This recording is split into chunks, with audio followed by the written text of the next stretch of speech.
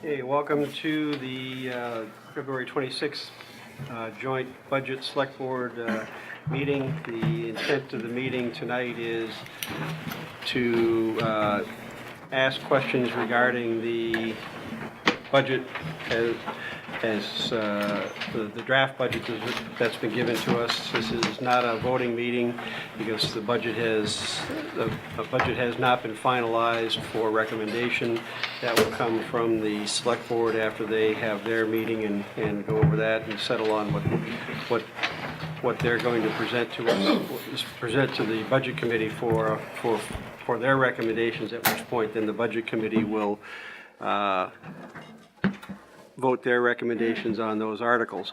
The reason, just for people to know, the reason that we have gone into the joint meeting, it's something we started a number of years ago, and that was because rather than asking the department heads and things to come to multiple meetings to give the same information, it was decided back then that it was much more efficient to have them present to both boards at the same time, so that both boards were getting the same information in the same manner, so that things could be worked out from there. The actual voting meetings on the budget are held separately. The select board holds their meeting, the budget committee holds their meeting. So, but this meeting is to look at the budget items, to ask questions related to the budget items, what may have, or what's in those budget items. And we'll also allow questions from the audience if they're directly related to a budget item. We're not looking for broad comments or anything like that, but we're looking for any items that are specific to a budget item and what may be in that budget item. If there are questions from that, we would ask people to come up to the lectern, state your name, your address, and your question, and then we'll proceed from there. But we'll do that after the select board and the budget committee have had a chance to raise their questions while we're still in that same budget item. So, for people to know kind of where, what the marching rules were that the town manager was given. Excuse me, Mr. Olson. Just a point of information for all those assembled. The rules for tonight's meeting? The rules are, the questions are related to budget items. The questions will be addressed, you'll be recognized by me to ask the question. The answer will be given by whomever it's most appropriate to give that answer. So I'm assuming you are the chair of tonight's meeting? That's correct. And as the chair of tonight's meeting, then I'm assuming this is not a workshop, but a public hearing? It is a formal budget committee meeting for the purpose of gathering information relative to what's in the budget and what makes up, and getting answers to any questions relative to that. As I said before, it was done a number of years ago, combining the two because it was found that many of the same questions were coming from both boards, and rather than having department heads and people come into two separate meetings, especially with schedules and things like that, it was much better to have one so that everyone was getting the same information. I understand. So we'll be operating under the Robert's Rules of Order? Yes. I would assume. Then could I call for the orders of the day, please? The orders of the day? Yes. The orders of the day will be as laid out, which is we will go through the various items. I'll allow questions on those, and we'll receive answers on those. Any things we do not receive answers to will be, the answers will be forthcoming, and they'll be distributed to the group. So am I to assume then there are no orders of the day, there is no agenda for tonight's meeting? The agenda is as I stated, which is to go through the items, ask questions pertinent to the financial portions of any of those items, and there's no voting at this meeting. There is no final recommendations coming out of this meeting. It is information gathering only. Could I ask, is there any correspondence before this meeting, before the Budget Finance Committee? Any correspondence that has come forward since last night's meeting? Yes, which has been emailed to all the members of the two boards. Could I ask for that correspondence to be read? In the answers, that will be part of the answers. That will be part of the answers. What was sent will make the option not to read everything because one of the documents was an 88-page document. But the information that was sent was done based on questions that were raised last night and answers that came today based on those. So those will be, and then any other amplification on that would be at the meeting tonight. So hello, feedback, testing, 1, 2. Nice. Hello. Well, I know it's working in a tough environment. In the trash can, it's even harder. Because I know at the beginning of the meeting, prior to, we have had a discussion. I think the last comment I heard was from Selectmen Reynolds, is that there was, I'm going to suggest probably, was there 20 emails that came across our desk today with various responses from last night's meeting? Some including comments that were made last night, some that were including requests for information, and I must be honest with you, they're just with the amount of time that we had to work on this budget and to incorporate that information, at least to have a salient discussion on those points, I would request that I have at least something in front of me, and I would suggest probably other members of the committee would appreciate that, to have those responses. It's very difficult to... I think having those in front of you is more germane to when you go into your final deliberations. What was asked at that was questions. The town manager and the department heads were very quick in getting responses out to us. Some of those will be amplified on, some of those may come in future emails. But to say that because they jumped through hoops to get us information, something improper, I think that's improper. So I think that's out of order. We asked for information was given to us. If, I understand that people are busy and couldn't read it all, but that is, that's what you'll have to do before you go into your final deliberations. We will read what we have, and that will be amplified on. Mr. Chairman, I wasn't going to go on record on this, but I think it's important to do this. I think all of the department heads and the town manager to be commended for the responsiveness of the responses last night. The fact that we got information prior to this meeting does not preclude anybody repeating that information tonight as part of the responses. So it's not that anybody's being left out, Charlie. It's simply that they were providing that information, and I think Ross aptly pointed out, that information will be there for you to look at your leisure prior to you making a vote. So for those of us who had the chance and the opportunity, and I must admit, I didn't get through all of them myself, I think it's an extremely beneficial thing to have had, and I commend everybody for the responsiveness today. I thought it was fantastic. Thanks. Well, just in response to that, Mr. Walker, it's not that I'm not commending the staff. Please don't misinterpret my comments. I am misinterpreting. Yeah, I guess you must be. What I'm trying to point out is that we have been given. There's a lot of feedback, Dominic. Maybe we got to get the sound crew from AC/DC in here to work it out. It's very difficult when you only get one bite of the apple. And that's my concern, is that we've consolidated. You're taking the assumption that there's going to be no speaking tonight, and I think that's an erroneous assumption. You're saying that because we got information, that's bad. I say that's good. We got information. To say that that's there may not be any amplification on that, I think is also erroneous.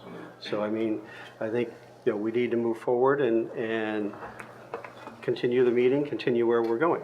Well, again, I didn't say it was bad or erroneous. I'm just questioning the ability for, I'll just use myself, my ability to do my job tonight without having in front of me this wealth of information. These are documents that this staff went through hoops, the town manager, the finance director, the fire chief, that it relates, but it's, if the public could see the overwhelming number of issues that were brought up from last night's meeting and were addressed today during today's meeting, today's email traffic, it's very difficult as a public official to do their job when we're being told that we don't have these exhibits in front of us so that we can do our job and ask the important questions tonight.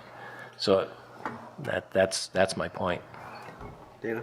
I gotta admit that I haven't had a chance to read those emails either. I mean, I feel like Dan Lilly today. The prosecution just gave me the information today, and I'm on a big case here. This budget's a big case for me, and I'd like to at least have the time to look at the information.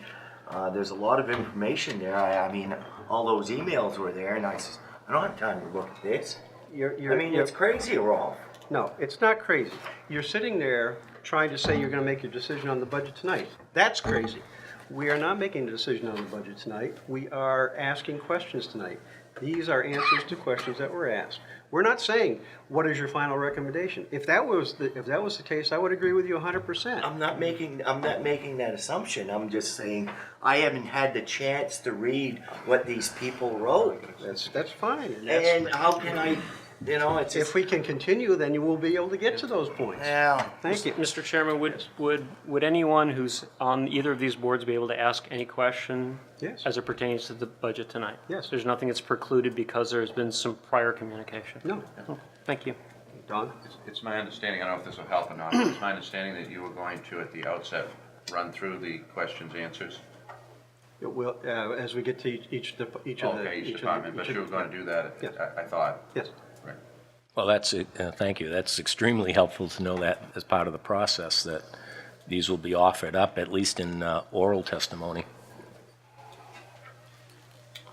So, getting back to where we were, it's important to recognize what the ground rules were that the town manager and the department heads were given for developing the budget. And those were, number one, to increase the appropriations for capital road improvement based upon the Road Improvement Committee's report.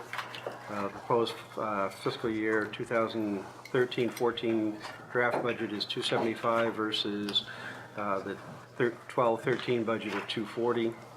Limit the use of fund balance surplus as revenues to reduce taxes. Develop a core services driven budget, i.e. what are we doing that we don't need to do. 4, continue to explore privatization and outsourcing of services for cost savings.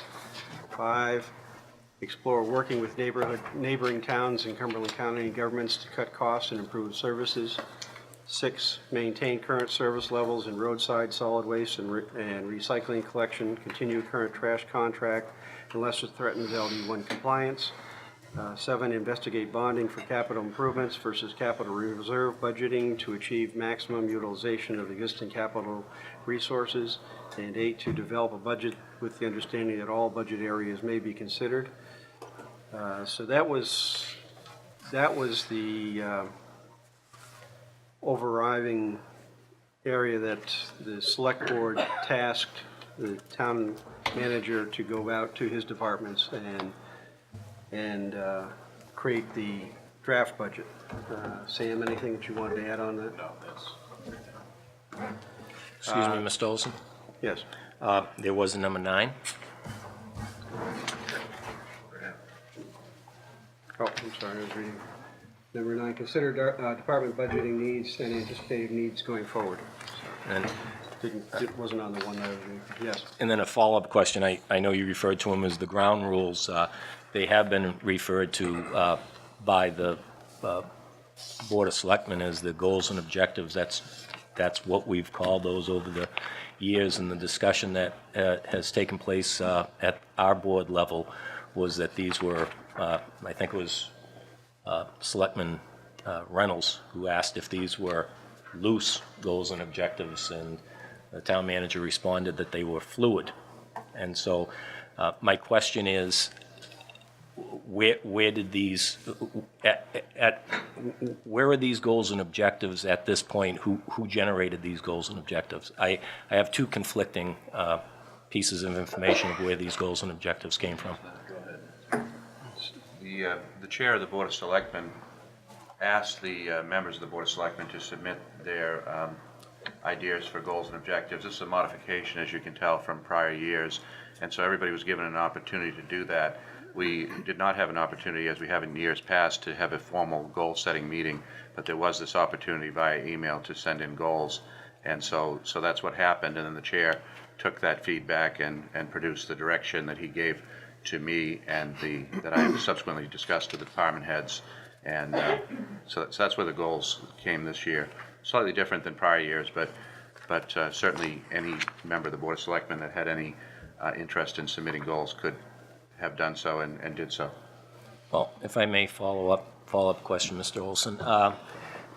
In the December 11th, 2012 memo, at the December 11th, 2012 meeting of the Board of Selectmen, this was discussed, and a memo that went out on January 1st, January 3rd of 2013 to the department head stated that the budget performance measures are the chairman of the Board of Selectmen has provided the following budget performance measures to help guide the development. And then in the memo before us tonight, it says that in order to help guide the budget development process, the Board of Selectmen provided the following desired performance measures. So I guess, based on Mr. Willard's response, it was these are the goals and objectives of the chairman of the board. But both statements are true. The chairman of the Board of Selectmen sent me the email with the goals and directions of the Board of Selectmen, so I would say that both things are true. The Board of Selectmen had input with the chair, and he sent them via email to me, so I don't really understand what this is about, but that's what happened. Well, maybe I can clarify for Mr. Willard.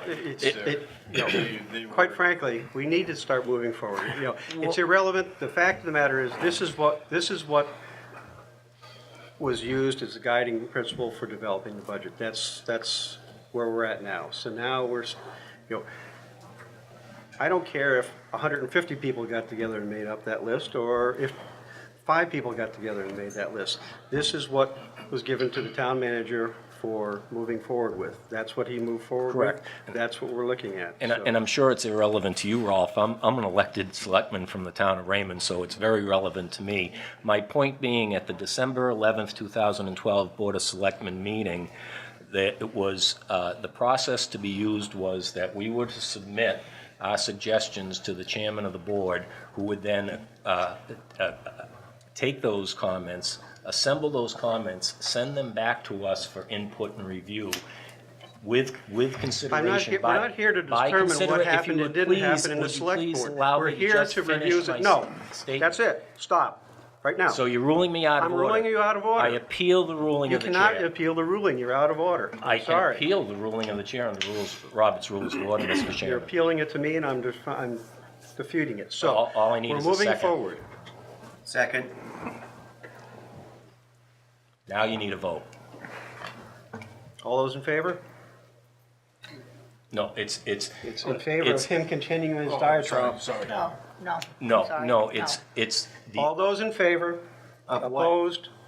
it's to Of his sustain the continuing ruling of the chair. continuing his, No, it's to sustain the Oratory. ruling of the chair. Excuse me, Mr. Bruno is a parliamentarian, he will probably assist us in that. The actual vote should be to sustain the ruling of the chair. That's correct. Thank you. All those in favor of sustaining the rule of chair, which was to stop and move forward? Opposed? Motion is carried. We'll move forward. Thank you.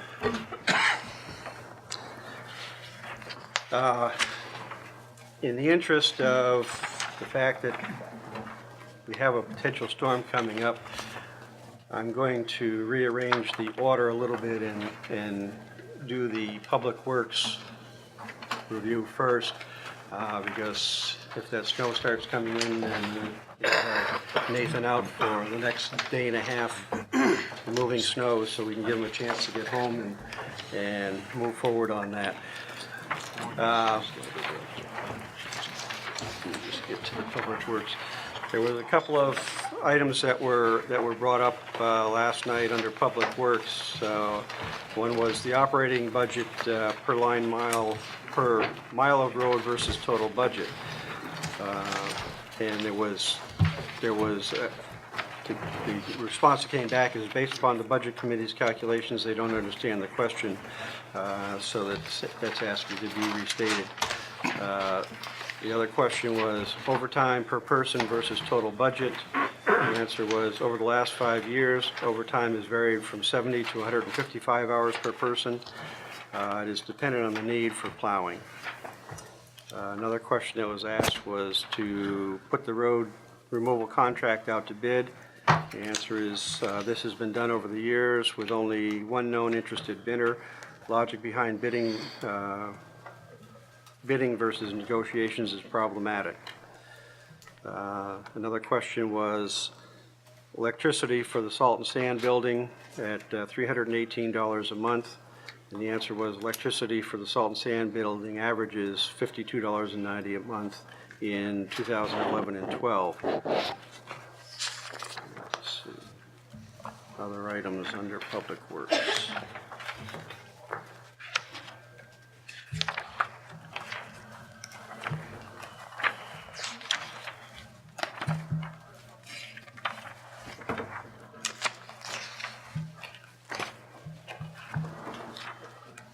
So let's see.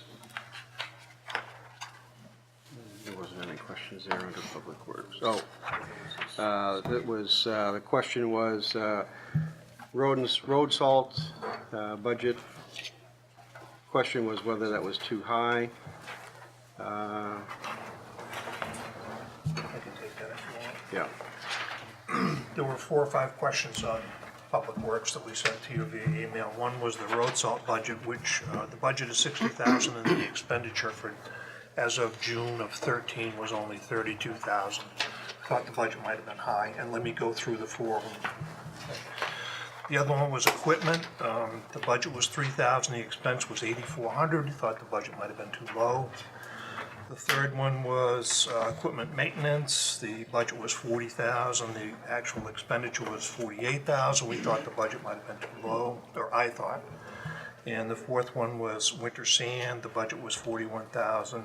The expense, again, as of fiscal year end June 30th, was $27,000. Thought the budget might have been too high. Those 4 items were questions. On the winter sand, that's budgeted on an average. We did, when the town of Raymond took over the winter sand at the beginning of this contract that we ended, I used P&K's average of what they went through for the winter for sand, and their rate for putting it up of $10 a yard to put it up. The equipment line item for vehicle maintenance, we had a $5,000 transmission go in one of the pickups and $5,500 in tires that we should not see a problem with it upcoming. The equipment line, we purchased a lift gate for one of the pickup trucks at the end of the fiscal year last year. And what was the last question? Winter sand. Winter Sand sand. and salt is the same thing, yeah. Yeah. I understand that.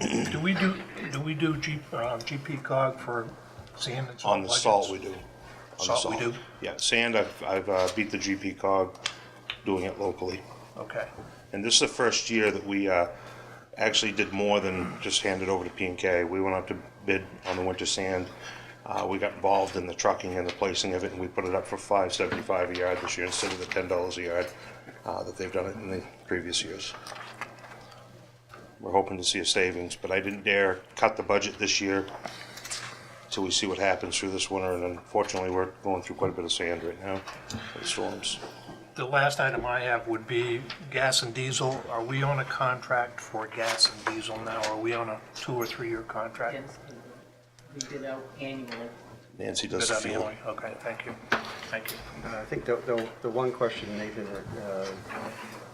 was asked was in regard to the electricity at the Salt and Sand Building, and there was a question of what actually is run off the electricity down there. An exhaust fan for the building and one security light. The exhaust fan's only running when we're hauling out of there or stockpiling. The security light stays on year round. So that would say that the telephone and cell phone are $280 a month? For the sand salt building, Yeah. there is no telephone and cell phone down there. It was $4,000 budgeted for utilities for the salt shed, telephone, cell phone. Is what the line item is. That would be building maintenance in the, oh, that's the whole line item for the utility, that's correct, for self. I believe there's, excuse me, Ralph, I believe that there are semicolons in there to say CMP for sand salt and then telephone, which is part of utilities for all of Public Works, I assume, and cell phone, which is part of all of Public Works, is my assumption on the way that would read. And the total of those three items would be proposed at $4,000. Correct, that is correct. Steve, you want me to hold this starting off? Yeah. I had asked- May have to stop periodically so we can answer. No, I had, early on, I'd asked about equipment logs, and I was told that you only do those on 2 trucks. No, we do them on the 2 dump trucks, the 550 and the crew pickup. How do you Yeah, then and know when to service if we're we not? keep track of the hours on the machine. So that is, so you do have a log. Correct, there's a maintenance log. There isn't a log. I believe the question that I had transformed from you was that, do we track it per job? No, we don't. Well, you do have some type of log though Yes. on Yes. usage. So that's, I was getting more at, as an example, I'm gonna ask you, how many hours were used, was the street sweeper used last year? You would be able to tell me that. Yes, I can. And- Not tonight, but I can get Right, that and the information. road grader, I would like, what I was really getting at was not necessarily per job, because I know we don't have a work order system, but more of how much are we using each piece of equipment? Yes. And the other thing, I know you in the, back here on your spreadsheet, I got a little confused as to what trucks we still have. In the back of the budget. The CIP equipment. If you could, we can eliminate on that, the equipment that's gone. I think there's some equipment on there that's been gone. I think I think on that list, the only thing on there is the green pickup and the Suburban that will be going away this year. We still have them because we won't dispose of them until spring. Possibly if you could update, would help me if you could update that list as to hours. Hours on each piece. On each piece, and what, there's some pickups in there that, and what is the primary use of the equipment? Yeah. That would help me. We got into a little discussion, I don't know if this, coming from the private sector, we obviously do different things than the government, and I'm not sure, I think it was Dana said that you couldn't do what I was suggesting on snow plowing. Do you have the flexibility with your workforce? As an example, the last 2 snowstorms we knew were gonna fall on a weekend. It was forecast far in advance.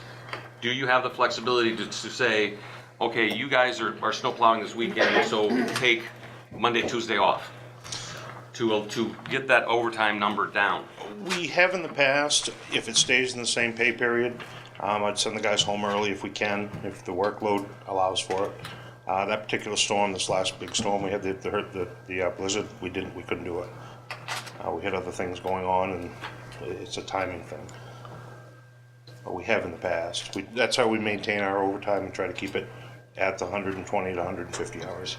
Like I just personally, I see that as, that's 3 weeks per employee of work overtime. That just seems to me to be a very large number. Well, the big storm, we did I think it was 23 hours just that weekend. And it adds up. Typically, towns are 300 to 350.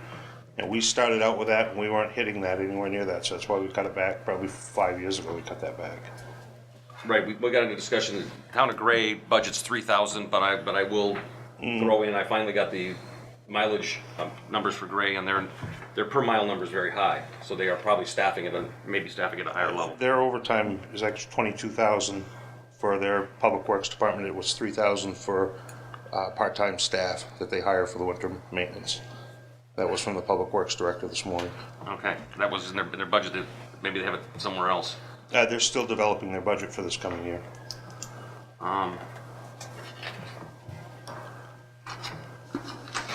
One thing on the backhoe tires, is there a reason we're driving the backhoe around and replacing tires versus trailering it?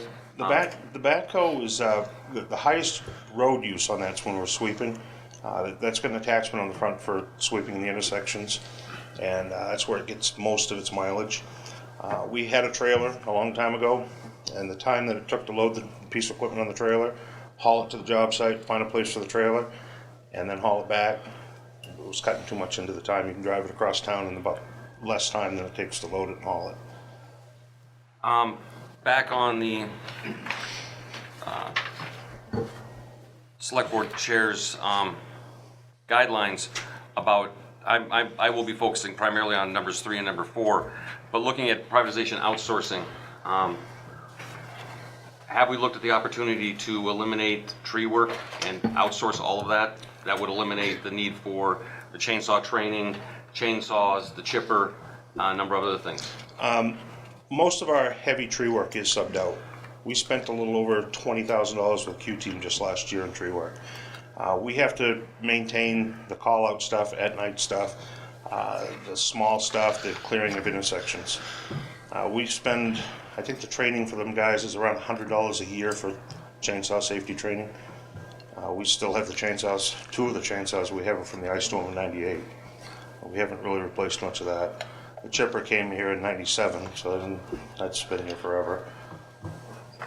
The last really thing I know we plow 11.1 miles. But, yeah. That cannot be given over to P&K or a contractor. I looked at that today, and I came up with our per mile cost on the worst case scenario. And that, you want me to go down through how I broke it down, or what I came up with for mileage? Our per mile cost is $45.43 on a worst case scenario. We also do all the parking lots, school bus turnarounds, emergency calls for the fire department, a lot of call outs for Cumberland County Sheriff's Department for ice spots. Right. To add that into the plow contract for P&K, he was in the $500 to $800 per mile increase just for the road work. Right, but what I'm saying, I believe what I'm getting at is if the road work could be put in the contract, you can reduce the number of vehicles you actually have to have and can still do the ancillary school bus turnouts, public safety type calls with less equipment. In this current budget, I believe you'd add, I think the number was around 70,000 back to the P&K contract to put their plowing back. We're spending around 50,000 a year. This last issue. Personally, I think the school system's getting a great deal. Yeah. To plow my road is well over $3,000 a season. So for them to get 2 parking lots for $7. It's actually 12 because we get the town office cleaned as a swap. It's $5,500, I think, to clean the town office, and they take that off the plow contract with them. The last time it was put out to bid, I think, was around $25,000 for the 2 schools. Dana? Nate, you mentioned something about the sand. You guys bid it out this year. Yes. Who It was Portland Sand and Gravel, got the sand contract. Yeah. And we had originally contacted Perry Trucking to do the trucking. And I figured for good faith, we've worked with P&K over these years. Yeah. I called them to see if they do the trucking for the same. They did. And we rented their bulldozer by the hour with an operator to push it up. I commend you on that because that's a huge savings. A little bit more than half. And I wish we would have thought about that, and that's not your fault. But when you look outside the box and use your imagination and don't rely on other people. You did it on your own, I hope, and that worked out for the town. Another thing that I have questions on last night was, is there any reason why we can't subcontract the work that's being done with the grader, and instead of buying a street sweeper and having it sit in the parking lot like it is now, why can't we lease that piece of equipment for the time that we use it? We've, unfortunately, we've experimented every possible way to get the roads swept. That's a very expensive operation, no matter how you cut it.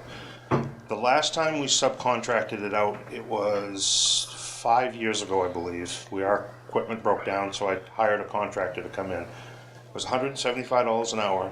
We still had to supply the water truck, a staff member, and a dump truck. He was broke down more than he wasn't.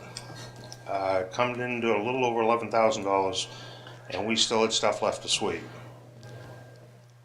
We paid, going back to when we first bought that first sweeper, we paid $10,000 for that sweeper. We ran that until last year with a $3,000 parts machine in the middle of it all. Sold both of them for $2,000, so we really had $10,000 tied up in 12 years of sweeping. That was to get your operating costs. We paid $9,000 for that. We're sweeping, I hate to quote on the hours, but I believe it's around 230 hours a year. I'm hesitant to give you that number. Is that man hours or machine hours? Machine hours. Wow. So every year it expands a little bit more and a little bit more and a little bit more. We used to just sweep the village. The more you sweep, neighbors call the neighbors. How come you're pushing dirt onto my lawn instead of picking it up? And before you know it, that thing's traveling all over town and picking up all over town. We looked at leasing a newer machine. That was $150 an hour. Plus you had to buy all the brushes, and you were responsible for breakdowns. You had to get it transported from Fairfield, from Skowhegan down. It wasn't cost effective. But I don't think you're going to do it any cheaper than we're doing it right now with a used. That's it's a $115,000 piece of equipment we got for $9,000. Are we sweeping more now than we ever used to? I mean, Absolutely. And is there a reason why we're doing that rather than let Mother Nature wash the edges of the road? You got to get the stuff picked up on the curb and get it out of the catch basins, because you're going to pay to have it picked out of the catch basins. A lot of it's driven by public request. If you don't pick it up on the open roads or in the intersections, you've got liability for the motorcycles, liability for cars. You're going to eventually pick it up, and it's more expensive to get it once it's in the ditch. Because I remember we used to do the, the intersections and. Yeah, we still do the intersections. I mean, just that, Nathan. Yeah. I mean, we used to do it a lot cheaper than what we're doing. Well, when I now. first started here, And we don't have any more roads, and we had a broom on the front of the tractor, yeah, and we rode around town and pushed it off onto people's lawns. yeah. That became very unpopular very quick. And the progression started, we hired Wyndham one year. We rented a little Bobcat skid steer. That took forever. Then we bought that piece of equipment that's on the front of the tractor. That worked for a couple of years. And the only reason to buy the pickup sweeper was it was a good deal. It made sense. Yeah, but it sits there and does nothing all winter. And Well, rots. there's much more you're going to do with it, but Well, the thing is, it'll wear just sitting there, and when it comes time to use it, it won't work. no, I would disagree with that. We have never had any trouble with them yet. You know, I could almost see some merit in this argument if you were buying new equipment, which our neighboring towns do. And but what we're talking about here are used pieces of equipment that we purchased. We very carefully cherry-picked this equipment from our neighboring communities when it's trade-in time. This most recent one came from the town of Freeport. My understanding was it produces a little dust. It's a sweeper that produces a little dust. And so LL Bean doesn't like that so much because of the windows and so forth. So they've gone to a dustless machine. So this machine's in very good operating order. It's been maintained impeccably. It'll have a very long, useful life. We paid $9,000 for it. I don't know if that came through, but we paid $9,000 for it. As Nate's saying, the cost of one of these things new is what now? 115. 115. And so the grader, I'll just cut to the chase of the grader, do that as fast as I can. The grader was a 78. We had an opportunity to come up to a 1990. So we did that. for a rough trade difference of about $3,000. $3,000, okay. A new machine is 200. $200,000. So we got a $16,000 grader that we sold a $12,000 grader as a down payment. So I think that makes the case for having the equipment as opposed to leasing it. You cannot, under any imaginable scenario, lease equipment, contract to have the amount of hours and work done that we do with those pieces of equipment. Yes, okay, they set for a period of months. You need them when you need them, you do the work. I think Nate should be commended for figuring a creative way to do that as opposed to the towns that go out and buy a brand new machine and do the same thing that we're doing. The street sweeper came with 2 complete sets of brooms, so we won't have to buy brooms this year or next year for that. My concern comes down to not necessarily what you're doing right now, but if you look at the CIP, you've got significant dollars out here for replacement costs. We were, And if you're, Yeah, we did that in response to the criticism that was levied at the Budget Committee organizational meeting. Here's the scenario that I see. You can do what we're doing now if you give us flexibility to be able to go buy used equipment. We buy a lot of surplus equipment from the state of Maine. No other town in our region does it. The only towns that are doing it are the very poor towns in the northern part of the state. And we are up there scrapping with them for this kind of equipment, trying to find the best equipment. But the problem is, and this was the criticism that was made, was, well, you can't lay that out and say year by year by year, we're going to know exactly what we're going to spend, exactly what we're going to buy. If you want that kind of a certainty, you need to buy new equipment and plan for it. So he said, we'll show them what a CIP will be like if you did that like other towns do. If you want to do what Raymond has done, the so-called Raymond way, you've got to have some level of flexibility and trust that we're going to keep us running somehow by finding this equipment, being creative, and making it work. And once again, that's a place where Nathan really excels, and I try to assist him, as do the other department heads. Bruce has done that to the degree we can. We are running a substantial amount of our equipment as used, low-cost equipment, and we're getting the kind of service life out of that. In some instances, the towns that don't take as great a care are getting out of new stuff. So, I mean, it's a choice. You can have certainty if you're willing to pay. If you want to do it on the cheap, you've got to be creative. That's really the question. So it's a choice. We're saying make a choice. Which do you want? Certainty The thing to or keep in cheap? mind too is that, you know, when you're looking at a CIP, that's, you know, that's, you know, Correct. to some degree, it's a wish list.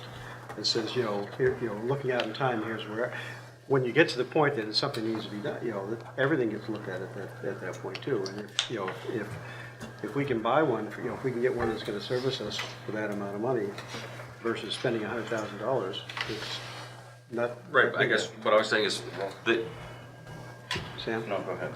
no, the information's being given to me in this form, I'm looking at, is it more cost effective for us to do it or to outsource it? And the only numbers I have to go by are $102,000. That's what I guess I'm getting at is, this is what was given to me. I looked at this and went, whoa, the street sweepers, and that's, Right. so in some cases, I'm saying maybe perhaps this didn't, you couldn't do what we do here. You could not buy a $100,000 sweeper and make it work for you in this town and save money. It's the same with the grader. You couldn't go out and spend $200,000 on a motor grader and make it work. I should take this out and ignore it? Well, that's your choice. Right. Yeah. Just a second, Sam? Let me just add this in here, Steve, that the reason we can do that is standing right up there now. Nathan is the one that keeps these things in good repair, so they operate well over a long period of time, so we buy them used. I understand that, right? But what I'm trying to get at is, if I'm looking at it, and the numbers that have been given to me aren't helping in a justification for that. The numbers I was given in a CIP, perhaps this needs to be reworked and looked at in a different way, because this is the only, Mr. Willard, this is the only option I was given. Was this one sheet? And that's all I'm saying. Okay, you have two options. The option is we continue down the track we're on right now with a set amount of money for maintenance, for equipment acquisition, and you have faith and trust that we're going to make that work, which is what we've been doing to try to keep the town revenue neutral with respect to property taxes. We haven't had a property tax increase on the municipal side for some 6 years, and how you do that is you don't have things like a full fleshed out capital program. So, it's probably me being a little provocative maybe, because what I said was, I think it's unfair in the extreme to criticize us for not having a capital program while at the same time saying you can't spend any money.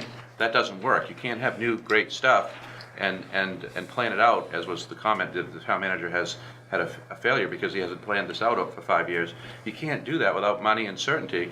What we've done is to say, here's a small amount of money, now you go find some equipment and take care of services. So it's one or the other. And I think we're okay with continuing down the track we're on, but I can't tell you that I'm gonna find what we need on some schedule and be able to get it. That's difficult. We just happen to get the grader because the Maine DOT, every 20 years, they buy a whole new Yeah, fleet. we wouldn't have, So that's what I mean, happened. the grader we wouldn't have bought that grader this year, the 90, had that not come up. Yeah. I mean, the one we sold to Sebago is still going. It was just an opportunity to move up, get a little better machine, a lot less hours on it. For Do we short- need it though? Do we? Yeah, we put, I'm not gonna comment on the hours till I look at them. We use it quite a bit, not a lot. It's cheaper than doing it with a contractor, even if you figure out to the 16,000 we spent on that. I mean, hire a grader is $125 to $175 an hour, depending on who you get. Anyone bought a used car lately? I'm telling you, you can't afford not to own a motor grader for $4,000. Okay? Everybody should have. Well, let's continue down the track and grader. What do we grade? We grade Dollymont, Dyer Road, Fry Road, and Mailman. We'll do the shoulders of the road. We're responsible when the grinding crew comes in to grind the road up. The department is responsible for keeping that road passable in between when they grind it to when you put your surface back on. Sometimes that happens the next day. Sometimes we're in there for 3 weeks doing work. So that's when you see the most hours on that machine, is when you got a mile of road dug up and ground up waiting for the paving company to come back. That's going to get graded every other day to keep the traffic going through. Outside of that, this one's set up with a plow and a wing. You could use it for plowing if you had to. I don't plan on it. P&K's got a fine machine all set to go. They haven't been charging us yet for it, so I don't know if I put ours on the road for that yet. Okay, and Mailman Road is one of those one Correct. property driveways that we Correct. happen to own the road Correct. that we do the work on. Mailman was I was thinking of Fry Road. Mailman, I think the last time I was in there grading that road it's been a while. Dollymont, Dyer, and Fry get the most. McDermott, I don't think I've graded in 3 or 4 years now. Okay, so if I may continue my questions? Yes. Okay. Just doing a quick calculation, Nate, on the sweeper. Even if it's 200 hours, but let's say it's 200 hours, that's machine time. So that would work out to one operator Correct. for 5 weeks at Correct. 4 10-hour days, Correct. and plus a driver for the dump truck. The dump truck depends on where we are. We try to run it, the sweeper program, probably the first 3 weeks involves the entire crew. Towards the end of it, we will move the dump truck down in the village when he's down in the village. One guy will stop, move the dump truck for him to the next parking, next development, he's down there by himself. Okay, and the tires for the grader, because for the John Deere backhoe, that's $5,000, obviously. That's $5,500. $5,500, that's fairly expensive, and I know you mentioned that it's more cost effective to drive it around town than it is to put it on a trailer and transport it, and that we used to do that. Now, if we did, just in order to save that expense, and actually did it more like what most companies who have backhoes and graders, they don't drive around, they put them on a trailer. How many people do we have in our department who could actually legally transport that John Deere? I'm the only one with a Class A license, everybody else has got a Class B. So that's an important piece of information. Yeah, you isn't can't, it, that- I'm the only one that can haul it. Right. It makes it inconvenient. The guys get going in the morning, they gotta wait for me to move the equipment out there. There's a lot of reasons not to haul that on the trailer. The expense of the trailer, 10, 12, 13 grand for a new trailer. We try to use state trailer, and they're pretty much used up when we're done with it. Sets of tires. Well, those tires will last on that machine. The reason we stepped up to we could have gone with the cheaper tires that came on that tractor factory. This is the second set. Portland Water District runs these tires on their machine, the town of Gray, town of Wyndham, and it goes on and on. And they travel a lot. Portland Water District doesn't trailer their machine. That comes all the way from Portland, all the way out wherever it wants to go. They get 2 years out of a set of tires on the machine now. I'm hoping that this is going to be a 3 to 4 year purchase on these tires. That's the point I was gonna make. The grader that we bought from the DOT, they send that out from the DOT camp, and it will drive through multiple towns doing its work for the same reason. Every town I've worked in, 3 towns, in-town work, they all drive their equipment for the reason that Nate's outlined. And when you look at the cost of loading, unloading, lost time, manpower, the cost of the trailer, maintaining the trailer, keeping the trailer in inspectable condition, which is something towns sometimes don't do so well with, and the state police look at that. A set of tires every 4 or 5 years, that's the price of doing business, I guess. Well, plus the hours that you're putting on that engine, you're putting wear and tear on the gears and all the, Like I said, moving parts, Nathan. Most of the traveling we do with that machine, it'll come from District 2 from the shop up here. Yeah. When they start sweeping, they're gonna hit every intersection down 85, go down through the village, so he's working as he goes along. If you had to put that on the trailer and transport it every time, you'd be unloading into Tarleton Hill, Presidential, Gore Road, so on and so forth. So it just isn't worth it. Plus, It's you guys desi- should, one of your guys or 2 of your guys should get licensed anyway. I mean, it's crazy not, you just Well, being the only one. We don't have anything but that setup that requires a class Well, A you never license. know. I mean, they get paid to do it, to get their license. We'd have to buy a trailer to get them. And they could take the test and, it's just job security. I mean, they'd have another, But to spend the money Skill for a that- trailer and not use it, what do you do? It's the same thing. Surplus. Come Well, on. we tried You that got- dinner, you and got- it was a, You Okay, got Don Willard. Let's make a deal here. Come on. there's some stuff at surplus you can get away with, and there's other stuff that just should be not there. Steve. One last question, I promise. Right now, how does the fuel work? Does every time we need to fill up a piece of equipment, do they have to come all the way back up to District 2? No, the equipment's fueled out of a tank out of the back of the pickup. Scott's pickup's got a 100-gallon tank in it. Okay, but what about all the pickups and all that? Yeah, all the other pick- vehicles have to come all the way back to up here? Well, no, if we're sweeping, or if we're on the job, On for every, I guess I'm instance, looking at everything, but when we work on North Raymond Road, we find a place to leave all the trucks, and we leave the equipment right there. The guys come back in a pickup truck. Yes, it would be fueled out of the back of the service pickup, and they go out the next morning. Dump trucks, equipment, and everything, and that's, you're out plowing. no, they come back up here for fuel. Okay, my question would be, are we getting that much better of a price on fuel versus using something like Right Express cards? We're paying $3.08 a gallon for diesel fuel, $2.74 for gas right now. Answer that question. Can we get on that? The power of bulk buying. Can I order a few gallons? Okay, other questions on Public Works? Charlie? Where can I find, you said, maybe I didn't hear it correctly, you said we spent $20,000 for tree removal? It was a little over 20,000 just on Valley Road. And I gotta guess we spend somewhere in the neighborhood of, I didn't look it up before I came up, Charlie, and I wanna say we spent in the neighborhood of about 10 grand a year. Q team. We used to hire a gentleman in town here to do our climbing and cut with the crew, and he went to work for Q team, he went out of business, so that's, Where do I find that? it would be under my CIP road maintenance. It's on the CIP? Yeah. Okay. And then to the vehicles, let's say, because we have an exemplary program, you said though that one of those vehicles, the Suburban, we're intending to sell that now? This spring, yes. This spring, Yeah, that it one- had one of the pickups? lifetime expectancy, and it's been here, if we keep it much longer, I think you try to keep it long enough to get the useful life out of it and turn either a little profit or get at least your money back at the end of it. It's a little bit of a juggling game. We got that one and the tassel top pickups going away this spring, that's got too much mileage on it. So the anticipated revenue from that? Correct. From And that'll those- that I assume will go back into, I hope it goes back into my CIP equipment account. Don? Yeah, there's been a lot of talk about the Suburban, so I'll just throw this out for you.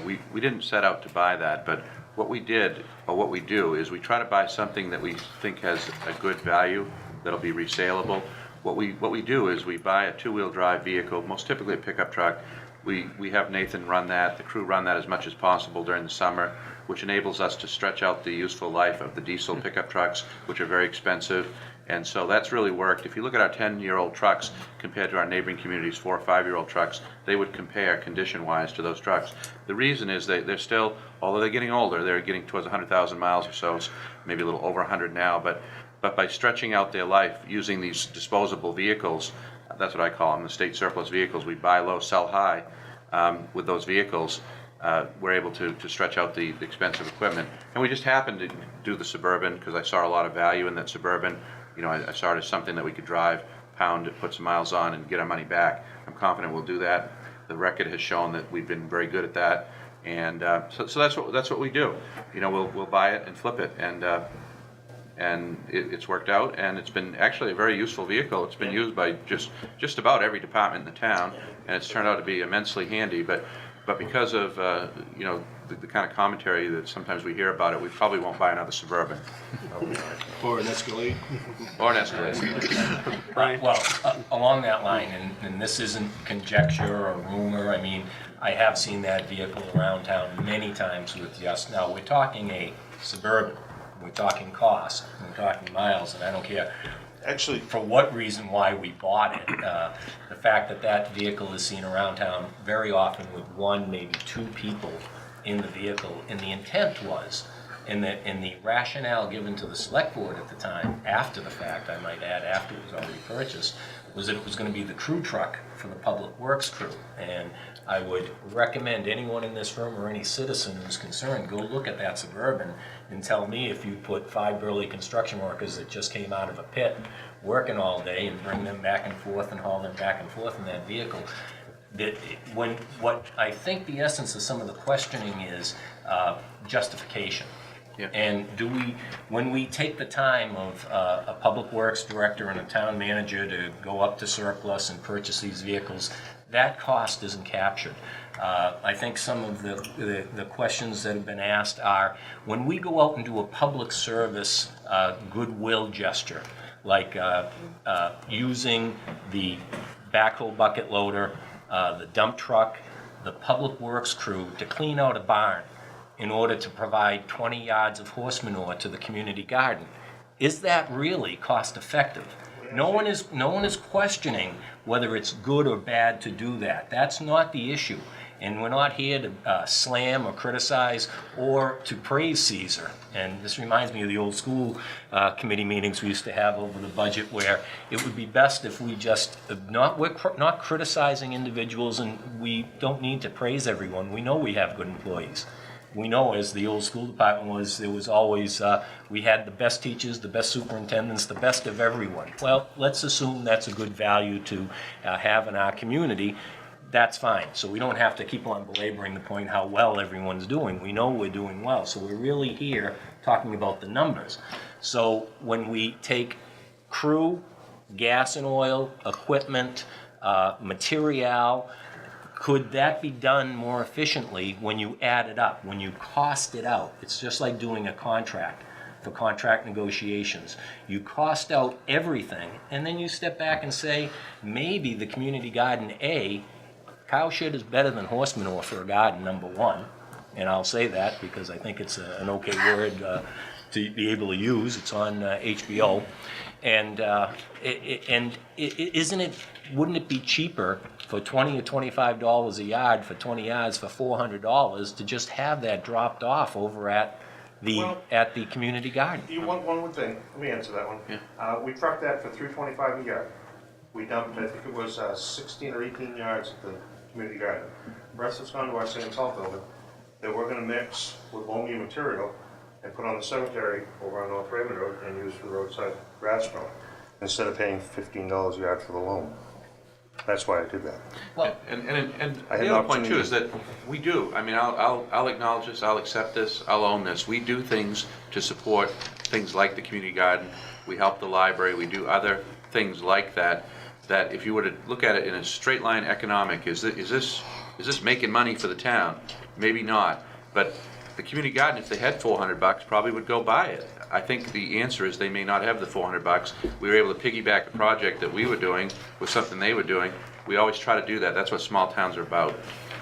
We were supposed to haul the manure from up here on Raymond Hill. I was gonna do it on my time on a Saturday, and I was unavailable the Saturday they were doing it, and the following 3 Saturdays I couldn't connect up with the farmer that was giving us the manure. So I saw an opportunity to get the horse manure to stretch out my loam, and I figured, well, we're going by, we'll drop some at the community garden for them. That's why we did that.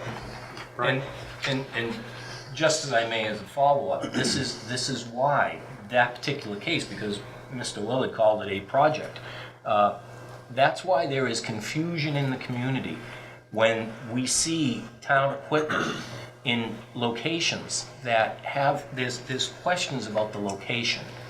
I don't think you're gonna see our stuff in very odd locations So, I anywhere in mean, town. then we need to do a better job of publicizing, that's, Yeah, I would say that the percentage of those confused is very low compared to the overall population. but I mean, if, to Charlie's point, if people are seeing it and they're questioning why, well, that's a publicity thing. It's not a process thing, it's not a right or wrong thing, it's the fact that, it's like many things that happen in this town. People are doing things for people and helping out in ways that nobody else knows about. And, you hate to be the one that's always tooting your own horn, and the town doesn't always toot its own horn, and maybe it needs to toot its own horn more. Well, to be specific, and I didn't want to, but just to make sure that the public understands that I'm not that confused, and if I am in the minority of being confused, this project was at the town clerk's private barn at a business that she runs. So you can try to brush it off and say why we don't have policies for facility use and We're getting beyond- equipment use. Charlie, No, but we're getting Mr. beyond a Mr. specific Willard budget has item. said that there's people confused, so I'm just clearing up the confusion. When it you have- comes to free, don't need when to it go- comes to we're free not- manure,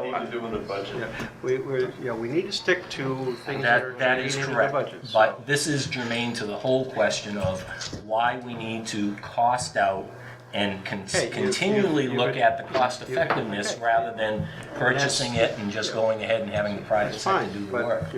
but, to use we don't need to bait a dead horse, so. Brian?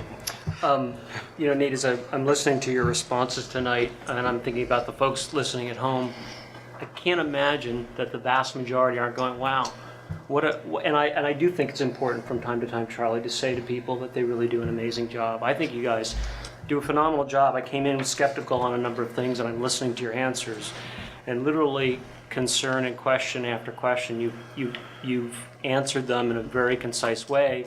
And I think, to echo what Dana was saying, a very creative way that you've gone around doing some of the work that you've done. And we're not Freeport. We don't have dustless units. I don't think that's what we want to be as a town. I think you guys, and I commend the town manager as well, for finding those ways of, and back to the budget, keeping these numbers down and servicing the town in a great way. So thank you. It's a team effort on the Public Works Department. I've got a very dedicated crew, and they work very well. Joe? Ralph, one of the emails that went out today that people can look at when they have an opportunity is a comparison of the mill rate in the town of Raymond versus the mill rate in every surrounding town. And they'll see that our mill rate is the lowest. What we do is we provide core services at the lowest rate possible. Some of this ingenuity of buying used equipment and reusing it and selling it and bartering it is all part of why our mill rate is so low. Our municipal budget hasn't gone up in 7 years. That's right. We're sitting here arguing over $100, $500 in the total budget of the Public Works. I mean, I'm sitting here, I'm just amazed at some of these questions. Maybe it's an educational thing. Maybe I've done this enough that I know where the money goes. But we're not squeezing any money out of this budget right now. So I think a lot of this is philosophy, maybe, that there's townspeople who question where equipment is located. Well, no one's called me about it. I don't drive around town following the Public Works Department either. So that's not one of my missions in life. All I know is what the budget is. Is it a reasonable budget? Do the answers satisfy the questions that were posed? I think that's where we should be going. That's right. And I agree, if I may, Mr. Chairman, I agree with Mr. Bruno. I disagree respectfully about the nickel and diming, because when you look at this budget as presented to us tonight, this administration has asked this town and these boards to accept a $222,000 increase over last year's budget. Now, Mr. Bruno, where he comes from, that might be chump change, but for the taxpayers in the town of Raymond, it's not. And for those people who are struggling to pay their taxes and without the benefit of knowing what the other revenue losses will be for this town, not even being considered in this budget, without workshops, without discussions, and it amazes me of someone of Mr. Bruno's experience to try to compare the mill rate.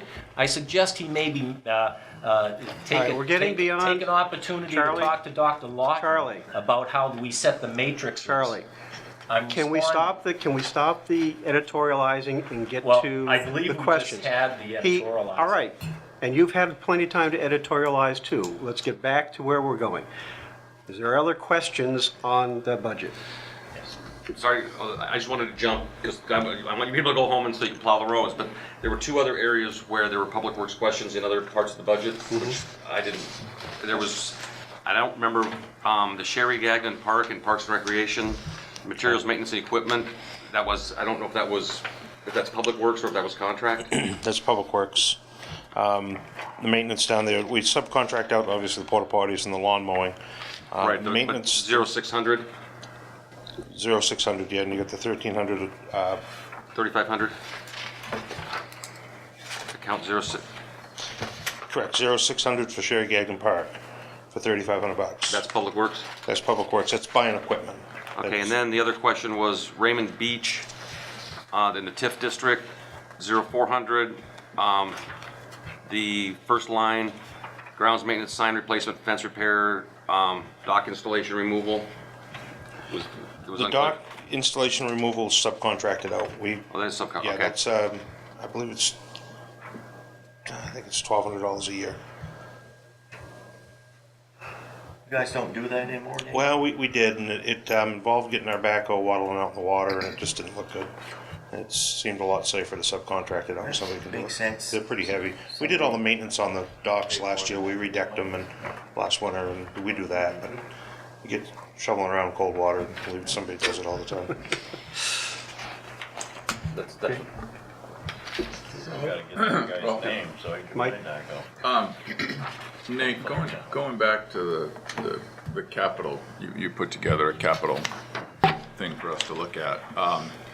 And I know that was done as, you know, if we switched from the idea we have now of taking advantage when we can take advantage. For those who haven't been around, how many, if we buy 10 vehicles at surplus, and granted it takes, you know, your time to go up there and look at them and evaluate them, how many have we sold for more than we bought them for? Every one of them so far. Some by a lot, some by very little. So That include maintenance on them? Yep. And the repainting and the re-signing and the registrations. and Magnetic letters. every, you track every cost that goes into those vehicles? Registration's free. If you'll notice the Do you know two someone at surplus town hall? vehicles, You know someone in town hall, is that registration? the two surplus pickups had magnetic door stickers on them. They peeled right off and put back on. The only one that we permanently lettered was Chris's Suburban or Tahoe was permanently lettered. The two pickup trucks, the red one that we bought new in 2003, and my pewter truck were permanently lettered. But the state surplus is all magnetic stickers. The only paint work that we've done on any of the vehicles are the two frontline trucks, the pewter pickup and the red pickup. And that includes computer chips and for the new diesel truck that we purchased. We didn't do any computer chips on that. I thought we had a diesel issue with that. There was a projected diesel issue. It's running fine. We don't have any issues with that. So, let me just get, So I will be asking this, and I would like that specifically, that, to see exactly what's been captured in these vehicles. Every one of them, or just any one in Well, particular? Let's say the ones that we've most recently bought from surplus, and that includes your time. It just harkens back to the skateboard ramp that's rusting away over at Main Street. We invest time and effort. Yeah, but again, that's not, No, skateboard but ramp isn't it's a, about recapturing the cost, and Yeah. are we capturing all the costs the first time around? Quickly, years ago, the town, children wanted us to help with a skate park. Well, I excuse found, me. let me finish. I just found said it out was that the not town of germane. Camden, the town of Camden. He just told me it was not germane. The right, town of let's- Camden, Don, okay, let's- I just let's- want, well, I've heard this before, so I think Okay, it's, yeah, well, let's try and stay to budget items. You know, anyone that wants to know on that, there's history that exists on that. We know, you know, Let's not make this a debate. let's move along. Is there Can I ask one other questions on the public works? Just a quick question. So I've got the CIP budget in front of me. Where, if we weren't to go that way, where is the money, and this is a really ignorant question, so I apologize. Where is the money to buy those used vehicles, and like, is that part of the equipment reserve that's in In the Public CIP? Works, there's equipment reserve for Okay. 35,000. Great. So you're only putting 35,000 away Yes, per that is per correct. year to do that? And that's gonna run into a problem. Like the F-550, that's an '02, I believe it's 78-ish, 9-ish thousand. We had to do a little framework on it this year to get a sticker on it. That's probably in my updated CIP, the new all new stuff. You'll see that either this year or next year, and that's something that we're gonna have to look at probably next year or the year after. That's gonna be a $80,000 to $90,000 expenditure. You're not gonna be able to buy that truck used. And same with the frontline plow truck. I mean, we bought a demo. That 06 as we got was a demo. That's a $130,000 piece. That's 15-year life cycle on that, I think, or 20-year life cycle on that truck. Thank you. One last. Yeah. How many one lasts are there? Well, I haven't really asked too many here, but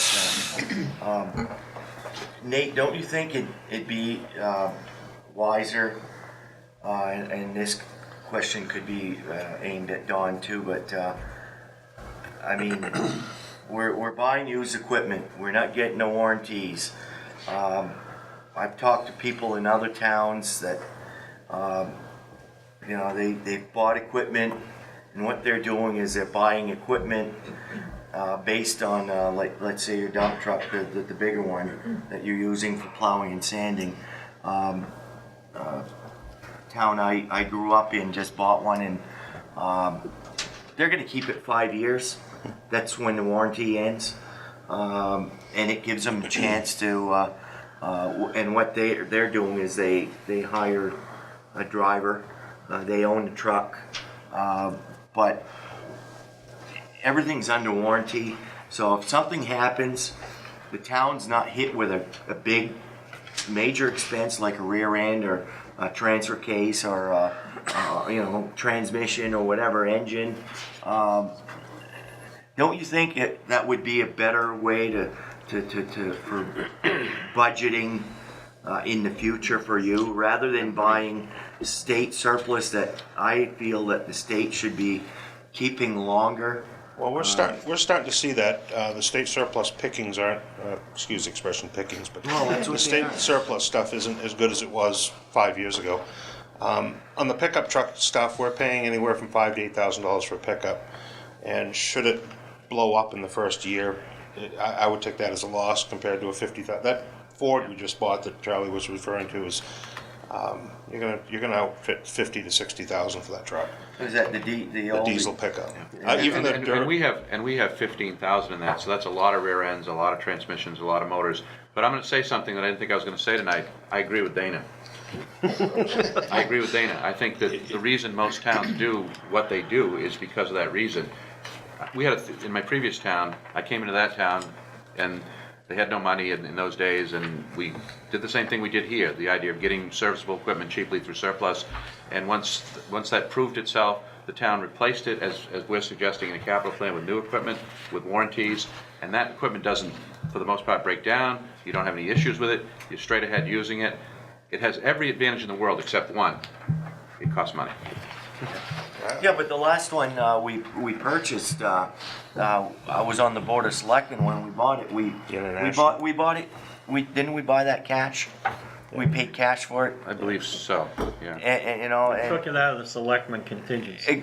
well, yeah, some of it came from that, and some came from, I believe, the fire department. Yes.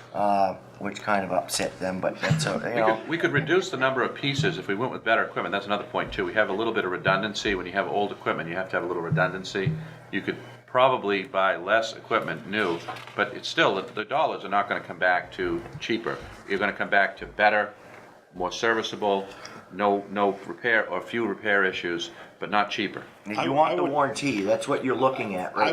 I would agree with on the big stuff, like the dump trucks and the 550. You get out on the pickup trucks, I mean, that red truck that Scott runs, crew pickup's got 114 or 15,000 on it, somewhere in that neighborhood, and I would expect that truck to go to 250. Yeah, it's brand new. Right, we have a very rugged maintenance policy and cleaning policy. The truck's cleaned every night. Yeah, but once it starts nickeling and diming you, Nate, you know, it's you got to look at that. Correct. You got to take a look at every piece individually. How many parts are you buying for that? That truck actually, I wish I bought two of them when we bought that and mothballed one. Okay, let's see if we can keep things, Steve? This is kind of both to you and Mr. Willard. Is there any chance, and if you were not being held to this, that we could take the CIP and create maybe a mix or a best case, rather than a wish list or is there anything in between what, you know, the no CIP because we have to go to state surplus, we don't know what we're gonna get, to we're gonna buy everything new CIP? I don't think that helps. Both those situations don't help us. If there's some way we could come up with the best realistic mix or realistic approach that we think we can take, I think that would We sort of have that solve now. a lot of this. As Nate alluded to, we sort of have that now because you can't buy any kind of, with some exceptions, like the grader was such a huge exception, we had to buy it, but we normally, as Nate said, wouldn't have done that. But you can't buy backhoes, you can't buy heavy trucks, you can't buy sweepers, you can't buy anything like that. Really, all you can buy are like 1-ton trucks, you know, light dump trucks, light pickup trucks. So I would argue that is probably a really good value to continue down that road, but you're going to have to, and I think that's part of what we're saying. The F550 is rusting out. Yeah, the frame is. It's in a salt environment. It's a heavy use truck. Those kinds of trucks. That's a heavy duty. That's like a 1.5 ton type truck. The big, whatever, the international, whatever ton, 22,000. Go ahead. Okay, Yeah, it's a 33,000. 33,000 pound truck. You can't buy those at surplus. Those have to be new. Okay, but please. I own one. Well, I hate to say it, I own one, I bought it used, but I won't go into it. But if we start, let's can't buy a mistake. boil back here. That, I mean, you know, what Steve's asking about, you know, the CIP, which is future. What we're trying to look at right now is where are we now? Where are we on this budget? Right. So, The only thing is I was using this. yeah, no, I understand. To yeah. just to And look that's- at and the that's, budget. You know, and that's, you know, that goes on our to-do list. I do have one thing to add to this budget. The plow contract for P&K was at 3% increase for this year. I have successfully negotiated with them for a 0% increase this year, 7%, 5% the second year, and a 0% the third year. That just got finalized yesterday. We're waiting. I have to pass it to the Board of Selectmen to see if that's approval instead of putting it out to bid this year. Say that again now? 0% this coming year. Yeah. 5%, was it 5%? 5% the second year and 0 the third is what you Third told me. year, correct. So we're saving. It was 3% increase on their original proposal. 181,899 versus 176. 5%. It's 5298. Yeah. Yeah. Yeah, it was 176,591. Calculator? Oh, okay. So that is gonna be in the budget for next. Fantastic. When did you find that out, Nate? It was you left a message on my phone yesterday. What, was he watching us last night? Or? No, I don't know.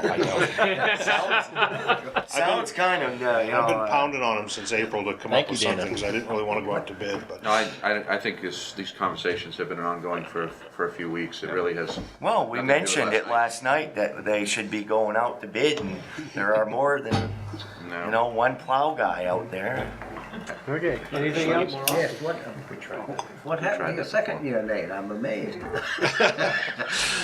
I asked for a 5, got a 3. I didn't dare ask. Okay, thanks, Nate. Go home, get some rest, and Thank you very file. much. Thank you, Nate. Pray for no snow. You said that. I guess Keep the snow out of my driveway, huh? the other thing that we probably want to try and take out of sequence is the questions that came up on the waterway. Is someone here from? RWPA? Yeah. Yeah, so the library's here. Oh, the library's here Sally also? is from Norway, so if you Okay. could take her. All right, so let's take the library first, then we'll do that. That is here. Then we'll punish the rest of the people and making mistakes.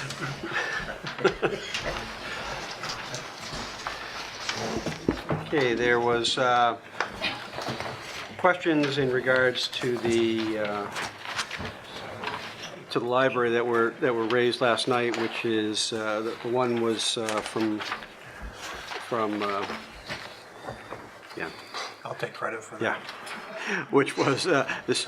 When he looked at it, the salary line is about 75% of the budget, where the state recommends 65%, and then there was a question on in regards to the fundraising and the appeals, where that's really been down quite a bit. Is there any comments on that as to why that was and what's being done to try and pick that back up? Yeah, I'll talk about salaries first. Norma Richard, I'm on the library board. I live at Tuanica Road. And in this proposed budget, we made was a transition year this year for the Raymond Village Library, and that we hired a new library director that had a master's in library science and is an experienced librarian. So if you're looking at our salary lines, you'll see that the insurance line is zeroed out this year because she's taking that in salary rather than in benefits. When we look back over the last 3 years, this proposed budget, the salary line is 74% of our budget. Year before was 75, year before was 72, year before was 74. So for the past 3 years, that's been our salaries have been about 74. The 2 years before that, they were 66%. Part of that is that our program budget is very low compared to other area budgets, other libraries in the area, and our expenses are fairly low. I mean, a major part of our budget is the salaries. We have 2 other positions in our library. We've raised those positions from 25 hours to 28 hours over 2 positions.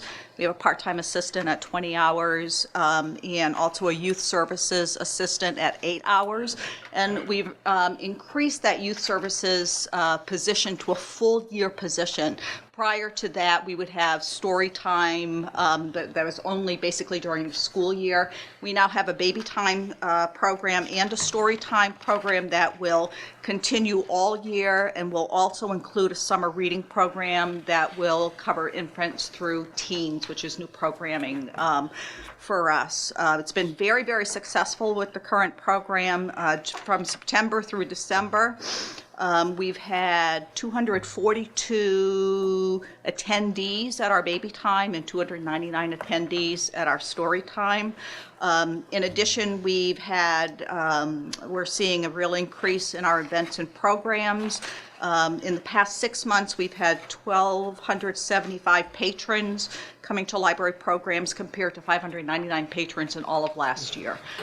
So we're really putting an emphasis on programming with the staff. In terms of the fundraising, we're budgeting at stable fundraising levels of $37,500. Our request is for $40,000 from the town would be 51% of our income stream. Currently, at $35,000, the town is contributing 48% of our income.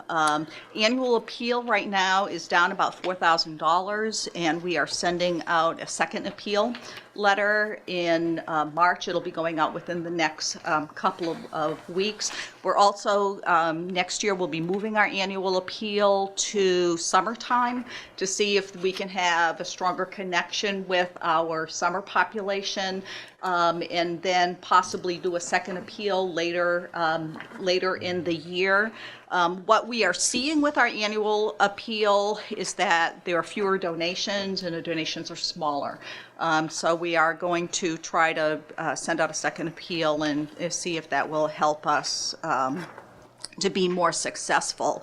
I know that there was a concern about the efforts of fundraising through the library. Well, one of the things that we are doing for next year is a new garden tour for additional revenues, and I'll tell you, that is, I mean, Sam knows because his wife is chairing those efforts, and we're hoping that that's going to be a very successful endeavor for us, so that we're hoping to increase our fundraising efforts. Even with this budget, we're running this year at a little over $5,000 deficit that will be taken from savings.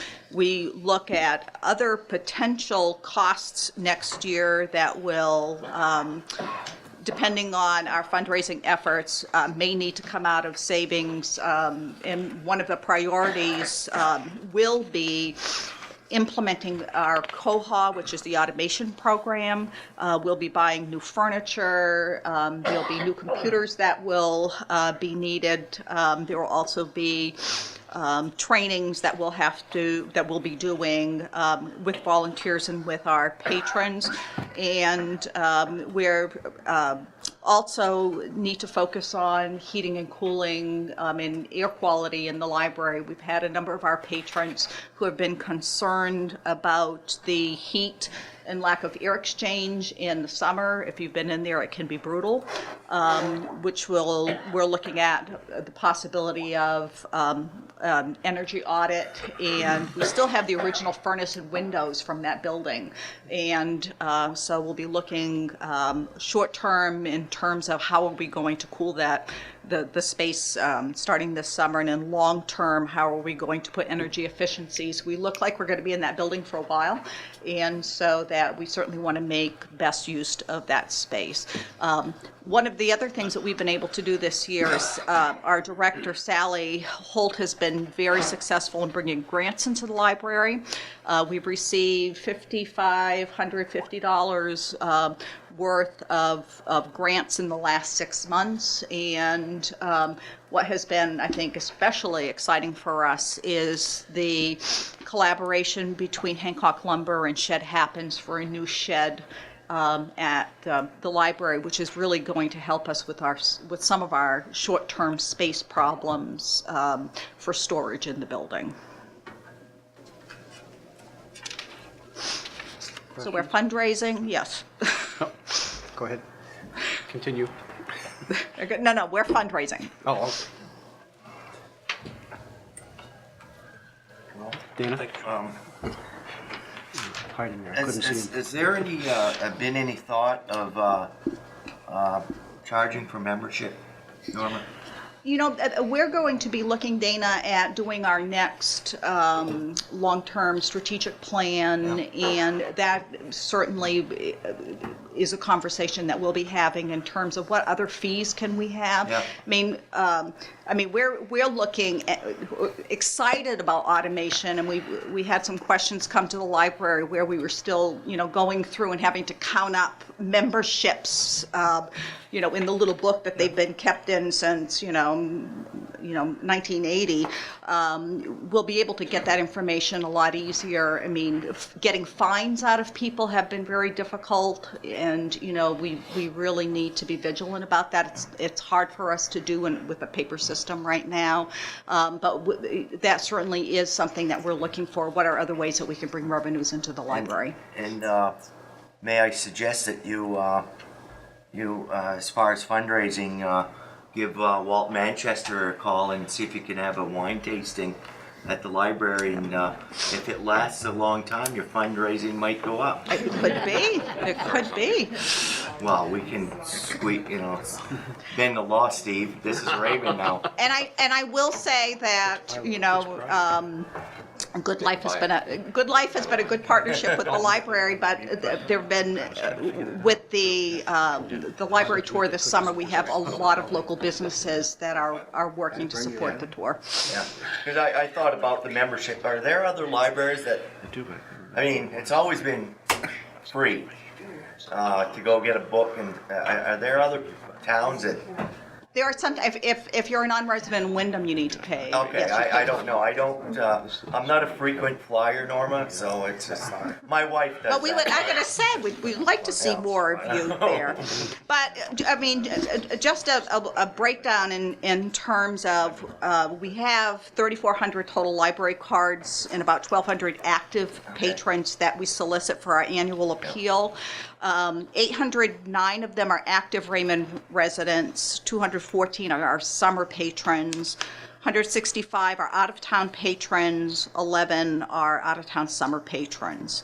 And we do have a number of people who are not patrons but still support our annual appeal every year. Okay. Thank you. Any questions on the library? I do. Marshall? Your fiscal year end is December 31st, is that right? No, It's July 1st? Runs the same as the town. yeah, June Consistent with this. 31st. It's yeah. hard to see that here. Do you have an independent auditor for your reports? Or how are these reports generated? We have a volunteer that does our income tax, that reviews our records, does an audit in August, and Okay. when he files the income tax. Okay. My major concern, as I brought up last night, is I'm looking at this budget and I'm looking at a flat line for fundraising for 4 years. And then salary going up almost 20,000 for 4 years. And there's gotta be some reasonable explanation for that. And I'm not sure I've heard that yet. The economy in the last 4 years, I mean, we're maxed out as to what we can ask people for. I mean, they've tried revising the mailing list. I mean, we're very lucky. We have 2 people that each donate us $1,000 a year. And they just started in the last few years. I mean, it's just not coming in. And, we've had a director that was there for 14 years, and that might be part of it, we just don't know. And I think that's one of the reasons why we're looking at the garden tours. We're looking at ways, I mean, we do. And I give you credit for that, Yeah. because it's it's a new idea, it's got potential. And we don't know where that's going to lead us, Marshall, but, I mean, we're hoping that it's going to be successful and it'll be something we'll do over time. We're planning it over time. We planned this for almost 2 years so that it will be successful. But, I mean, we have had a long tradition with the library of doing the plant sales and, the bake sales and the book sale. I mean, it is amazing that we have, that we have $10,000, that we're able to make out of the book sale, which is why the book storage for us is so important, because we need to, that's a big part of our income is book sales. But we look at our library program, that with the money that we're fundraising is more than what the town of Auburn fundraises for their library. One of the things that we are looking at as our board of directors is working with some development directors for some new ideas in terms of how to be more efficient with that and also be more effective, because the burnout of doing small fundraisers is pretty high right now for people. So we're really looking at things that can maximize resources in town. But what we're finding, even with the book, with the garden tour, is you can only go to businesses so often and ask them for their support, so you hit them once a year and, you try to maximize what their resources are. A very wise man once told me that money is like electricity and it goes to the path of least resistance. I hope that's not happening here. Well, I'll tell you from a personal piece, the funds that I donate to the library, I see are very well used. And I'm, being on from the board side of things, because I've always loved the library, looking at the resources that we have for a small library in this community is amazing. Particularly with the limitations we have with that building. How is the money funded to you from the town? We get a check by the end of November after the tax payment is made in October. You get a check for the full amount in November. Joe, you had a question? Thanks, Ralph. Norma, how much is in the savings account? We have a combination of savings accounts that have over 100,000 in it. The intention was at some point we're gonna need that money to either expand the building or move. We have real space issues there. Yeah. I noticed that your salary line went up 20%, and then I looked at your health insurance and you zeroed it out. Because Barbara, we used to Right. pay for Barbara's health insurance, Yeah, and and- Sally doesn't have it, she has it through her husband, Right. so it went into her salary. Right, so there's no net savings there at all. Not really, because we Yeah. have to pay payroll tax on it now that it's not health insurance anymore. Right. 9,000's a lot for single coverage health insurance. Yeah.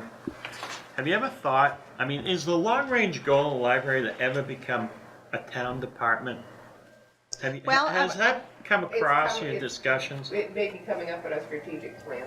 I mean, yeah, you can save in many ways, insurances, health We don't have insurance. any insurance costs anymore for that. Well, but I mean, Yeah. you still have liability insurance, you have coverage, you know, property and casualty. All those insurances would be a lot cheaper through the town.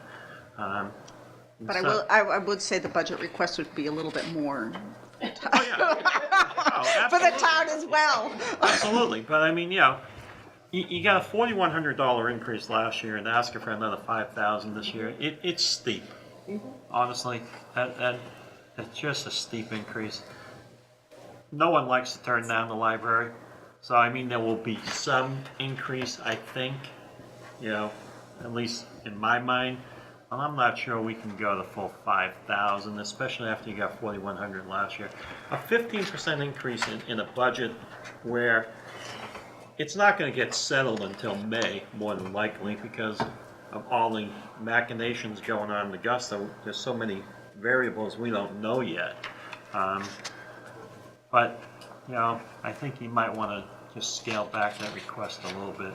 Well, I mean, I was going to say, you know, we certainly appreciate the support that we have had through the years and the support that we got last year. We've really made a transition with the library program to a very different program. Automation is bringing that, and the other part is really emphasizing programming for the community and being much more responsive to the community. And so we have seen that increase in salary, but you know, it was a direction that the library needed to take for the town of Raymond, is to really be more responsive and to come into the digital age. And we're really looking forward to that. But we've, even just in this past 6 months, you know, we've increased participation in programs. We've doubled participation in programs in 6 months from what we did the year before. You know, we're looking for successful summer programs for kids. We're having, you know, monthly author programs now at the library throughout the year that have been very well attended. We had Monica Wood last month. We had 35 people that were there for that presentation. We're getting books out into the preschools and daycares and doing work with the schools, which we haven't done in the past. So, you know, it's a very different level of service that we're moving into. And I you don't know, argue with that. yeah. You guys do a great job at that library. I mean, you know, no one denies that. It's just that in these budget times, with all the needs that are out there right now, Absolutely understand. in light of the increase you got last year, you know, it may be tougher this year. We also have $5,000 deficit in our budget this year. Yeah, but I mean, you know, there are probably ways to trim that back a little bit. If you could raise a little more money in the appeal and kind of a little expensive. Well, we have a second appeal that'll be going out in 2 weeks, and, these are, I was gonna say, Give early, give often. Steve? This is actually, I gotta say, I don't know if we've sent an appeal to community pharmacy yet, but, Christina Court, I can tell you that. this is actually a question for Mr. Willard. Is there any chance that some of this could come in, say, in kind? I'm looking over at the technology budget. They've got Yeah. 58,000 in computers and Right. upgrades. Any chance that What? that equipment could No, not? that's being- he's talking about the town. That's a great question, actually, and the town does provide support for the library through our contract. As I said earlier, we don't, sometimes Nathan, who's not here now, says to me when I say, what are we doing with respect to the library? He says, don't ask sometimes, because he does go down and try to do whatever is necessary within our means to help you and to save you money wherever we can. We deliver equipment, we work on the parking lot, we work on the building, we've used inmate labor from the correctional center. and we, We help with the things like citing the shed, helping with that sort of thing. So wherever we can, we do help. And so in echoing your concern, if there's somewhere else in your budget that you think we could help you, I would entertain that and be open to that. I think that's what small town's about.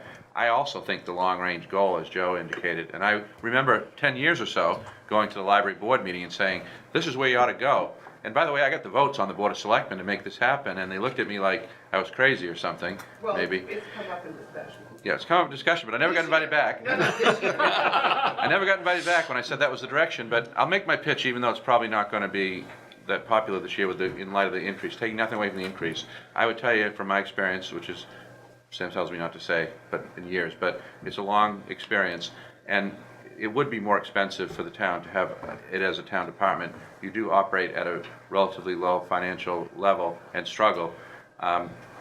But, I mean, if you were a town department, your offerings could be broadened. It could be integrated into a lot of other things related in the town. We're trying, and Sally's very receptive to coming to our meetings. She's been very out in the community, which is new and different. So I think there is potential for fundraising, but that maybe there wasn't before. But I would say that bar none, probably the library is the best value the town gets for what's actually spent in raw dollars and what you get. It could be a lot better, but it won't be a lot better without some money.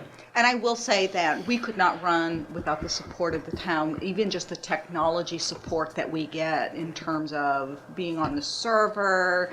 Telephone. As we're moving into But Koha. we helped you troubleshoot, I Yeah. think, is what I'm saying. Whenever you have a problem Oh, yeah, definitely. or something The you need technology research. meeting. I was talking to Kevin about that today. Kevin was saying, I don't know if people recognize and understand all the different things I help with. I mean, I think we've given you equipment in the past, maybe not recently, but there was a time when we gave you our old computers that were refurbed. Kevin would come down, and fix something. Sometimes when the power goes out or something doesn't work, the library will call and we'll go down and try to make that work, something similar like that. So we do provide that kind of support. But see, my long-term dream was having a town hall that had a library as part of it. I mean, and, there may be sometimes in another I think that's down there. another lifetime that might happen, but until this point, we are delighted with the support that we get from the town and want to continue expanding our programs and engaging more of our townspeople and getting Dana down to the library. He's got to learn to read. Other questions? Marshall? Is there a balance sheet available for the library? I have my Can you send it to Kindle. Rolf, please, That's enough. so that we all get it? All right. Balance sheet and profit and loss, do you have both? For last year or year to date? Your budget is prepared on December 31st, it No, appears. July Well, you've 1st. got, It's July 1st to June 30th. But that was just a 6-month, Marshall. okay, I want to match that to that, whatever you can match. What? Your 6 month, Yeah. Yeah, that's what you've got right there. That's Our fine. 6 month. okay. So what do you need? You Why want the don't balance? you send us both? So we can You've just, got the 6 month. I'm talking about a balance sheet. Yeah, okay, Which you is want your balance. assets and your liabilities, right. But then you said you wanted both, so what? No, you can send, whatever you have available would be I can send you fine. lots of things. I can create lots of reports, so, I'd like to see something before we spend $40,000. okay. Other questions? Just a quick. Peter? when she gets through. From, Yes. How much coordination do you do with other, what I'll call small libraries? I say our librarian, Sally Holt, on a daily basis is working with other libraries. We do interlibrary loan, and to keep those costs down, she drives from Norway and she stops at every library on the way to get that. As we're moving into Koha, which is the new automation system, she's been working with Bridgeton and Naples and Casco to get their support for that, and she stops in with those local libraries. We also have a grant through Moon Echo Trust that we'll be doing with Casco Library this summer. So there's a lot of coordination with all of the local libraries. Do you, when I see the library, and I'm just a minor user, I see different departments, so to speak. You've got the new books, the old books, the magazines, periodicals, DVDs. Do all those different sections get used equally?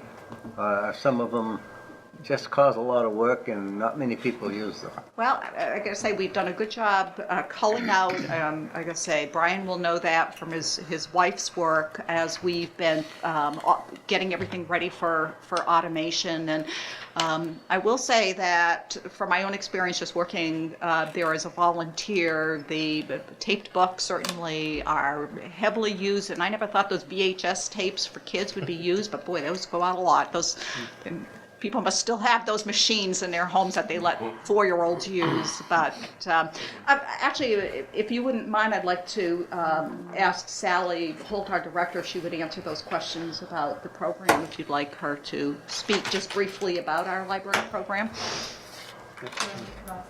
Yeah. If you can give us the Reader's Digest version.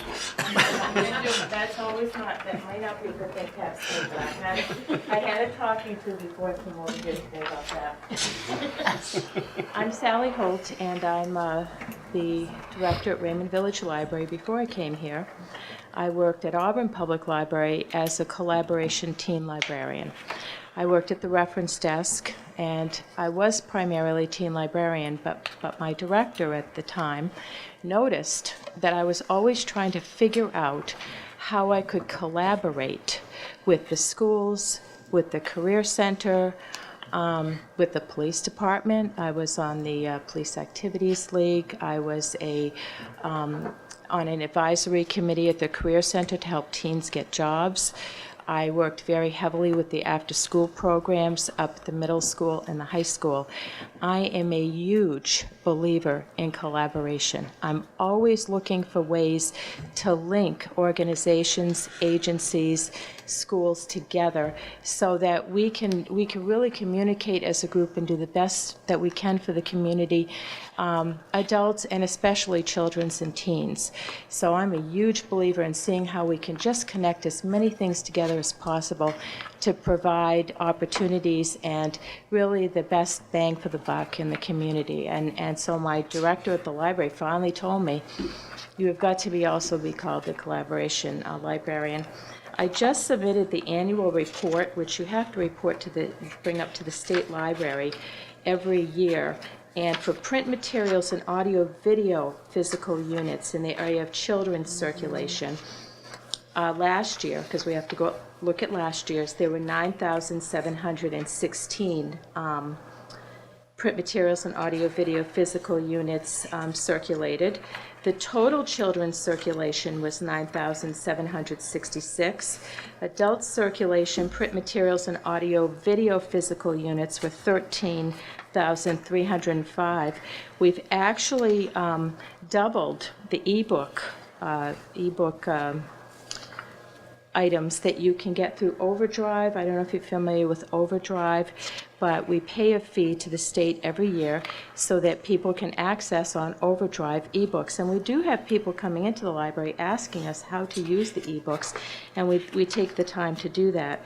The total adult circulation last year was 13,933 books, and the total circulation, including children's circulation, was 23,749. We have a very active circulation of materials in the library. We do not purchase DVDs. They are donated. We don't have the funds at the present time. We do have some audiobooks. We get a few once in a while donated. We do get a lot of books donated to the library, and I check all of those books carefully to see if we can use some of them to put into the collection, and that's a huge savings. So, I have other statistical information which I'd be glad to share with you also. So, it's a very active little library. Auburn has a $1.1 million budget, and their annual appeal or fundraising, they ask for $30,000. And the fact that we raised $37,000 when they have a population of 25,000 is absolutely phenomenal that we managed to do that at the library. It's a year-long, it's very hard work for a year long to continually fundraising, but of course we're happy to do it. I just brought a few points, and I'm going to try to be very quick, that I wanted to go through discussing the future of libraries. It's very, very important at this time that the director and librarians are inside the library, outside the library, and online. It's no longer a matter of simply checking in and out books to people, although that is still critically important. It's very important that that librarian be out in the community and collaborating with organizations, schools, groups, whenever the opportunity arises. So we work very hard to do that. College libraries are slowly but surely removing books and replacing them with databases, and we need to prepare our children for that. Technology is the route that libraries are going. We need more computers for public access. We have one computer in the library. People are coming in to do job searching. People are coming in to do their tax forms. People are just coming in to communicate with other people for various reasons. Social networking, ebooks, maker spaces are taking libraries by storm. Community collaboration is the key. Sharing programming and resources with other libraries and other organizations and groups is of utmost importance. Something that I think is really cool that's going on this summer is we are going to have a huge fundraiser. I'm hoping it's huge. I'm praying that it's huge. June 29th. And we are going to be working with the Hawthorne House during their Strawberry Festival. And I think that's a great thing because that's apt to bring in more people to access businesses to purchase things. I don't know what, food and everything else. Libraries must reach out to a broader base of the population, the business community, entrepreneurs. In fact, this is very exciting. In April, Norway Savings Bank is going to be coming for 3 weeks, and they're going to be doing entrepreneurial and business modules on financial management and bookkeeping and all that sort of thing. So that's a wonderful collaboration. I don't know if you know this, but 1 in 5 adults are not computer illiterate. Libraries can provide classes and training. It's a little bit difficult with the space we have, but I believe that we can do it. And I believe that the use of computers by our older population, and hello, I'm there, it's very important for them to be able to advocate for themselves, especially in the area of benefits through Social Security and health information. We must continue to provide programming for young children and to continue through their teen years through summer reading programs.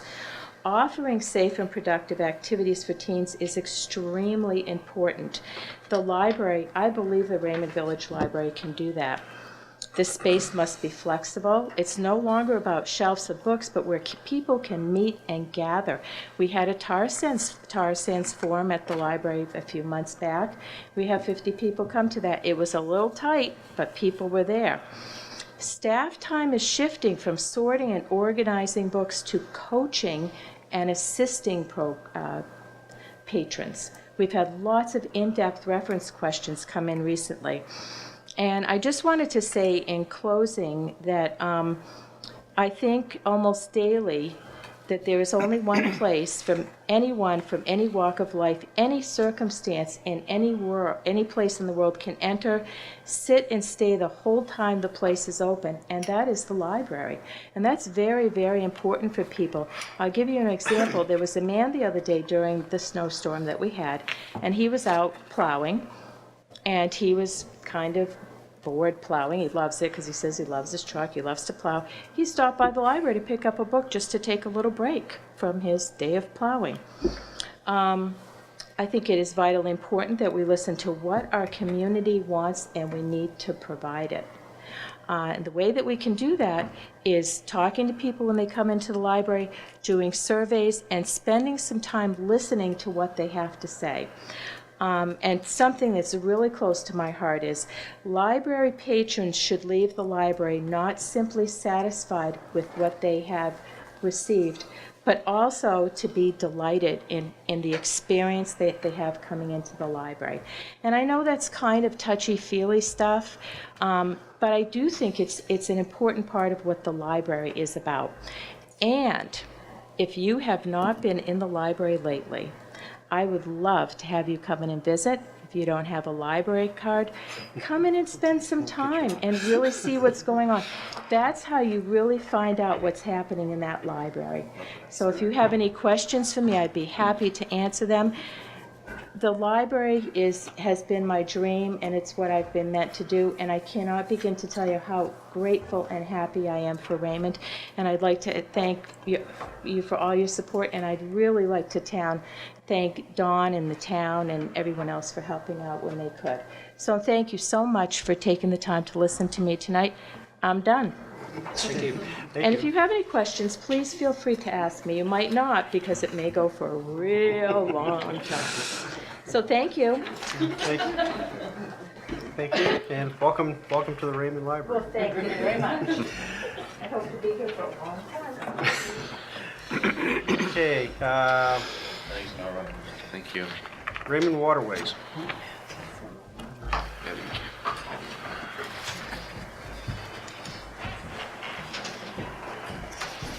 Okay, there was a couple of questions that... Good evening.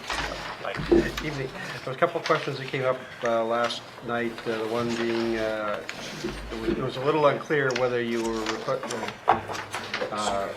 getting a second boat or whether you were retrofitting your existing boat.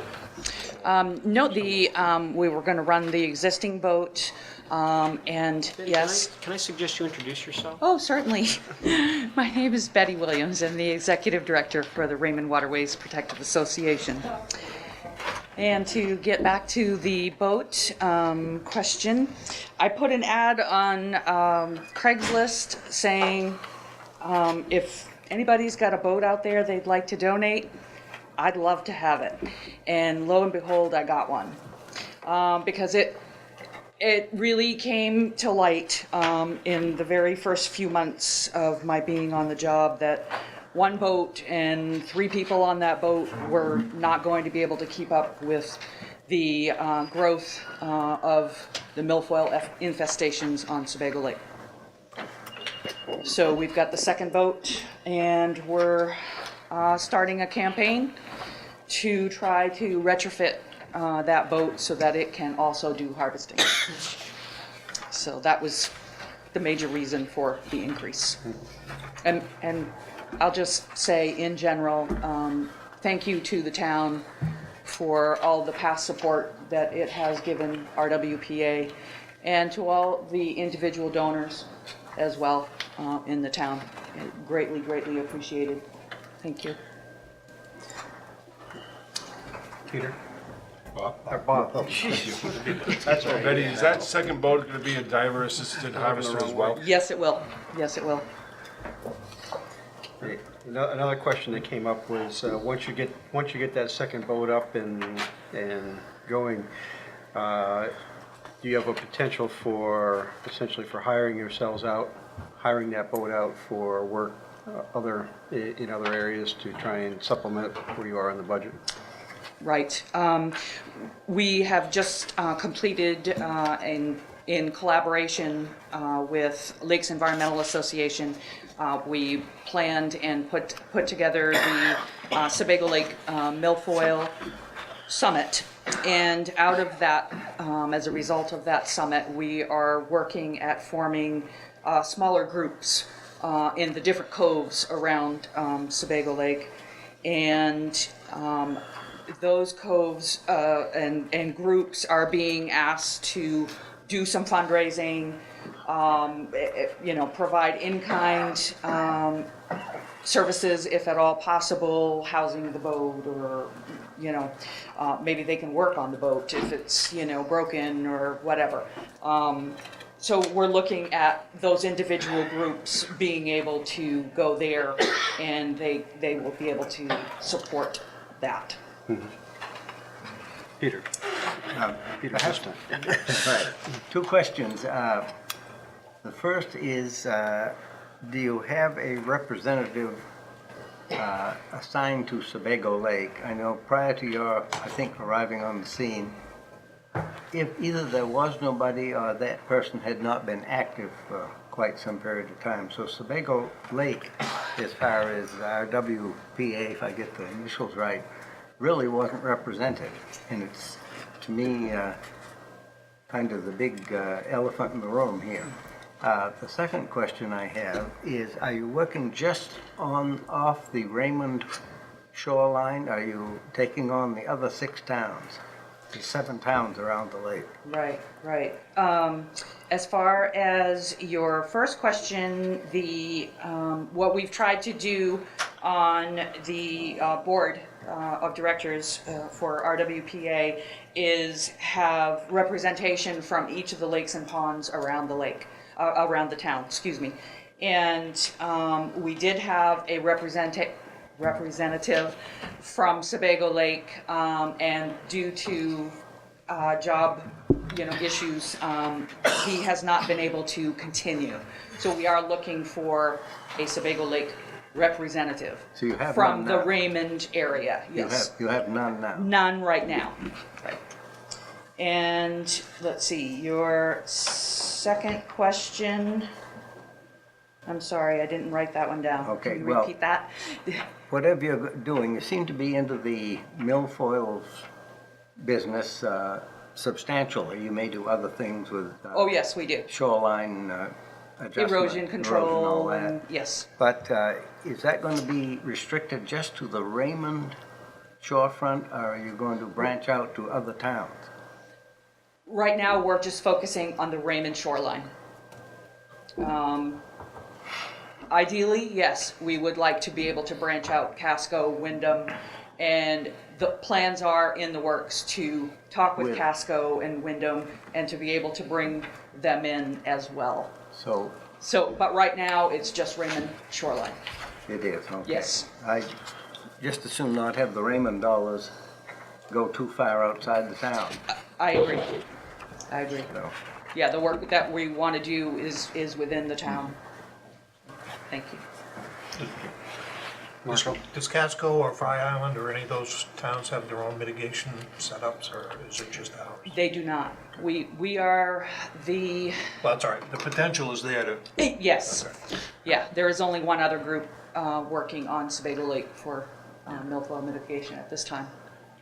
At the summit, I made that point, and my colleague in Casco told me that they are now contributing money, though. They don't have a mitigation effort, but they're giving money to some of their watershed associations, so Yes. I had kind of said they weren't helping, but they are, I guess, now, In a roundabout way. in a roundabout way. So it's starting. It's a beginning, and that's, what I'm doing in this sort of off-season is continuing to submit grants to different foundations through the Clean Water Act, state DEP grants as well. And I'm also, talking with the towns and talking with the businesses in town and that sort of thing. So trying to raise the funds. Charlie? I saw recently on some of your, surveys of the milfoil infestations in Sebago Lake, and some of those obviously were fairly heavy in around Panther Run. in that area, and then further out into, I believe, one was out by Deep Cove. Yes, there's Turtle Cove, In Turtle Mason Cove, yeah.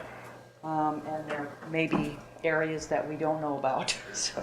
And has your survey extended over to the Standish, Sebago, town of Sebago side? Of the We lake? haven't done those surveys. Portland Water District does do those.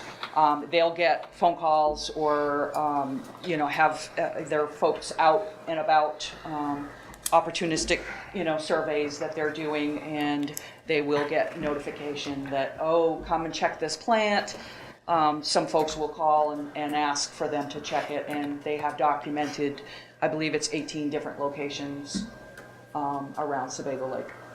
They have, other than the Raymond? Other than, so we have 1, 2, 3, 4, so 5, so an additional 12 An around the additional lake. 12. Yeah. Do you know the status of harvesting or interventions that are taking place in those other 12 areas?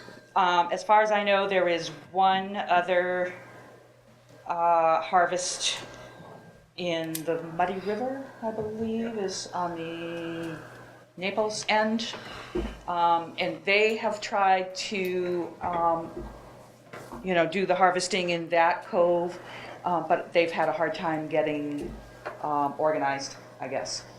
And trying to pay for staff, they've had a hard time getting that done as well. So I guess that leads to the question, because I had this question many years ago when we started funding the milfoil program, but it was in relation to Crescent Lake, which I'm more familiar with since I looked down on it, that if the town of Raymond does a mitigation on one side of Crescent Lake and Casco doesn't on its side, or if you take it to a larger scenario, if Raymond takes care of its 4 or 5 sites and only 1 out of 12 are being really, there's a practical intervention going on. I mean, what is the possibility that we're really not, without a coordinated effort, solving the problem? And that was the whole point for the Milfoil Summit, is to really try to bring everybody together around Sebago Lake to come up with a cohesive plan and an approach.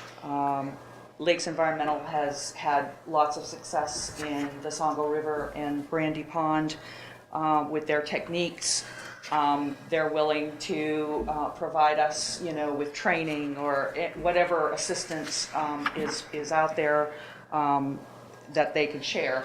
And it's going to have to take a group. The whole lake's going to have to come together and work at this at the same time. So I'm assuming that... We need to start, in one place and move on. But the potential is if something isn't done on those other sites where we may be... Well, then you're still going to have milfoil on our side. On anywhere, Anywhere. and it could be transported anywhere. So I guess my question then, directly related to this budget request, is to satisfy the harvesting needs in Raymond. What you're basically saying is you need the second harvester. You're going to have the funds to be able to pay for the additional team and the people hours that it's going to take, and you need, our one harvester now would not be sufficient to just take care of the Raymond sites. It has not been sufficient to take care of the Raymond sites. We're losing ground on the milfoil, and in order to milfoil needs to have a consistent effort on a harvesting level. We typically will go into a cove, harvest, and when you harvest, you're pulling up the root systems, which stirs up the bottom, which you end up making this huge cloud underwater. And you can only work in this cloud for so long, the divers anyways, and then you have to move to another spot where the water's clear. You have to go back and reharvest within 2 or 3 weeks, because that's how fast the plant is growing. We haven't been able to do that. We've been able to clean out one area, go to the next, start working on that area, but we haven't been able to come back to that first area. And that's the key. We need to come back to those first couple of areas and reharvest in one season. We need to do it, we need to be in the water a longer period of time, for a longer season than what we have been, in order to make a dent.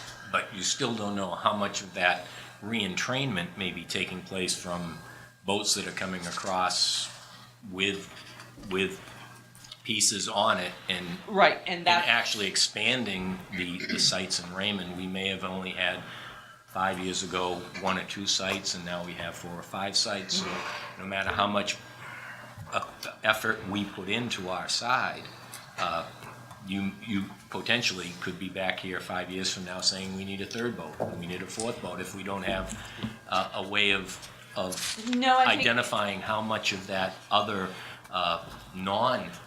intervention is impacting the Raymond side. Mm-hmm. And I think to get at that point is, we're not just out there harvesting or trying to harvest the milfoil. We're looking at the prevention of milfoil moving around into other water bodies by having our courtesy boat inspectors. So it's sort of a multi-layered defense, so to speak. And so we start, with public education about milfoil, how it moves, how it grows, that sort of thing. Then we have our courtesy boat inspectors stationed at public boat launches, and then we have our harvesters.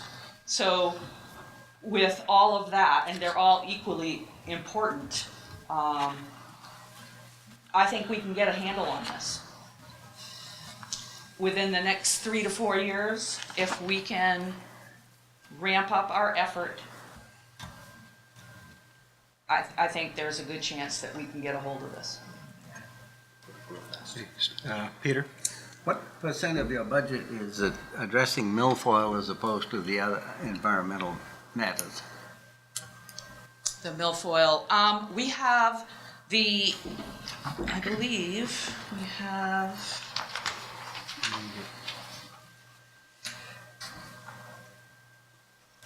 $21,000 in milfoil. so we have the courtesy boat inspections are, where was that line item? I just saw that. 17.9. Yes, thank you. And then the dash boat milfoil removal is about 21,000. That would double. That would double. Are you gonna have a problem finding divers on a consistent basis? So I didn't I've got divers get my coming out answer. of my ears. I got to get it again. And that's, and that's a good thing. I can't find that page What in my has package. happened recently is the Belgrade Lakes chain has hired a commercial outfit at, I think they're doing, it's like 75,000 a year, to come in and just do, take care of the milfoil. So all of their certified divers and personnel that have had experience pulling and working on the boats are applying with us. So I have a list of potential employees with experience. So. And Betty, what is your harvest season? You start in June? Last season we ran from the 2nd week of June until the 3rd week of August. And really we should, the way the milfoil grew last year, we really should have started, May 1st. We should have been in the water pretty much right after ice out. So, and then run through probably the end of September. So we're looking at, another month on either end.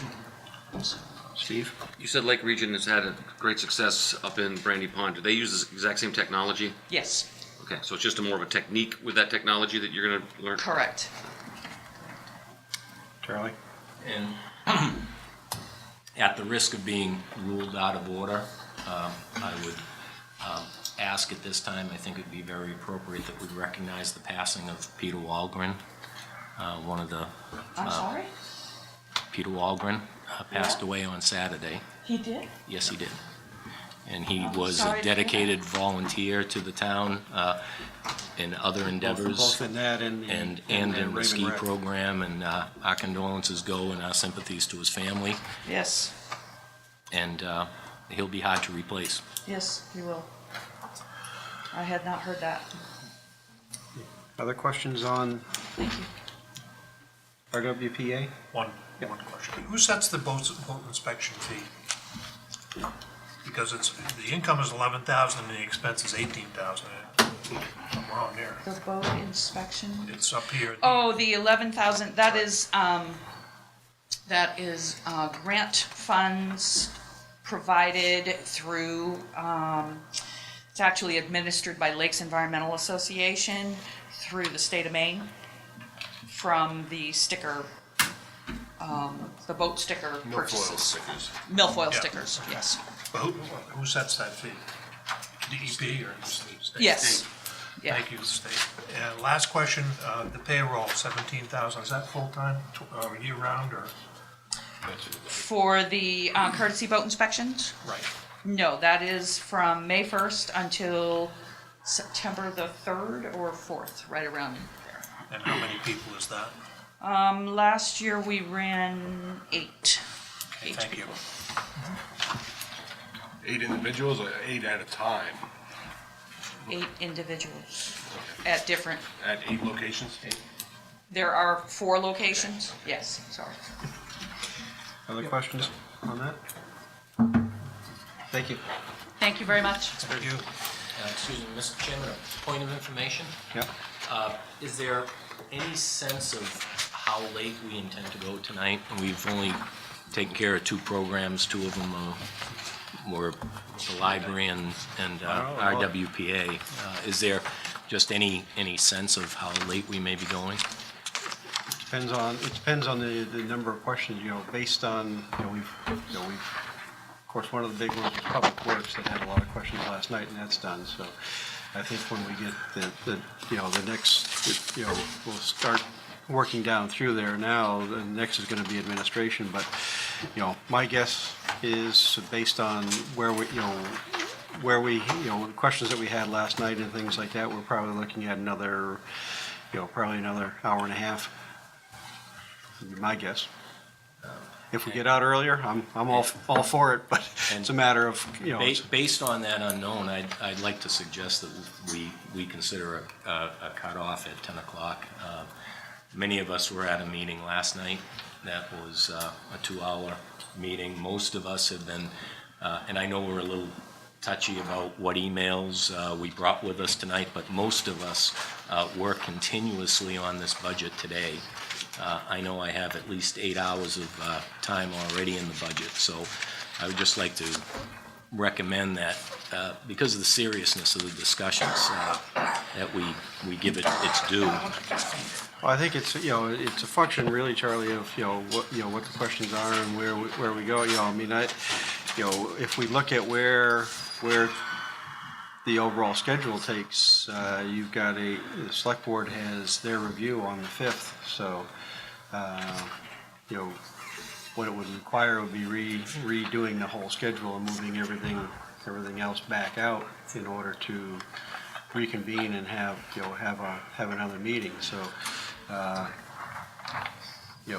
it would be my inclination to try and go with it and see where we get to. I mean, I think the people that are here are willing to, if they're willing to put up with us, we'll, let's see what we can get through. So, let's go on to administration. The one question that came up was in regards to the 2% CPI. And Yeah, we've used the Northeast Region CPIU for a number of years. It's consistent with what everybody around us is doing. As far as I know, everybody I've surveyed are coming back with that same number. I did watch the show last evening, and I did speak with Brian today about other possible benchmarks that you could look at, and that would be something you could certainly consider and look at in a subsequent year. But the reason we looked at that particular benchmark is that's the historic one that we've utilized. So that's really all that was. Brian? And I need to go on record to say that I misspoke on my data last night. What I was looking at was the change in employment, not the change in compensation, so I apologize for that. They have more detailed information on the employment changes, but it does not go to the detail of changes in salary compensation. They use the word salary, so I jumped the gun, so I apologize for that. So I guess that I didn't realize that. Other than to know that we had throughout my career always gone to that CPIU. So that may be why. There you go. Another question that came up was merit raises versus cost of living increases. Yeah, that's been discussed in the past. Certainly something that could be implemented. It's going to require a detailed program and dedicated funding. Not something particularly opposed to, but it's not a mainstream thing for town governments. It's something you could certainly look at. I think the selectmen have discussed it in the past. I can't right now give you the specifics on that. I can certainly look it up and get back to you, though. But it has been discussed. I mean, my recollection is that it was discussed, and it was a function of how do you properly fund that, and how do you set that, and how do you set the barriers? Because then you have to set your evaluation criterions and things like that. So to get to that point, there's a lot of upfront work that's got to be done to be able to get there. Whether and I think at the select board, that would be something that would have to get looked at there as to whether that's something worth looking into or not. Yeah, we tried to see if we could model it on somebody else's, but we really couldn't find anything to model. So I do recall that. If you did make that change, how many people would be effective? I count 10. Without counting them up, Nancy, does that sound about right? I think that's 13. Okay. And then the other question that was raised and was in regards to, is there any banding of positions? In other words, max min level for a given position. No, I think that's what the compensation study committee is looking at, and what happened maybe 10 years ago or so, we did a survey to see what our neighboring communities and communities of comparable size and complexity were paying, and at that time we discovered some major discrepancies in salary, but also in the health benefit. We found that we were lagging substantially behind what other towns were doing, and we made a successful argument with the Board of Selectmen at that time to bring us to the midpoint with salary, and the request that I made was to bring us to, I think, the 70% level on family health care support. But the Selectmen, and I remember Selectman Levitt was a leader in this at that time, which was much appreciated, accepted the argument that we should be consistent with the school, and so we went to a higher level, which I want to say is 80 or 85%, which was consistent with the school. They've since moved on up the scale in terms of the quality of their program and the percentage and so forth, but that's how that came about, was through that survey. We were trying to get ourselves to the midpoint, and so I guess that's what you're doing now with the compensation committee, taking another look at that, 8 years or so from that original one. And another question was in regards to electricity and, Yeah, I had a detailed discussion with Kevin Woodbury about that. He feels that the $600, which has been going down consistently over the last several years, is a very reasonable and appropriate amount of cost for what we're doing there for a commercial building of that size and running 6 servers. But the servers are around 500 watts per unit. But then it's not. The bigger issue is the cooling. Mm-hmm. We run cooling year round because of the heat, and so in fact, in Raymond-esque fashion, I years ago, and I said, why don't we instead of blowing the heat out of the building, why don't we blow it in the building and then use it? Somebody made a comment about heating the building. We actually do that. We blow the heat back into the building and heat the basement, which heats the floors. in the wintertime, and then we reverse the air conditioners outdoors in the summer. So there's a major amount of heat generated by the servers. And I would also tell you that Kevin, he sent a very detailed, this is off the topic of the administration, but a very detailed diagram, and he would encourage anyone to come and meet with him and go on a tour and actually see what we have here at the town office. I think it would open your eyes to what's really going on and what kind of complexity and equipment we do maintain and run and what's involved in doing that. So there's a lot of infrastructure in the basement. Looks like an old one-room schoolhouse with an add-on modular, and yes, that's what it is. There's pretty sophisticated equipment in the basement. Let's see. Then there was a question, has the town investigated other providers other than using the standard offer? We have, and it was not a good experience. Nancy could probably amplify on this, but we switched to a year or so ago and ended up paying more and had to deal with two vendors, and we've been better off with the standard offer. I mean, I looked at that personally, and it didn't make any sense even on a personal basis compared to what's happening with some of the other competing offers. And I think we're about to see some reduction in cost, at least on the residential side, which hopefully will carry through to the commercial side. But I guess I would answer that by saying if we thought there was a better deal and we see a better deal and a sustainable better deal, we'll go with a better deal. We haven't seen any of that.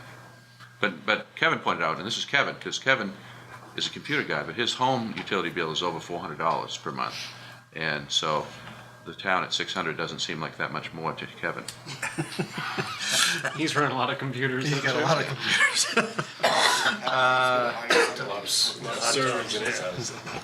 The question, another question was how many kilowatt hours does the town use? Yeah, that was, I asked Nancy about that one. That we could certainly do that, but that would be an immense task to do that. I mean, we just have time to do it one day. Yeah. I mean, just the meter, you got one meter there, what's a light bill?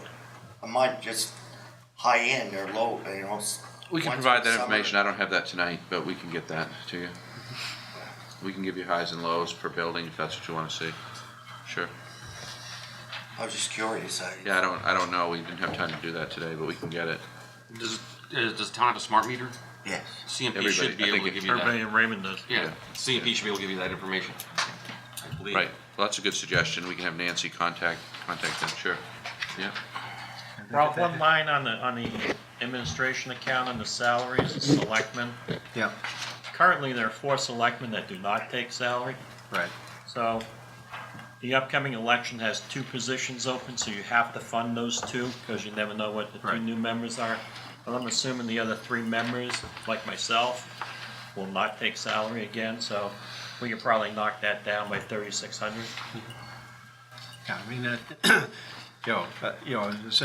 when they're developing it, they have to look at that from the worst case, and then as you guys make the offer, whether you're going to take it or not, then that drops down off of there. So, but in the past, a lot of the selectmen have elected not to take their stipends, so to lower that. So, if I may follow, is that the case? Are there 4 select board members? As far as I know, that's what I'm asking. I don't. Is that correct? 3. Great. That's the correct one. Who's the other one? Okay. Let's see. What happens sometimes, we can get a clarification on that if you want, but sometimes selectmen take the salary and donate it back to the town. So they may in fact take the salary but donate it. We'll get a clarification on what we do there and send it out. Yeah, that was my understanding. Yeah, so they might donate it back. Somebody might do that. Yeah. We'll find out. Let's see. What year and what were the conditions of the town budget was changed at the town meeting? We came up with, I believe, 2009 on that, and it was done just to be consistent with the school, if you will. But it creates kind of a confusing situation because the legal authority is the annual town meeting, and I mean, I personally think it's a great idea. I heard last night the idea of more people voting. I think more people voting is always a great idea, but it runs the risk of, I think, diluting the interest in the annual town meeting. But that's your problem. I mean, 2 different approval processes for the same thing. I think you got to go with one or the other. Nobody goes Well, to yeah, but in order to get away from the town meeting, there would have to Yeah, be you a can vote. do that. You'd have to, If you'd that's have to what you want vote, to do. you'd have to I vote to proposed that in change the that. past, and that didn't go over so well. Yeah, well, so I'm not you'd gonna have to propose that. vote to change that, because that's into the town. You'd have to go to a town council form of government. So I don't see any benefit in it if you're gonna keep the town meeting. Is that absolutely correct, Bill? Yes. Because my understanding is that the legislative body decides, and that in itself, particularly if there's an override consideration, that's by secret ballot at the town meeting. Since we don't have a charter that stipulates that, couldn't the select board, like any other ordinance, ask that? I mean, we've done that with bonds, we do that with the school budget, but when we ask for a bond advisory, or if we decide we're gonna go with conditional rezoning, the select board meets and says, we're going to have a referendum on the issue, rather than having the issue at town meeting, and voted on at town meeting. My recollection is, it was done the one time, and then, then we got an opinion on it, and that opinion said that the town, because you're a town meeting government, that has the authority on there. The LD1 override is from the state law. That requires you to have the written ballot on an LD1 override. I'd like to see that opinion. I think it warrants a new, based on changes to MRSA's and municipal functions, because I believe you could even go with something that we have done in the past. I believe it's done on school budgets, that you can have the informational meeting at the town meeting. The town can vote on it at the town meeting. You can have a referendum on it on June 14th. That town meeting, I believe, is scheduled for the 4th. And then the referendum on the 14th, and as an advisory, then if the budget does not pass, with the many more people weighing in on whether they like the budget that's before them or not, then we could come back and have a special town meeting and adjust the budget. I mean, those are all things that can. Right, so I think we need to update that opinion as to what our options are. Because I agree, and I believe the select board on many occasions has said that they would prefer, on many issues, they would prefer more people weighing in, not less. And believe me, diluting the town meeting now is the least of our concerns. When I first came to this town, over 30 years ago, we used to get 250 people at a town meeting. And now, I believe the last one we had under 100. Yeah. I think we had about 90, 80 something. So dilution may not be the solution, but if now the times warrant getting more people involved through the ballot box, I would be all for that. Okay, another question that was on the insurance. Does the town know the effect of the Affordable Care Act on the insurance premiums? Yeah, Nancy did look into that, and she tells me there's no effect, so. Well, there are increased fees and increased taxes. There's a $65 fee if you have spouses on your health insurance. There's a 3% surtax on premiums. So I mean, yeah, there are fees and taxes associated with it. What impact it has on a small group like this, not sure. Okay. Well, yeah, but I think it was more in regards to, is that going to cause the rates to totally balloon, which in my opinion there'll be some, but what didn't occur to me last night too is that we're not in from an absolute standpoint, because we're less than 15 employees, we don't fall into part of the requirements met anyway, so. That's correct. Another question under insurance was, why did the liability vehicle insurance increase? Well, we've seen a rate increase, and we've had a adverse claims history lately. We've had a couple of accidents, and so you know what that does to your rates. We had for many years, spotless, I guess, or near spotless record, but we've had a couple of collisions.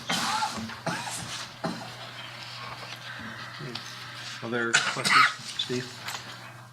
Can someone tell me what is Northern Data software license and support fees? Is that for payroll?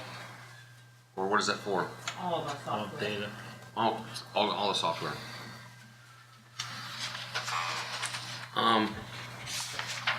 Right now, does the town know what roughly it costs to run your payroll? Because the town does it in-house, We right? did look at outsourcing payroll some years ago, and we talked about doing it with the school too. We talked about privatizing it, we talked about collaborating with the school. Do you remember, that's a long time ago now. It's been 7 or 8 years ago. Yeah, 5 years ago. I looked at mine, just so you have the numbers, I looked at my payroll service and they basically charge us a flat fee plus per check. And bi-weekly, it basically would come down to about $110 per payroll cycle. Is what mine would be charging. But are you counting your time to prepare to send? I enter everything in online. It literally takes me I've got bonuses I got to calculate, so that takes about 20 minutes a pay period. It takes me to enter the data into an online, and you hit submit payroll, and it's done. And then it's all direct deposit. Yeah, we have Things may have changed since you looked at it. primarily direct deposit with our town employees as well, and I don't know if Nancy wants to comment on the. Well, they do checks and direct deposit. You can do both. Yeah, well, we can too. So, do you have a comment on that? No. So we do both. And I mean, in terms of the cost to the time, what do you think? Huh? I don't have a number. We can look into that, I guess. Yeah. I think things may have changed since you looked at it last. Yeah, and I don't remember. It's been a number of years, and we talked to the school, we talked to the private service. We did both, I think. As Bruce was just mentioning, the complexity is in the fire rescue department. Right. Monthly payrolls for the members of the fire. Then you have a large payroll, and then a smaller one when you don't have the fire payroll, right? Other question? One other question I have, and I know I'm a big person asking for a lot of logs and do we track things? And it really comes back from my experience in the 80s and 90s, if anyone remembers quality. The one thing I took away from that is you really can't improve anything if you don't measure it. That's why I keep asking about logs. Yeah. In the town office, if you look at Gray's website, they show the vast increase in online registrations, what they're experiencing. Mr. Willard made a very good argument last spring about not being open on Saturday because of the online registrations. But with all the increase in the online registrations, has that office staff been reduced at all? No, and we can get the data to show you a percent level, but historically, the town has been, I would say, relatively speaking, understaffed, and so the question, I think, it just precisely was, did we measure each and every administrative motion in the town office?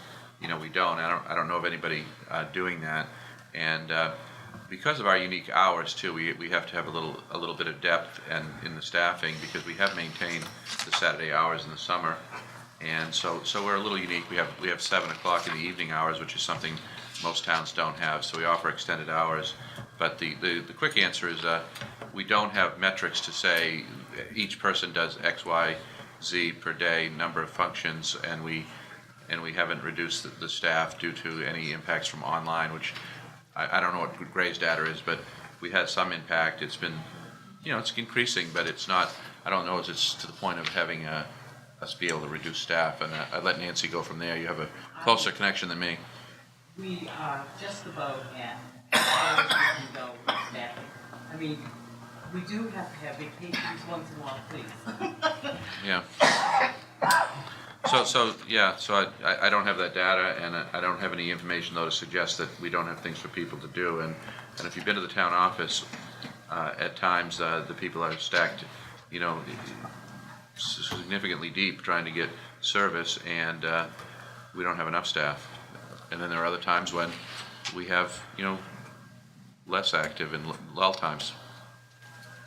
Louise wants. Just would like to add that online things are wonderful. People find them very useful, but we do a whole lot more at the town office just than car, boat, and dog registrations. There's a lot of things. The taxes in itself takes one person a good part of per year, and keeping up with that, whether it's taking in payments or doing, the on the unpaid taxes. I personally do a lot with vital statistics and keeping up with what's involved, and we all cross-train for doing counter work, and Alice does Oh. PA.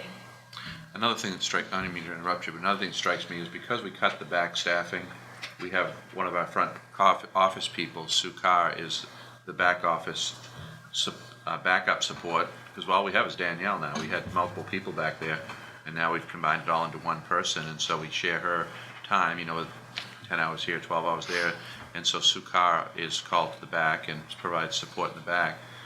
So oftentimes, there are times when you see Louise, who as a department head, and Nancy even as a department head on the counter, which is not a good use of their time. But that's what happens when we get busy.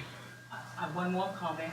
I know Louise can speak to this because sometimes the online services actually create more work back at the town office as when Louise deals with online dog registrations. Yeah, our part is we have to send out the tags. Yeah, it's redundant. It's just, No, it's not even redundant. It's just the people who go on and register their dogs online, then we get a report at the end of the month, and we're required to send out tags. So not only do I have to update all our records, but I have Your state to of work. label envelopes and send tags to each one of these people. So it actually creates work. technology, isn't it great? It's a convenience. It's a convenience. Other questions under administration? Charlie? So I guess to follow up Steve's question, how do we know we're understaffed if we don't measure?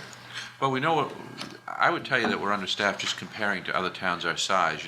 That's the metric we use. We try to benchmark against other places, and so that's principally what, and we haven't done that for a while. We can certainly do that again and take a look and see if the world's changed in the last 7 or 8 years.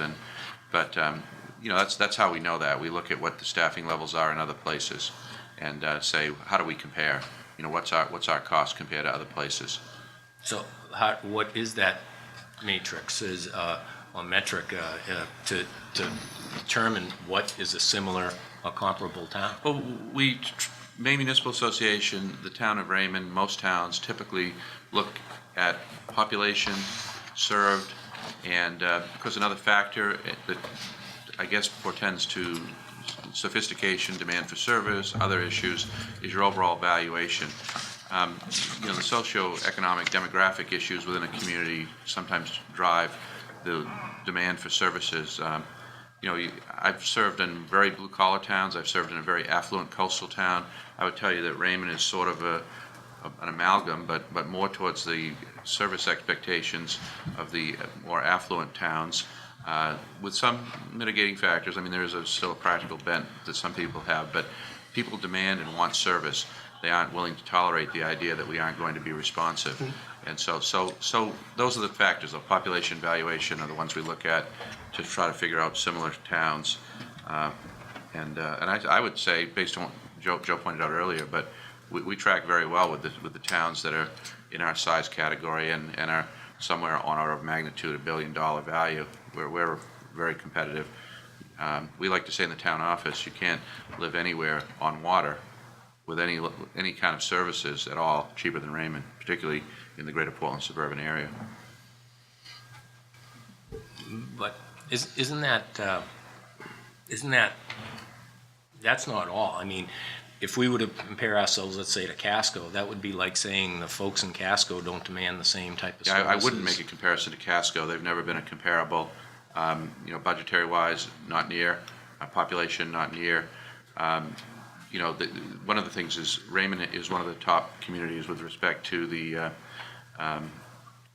demographic of, I'm trying to think of the alternative to LMI. Casco is a low, moderate income town. Bridgeton's another one, for lack of a better word, a poorer town. We have one of the highest median incomes in Maine, and I think people at some level look at life somewhat differently. I don't know that. I mean, I don't have anything to tell you absolutely, but I can tell you there's probably less demand, more acceptance of the idea of no services or lesser services in the town of Casco. I mean, for instance, we tried experimentally before my time to eliminate public works and see how that would work and contract everything out. I heard the comment last night, why do we need chainsaws? I can tell you that having responded to the hurricane, why we need chainsaws is, as someone was out there with a chainsaw, pitching in with the crew, with the fire department, that day we were all on board clearing the roads so people could pass and go to work and go about their business. We were one of the very first towns to have that accomplished, and that's what people expect here. They don't expect the idea that roads are going to be blocked and power's out and problems persist, for extended periods of time. They want service. That said, they also want a low tax rate. I can't remember the terminology Joe used the other day, but we were talking about this very issue, and we're not Casco with respect to that kind of thing. That's as simple as that. But why aren't we Standish? And how come Standish? Because Standish spends a tremendous amount more money, and there was some misinformation last night about Standish, and so I wish Nate were still here because we did a lot of research on that today, and we have the notes on that. Nathan does. We're not Standish because we don't spend anywhere near what Standish does. We don't have anywhere near the crew that Standish does, or the budget that Standish does. We're quite different than Standish. Well, no, but using your matrix, it's Standish has the same valuation. It's just over $1 billion. It has population is significantly higher. Population is 9,000. We Twice. say we're 4,500, and we go to 12, and they say they're 9,000, and I'm sure they say they go to some value figure that. Well, I guess to take your argument, we would happily jump to Standish's budget numbers in Public Works. Why not a lot of it? I'm not suggesting that. Well, sure, we could upsize the entire government to Standish size. That's okay. No, I'm talking about the relative values. Part of the answer is that we don't use Standish or. No, part of the answer is it's a level of service that people are looking for, and do we have what it needs to meet that? And the fact is, are we over or underburdening where what we have for employees, and that's an ongoing function that has to get One of the things I hear frequently, let me run this one by you. I live in $1 million house and I pay X for taxes, or a $2 million house and I pay this for taxes. I expect you to come and solve my problem today. I hear that pretty frequently. And can you take care of this or that? And I like to be able to say yes, I can. And I can't say yes, I can nearly as often or as well as I did when I was on the coast, believe me, because I don't have the resources. But when I was in a blue-collar town in western Maine, the answer was, you're on your own. Figure that out. Get back to me. Let me know how you decide that. So it's a different philosophy, town to town. So I guess the answer is it's. I mean, if I hear this correctly, that Maine is just incomparable. That you can't find any town what you're hearing is that it's an ongoing thing that gets looked at and monitored, and I mean, it's like any at any business, it's an ongoing monitoring of what what's happening and where you are, and adjustments are made plus or minus based on that. So. Right. And the other thing I found in this business, this is a very important point. If you go up or down the population scale, you can prove any point you want to within 20 miles of this place with statistics, and be persuasive and say, we ought to do this or that with statistics. So the only metric I think that works is to try to get good comparables. Okay. Well, I think that argument goes both ways. You can take the statistics any way you want. And, justify other questions on administration? Otherwise. Yes, I have some. Okay, administration. I don't know, I'll probably be ruled out of order because I'm going to ask a simple question that almost every taxpayer would want to know, but it's the 2% increase goes throughout the whole budget, but it's in each, it's included in each, in every individual department. So I asked that question last year when we went with the 2% increase, and I was told, look it up yourself, is what the answer was. So I'm going to ask that question again, though it's not germane directly to administration, is what is the overall cost of a 2% increase? And did we consider any other increase besides the 2%? And what those costs would be? Nancy should have the figure for the... Roughly $40. That includes the increase in the benefits. Yeah, and we did consider zero, but I feel obligated to the town employees that a reasonable cost of living adjustment is part of being a good and I think effective manager. I think we have very good employees who work really hard. On average, we have less employees than the average town. I think it's a disheartening thing when the town decides to reward those employees with a zero, when neighboring communities, the school district, where the people who are also paid with the same tax dollars are rewarded with an increase. Not saying they don't deserve it, but they're not going to go without. The neighboring towns, for the most part, are not going to go without. If Raymond elects to do that, then I guess that's your decision. But I think as a manager, I don't think that's a productive thing for morale and for a positive advocacy for the employees. So we did think about zero. We debated it in the budget committee. In the department head meeting, I'm sorry. And we did think about that. Other questions? Steve? That's a question for Nancy. So can I just, rule of thumb, 1% raise is equal to what, roughly 20,000? Does that work out that, is it a straight line type with the Social Security and everything? No? Oh, you could try that, yeah. Or I could figure it out and get back to you. Why don't we figure it out and get back to him, to be precise? But that's really where it's at. You know, for years the town decided that they weren't going to do that, and we've since 8 years ago we decided we were going to try to be more proactive with our compensation and benefits. Other questions on administration?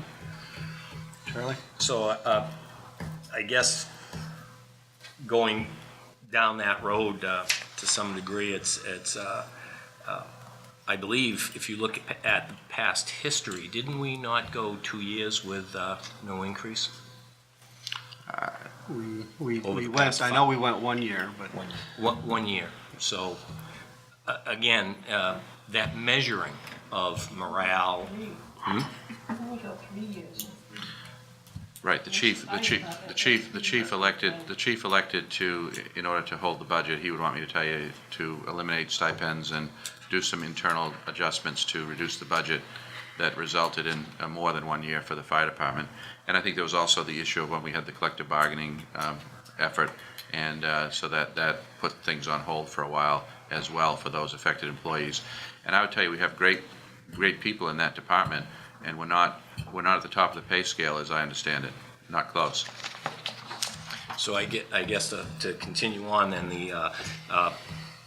because of our performance, which I have always thought to be very, very well considered a measurable value. If you look at just the statements Mr. Bruno made, I don't get any complaints. I don't hear any complaints. So I guess it's a subjective morale, the issue about morale, because I think we've performed extremely well, and we've had times because of the fact that the private sector has gone many other years without any type of increases.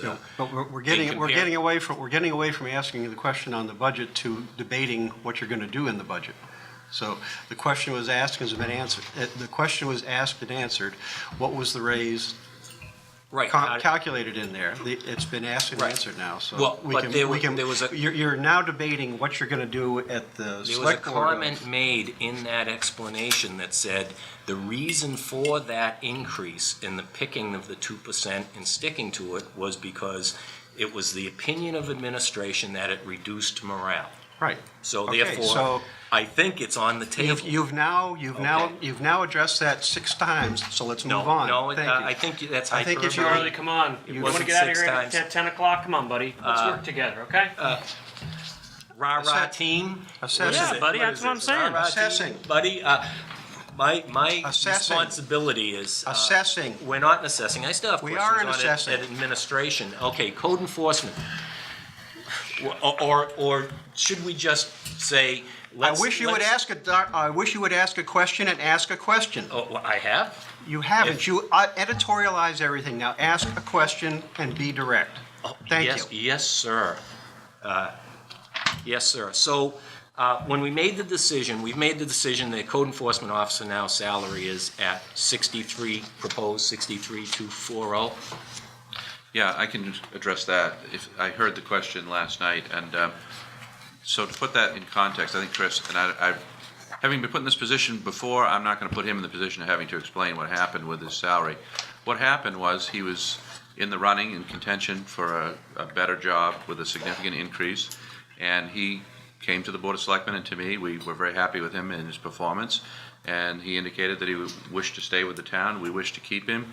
You know, we negotiated with him rather than lose him, and I think it was a very wise move for the town. You know, it brought him to a more market, appropriate salary. We had hired him at a low salary, and I knew that when I hired him. Because that's what we do. That's what we try to do. We always try to hire as low as we possibly can, and so when he had a better opportunity after a relatively short time period, we had that decision to make, and I didn't want to make that decision on my own, so I brought it to the board. We weighed the merits of it, and we made that one-time special adjustment. There wasn't anything additional in the budget for him that year, and so that's what we did. I think it was a wise decision. So, to follow that up, Mr. Willard, you did hear that question last night. I heard the question about the $10,000 increase, and if that's what you're asking me. So when an official of the Budget Finance Committee asked the chairman, who was supposed to record questions to go forward for answers tonight, that did not. That didn't come up until I asked the question. No. Okay. No. Listen here. Here's the deal. We answered as many questions as we possibly could do within the time allowed. Chris was very busy today. He came to me at 4:30 or so and said, "I've got the answer to the question you posed to me this morning. What do you want me to do? Do you want to type this up and send an email at 5 o'clock?" I had a little cutoff. I cut off at about 4:30 with the questions, and I said, "Why don't you just prepare the detail and bring it in writing?" And you did. Correct? Yeah. Don kind of explained how I got a raise in May of 2011, which was an adjustment of about $10,000. When I was hired, I want to give you a little bit of numbers because you guys are number guys. The code enforcement budget was $87,473. At that time when I was hired, I had a full-time code officer, me. I was hired for 36 hours, not 40 hours. Which became a problem because the first year, and within a few months, I had a couple hundred hours of comp time, and I agreed to go on salary with Dawn, signed a contract to go on salary, not take that comp time, and did it for the same amount of money. As you know, we're open. I'm at my office roughly 40 hours a week, plus I do the appeals board meeting, planning board meetings, and many of the selectmen's meetings. That year when I was hired, we did a total number of 159 permits. Total revenue from those permits was $37,045. That includes all permits, plumbing, subsurface wastewater, and building permits. Last year's numbers were, which are the same as proposed for the budget this year, the budget of $83,231, less than when I started. We have now one code officer, 12 hours of an assistant, and no part-time code officer, which I had when I came here. Total number of permits last year was 227, an increase of when I got hired of 30%. This year's permits are actually higher even in these economic times. Total revenue from those permits generated $46,996, a 20% increase since I was hired. When the town hired me, they stressed the importance of enforcement, particularly in the shoreline zone. In 2012, enforcement action resulted in $25,000 in fines that got added to the general fund. So, when I made the agreement to stay in Raymond, it was with the agreement that I would stay here for a period of time. For the foreseeable future. I told the board and Dawn how much I enjoyed working here, and I hope that you can honor that agreement because I would love to stay here in Raymond. That's about all I have. Other questions on? And as I said, we brought him to a market wage from what you call more of a probationary type wage, and I think he's done a great job, and I think we made a great decision, and I stand by it. Peter? The fees that are charged, are they comparable to towns? They're not set by the state or anything? No, they're not set by the state. Our building permits are very in line with Gray, Wyndham, Casco, We charge by the square foot for building permits. And plumbing permits they're regulated by the state, and so are the subsurface wastewater applications. We do charge a $25 town fee for both plumbing and subsurface for administrating those permits. That helps pay for my inspections. Any chance for any increase in any of those? I haven't asked for any increases. In the past, I have gone to the Board of Selectmen and asked for more permits in the area of electrical permits, mechanical permits, which would generate another 10 to 20, possibly $30,000 a year, which would fund my department. But when I brought it to the Selectmen last year, it was indicated that they weren't necessarily going to go along with increased fees for the residents of Raymond. But it is a mechanism to raise revenue. My department can raise revenue, and as I've showed you with the numbers I've given you, I have raised revenue significantly since I've been here. If we want to continue down that road, permit fees are a way to get there rather than taxes. I guess I was looking at this, I missed it. In the budget, it has CEO planning board fees of $50,000. That's what you're expecting to raise? Revenue? And on the revenue side, right? With planning board fees? Yes. Okay, with the $25,000 in penalties, that obviously you can't budget that. Where did that go? Goes to the general fund. Fund balance. It went to the fund balance? Okay, that's What you all call a slush fund last night. That's called fund balance. Undesignated. Yeah. No, I'm not out there trying to It's an generate undesignated fines, Steve. No, It's but I mean, just- I wasn't sure where that money had gone, and obviously you can't budget for Oh, I'd like to have fines. kept it in my department, but it doesn't work that way. No, I just, when you said the general fund, that's. What's surplus? Were those funds collected through fines, was that in excess of any legal fees that the No, town legal incurred? fees were a part of that. You paid some legal fees Yes, out we of did. that? So the total benefit to the town was not the net $25,000. that went to the undesignated fund balance was We paid attorney's fees much with that smaller. as well. But most of the time, attorney fees are included in the fine, Right. so that the plaintiff pays those attorney fees and the fine. But having been part of the mediation on some of these things with Chris and with the attorneys, I can tell you that the cases that we brought were well documented, well supported, and that's how you end up with that sort of an outcome. If you don't have that sort of due diligence and attention to detail, you not only don't resolve the violation, but you don't see the penalties that have happened. And so I've been very pleased with his performance in that area. Any other questions? I just want to second what Town Manager Willard just said. I second the CEO's performance in that area. Bob? Currently, in the town of Raymond, electrical permits are filed through the master electrician through the state. That's correct. So there is a fee that they're already paying, so it wouldn't be a new fee if we brought that in-house. No. The only fees charged to electricians in this town right now are for commercial work. If you're doing a residential single-family home, doing wiring in your own home, you're not required to get a permit, period. If it's a commercial job, you need to go to the state and get the state electrical inspector to give you a state permit.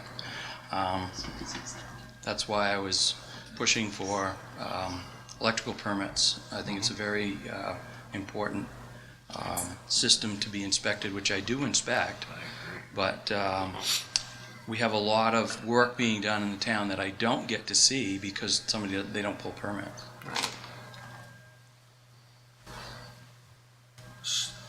So you inspect, I guess I'm confused. What electrical work do you inspect? Just the commercial? When I'm on a rough-in inspection for a single-family home, if you did an addition or you built a new home, I go to do a rough-in inspection, which includes framing, plumbing. I also look at the wiring. Okay, that's what. Smoke detectors, GFI circuitry. Smoke, he's right on the money. Smoke detectors, Bedroom circuit. carbon monoxide, arc fault breakers, tamper-resistant outlets, locations of GFIs. I did electrical inspections for the city of Portland, so I'm well versed in it. And fees for that have to be approved by the select board? Correct. Other questions? Charlie? So, thank you, Chris. That was very informative. I'm sure that helped Mr. Walker. Okay. Vehicle fuel and maintenance? The question is $4,000. Could that be explained? That pays for the gas that goes in the vehicle and repairs to the vehicle. What vehicle? The Tahoe. The what? The code enforcement vehicle that the town provided me with. Okay, so that was also then that was a change then from the way we used to compensate for... I used to get 55 cents a mile, which averaged $4,000 a year. In inquiring since then, the town first got me a vehicle, a Crown Vic, which was a no-cost vehicle to the town, which all I did was put gas in, and I don't believe we had any It was substantial a donation repairs from to. Cumberland County, and then we ended up selling the donated car we got for zero for around $2,000, or exactly $2,000, I think.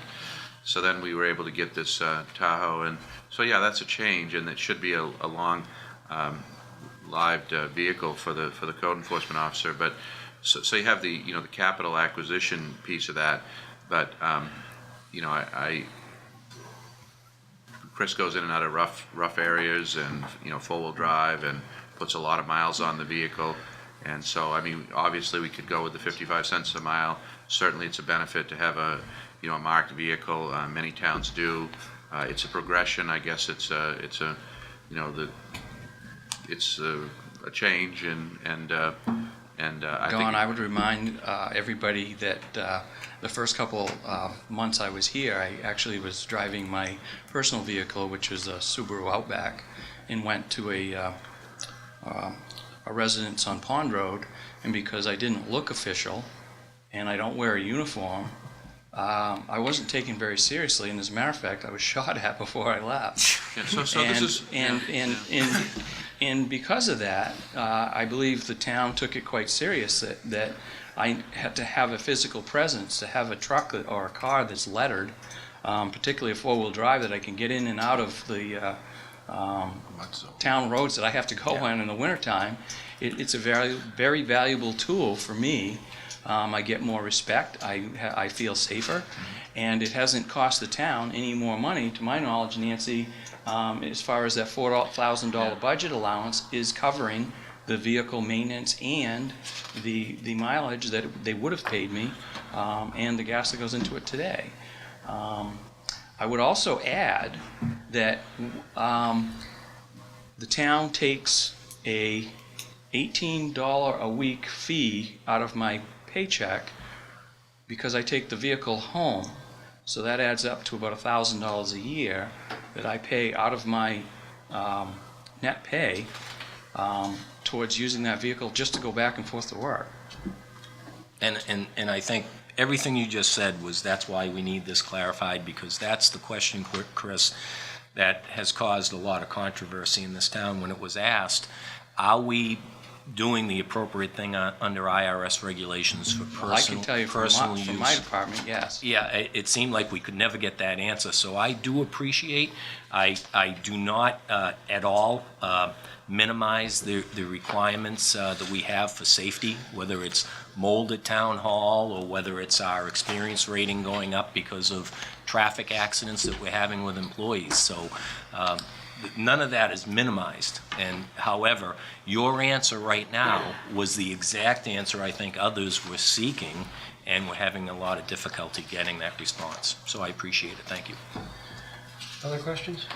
Chris, how's the gas handled? Do you go to the gas station and get a receipt? No, I have a key to the gas pumps at the town of Raymond garage, and whenever I turn that key, just looking it keeps track of code enforcement mileage only. Yeah, thanks. It? Thank you, Chris. Go home. Thanks, Chris. Thank you, Chris. Any other questions under administration? Yes.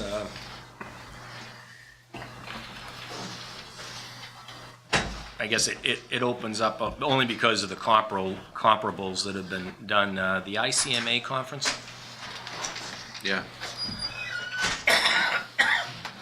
The last remaining conference that I have, I've basically given up my main memberships. I gave up my ICMA membership. I gave up all my main conferences and trainings. It's the last thing, the ICMA conference. I still have that. Don, what is that? I'm sorry, I don't know. The International City Managers Association. It's an annual conference, national conference, held in various locations around the country. This coming year it's in Boston, and so I attend that. I find it to be very valuable, far more valuable than the main conference, which is why I elected to go to the national conference. You go and you get exposed to different ideas from people, not only from the United States, but all around the world, world-class speakers.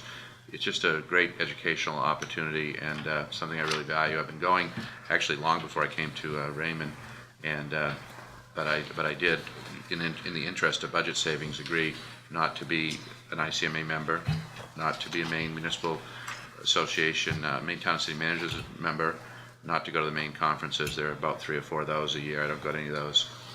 So that's the last thing that I have for a training conference. Do we, a follow-up, do we have any comparables for other town managers? Well, I can tell you that in this region, I don't know if you want bordering towns. I can tell you some of the bordering towns that go: Naples, Wyndham. We don't want, not who go, but what that figure is. In bordering towns, we've already decided that's not. Right, well, I asked you if you wanted bordering towns or comparable towns. I can do both. Well, I asked comparables. Okay, then the towns on the list, give me the list and I'll run down the towns and tell you who goes. Well, You I take guess, the list. That's not the question, Don. He's asking the question, dues and subscription budget line item for town managers in other communities. Well, Say that and again? in specifically conference travel. I don't understand it still. What's the question? He's He's asking, do you know what other town managers are, what conferences they're doing, or what they're... What their line item Oh, numbers it would be significantly more because they're going to all the main conferences So as well. you'll research that and get back to us? Yeah, we could do that. We could tell you what the cost of those conferences is, but it would probably half again or more that figure. But you don't know, so if you... Not off the top of my head, I don't know, no. Then you can research that. Yes, we'll research and get back to you. Sorry, I didn't understand the question. And then I guess I would have the same question on travel and training, and if you could explain the auto stipend, how that works. My auto stipend? Yes, that was still on administration. Yeah, I've explained this, I believe I've explained this last year, but I'd be happy to do it again. I get an amount of money per month from the town. I want to say $300, is that right, Nancy? Okay, so as part of my contract negotiations, the Board of Selectmen allowed me to use that money, if I elect to purchase a used automobile from Maine State Surplus to use for my travel throughout the town, out of town. I pay for the cost of the fuel myself. I don't have a pump key. I pay for the cost of the car from my own money. What else do you want to know? It's a $2,500 2006 Crown Vic with 150,000 miles on it. And what happens to that vehicle? When does that revert? When I elect to make it revert, I can revert it to my own ownership and sell it if I want to under my contract. I think you all asked for the contract. Somebody did, so I provided that. I think that's all outlined in the contract. So maybe you didn't have time to read that, but I think we provided that. Again, when we have new members, that's why I have to ask questions, new members who don't know what ICMA is. I think it's to the benefit that this is a whole new budget year. Yeah, I think that's all outlined in the contract too, so I'd reference that if they have questions. Very much a detailed contract, I think. Other questions on administration? Well, this is going to kind of jump across too, because this question came up last night in community development. The question was why suddenly the legal line showed up, and that there has been legal services provided to the planning board and others, and I'm wondering, were the planning board legal fees previously in the administration legal fee line item, and now they've been broken out? you help me on this one, Nancy? They certainly were in it this year. Our previous contracted planner had legal experience in forming ordinances. We didn't need to have separate legal opinion as much as we have this year. And so we've actually spent a lot more in legal this year due to ordinance review. And so that's why we felt it should be broken out into the correct place for the town. The previous one was a lawyer, Steve. No, I was there, I was on the planning board. Was he a lawyer? Yes, he was a lawyer, and so he was able to do, Okay. he was able to do a lot of the And now it's bigger techniques and there's no lawyer, so you're using, we have an engineer versus a lawyer. yes. Right. Right. so So we there's, have some pluses, some minuses. I mean, You're gonna get a doctor next time. the ability to draft complex legal language is not something that an engineer would have, but an engineer has other advantages. No, I understand what the legal, Yeah. why that was needed. So there's actually been you combine the two and there's a $7,000 increase in legal fees. I don't know the figure off the top of my head, is that correct, We Nancy? spent a lot more in legal this year. And I guess the fall, I'll just ask the question, has some of that legal expense been generated by the Board of Selectmen? Yeah. I mean, I'm sorry? do we have a breakout of Yeah, that? we are actually tracking the excess expense that's being caused by I don't know how to put this, but should I put this? I mean, you tell me. Just queries that are made all the time. Okay. Other questions on administration? Okay, assessing. I wonder if we could go to the fire department, because they're the only ones left. Bruce isn't gonna make it. You just lost Chief. Would you mind? I don't mind. Thank you, Marshall. You're welcome. Okay. Fire and EMS. I got 38 questions for you, Bruce. It'll take me that long to get the feeling back.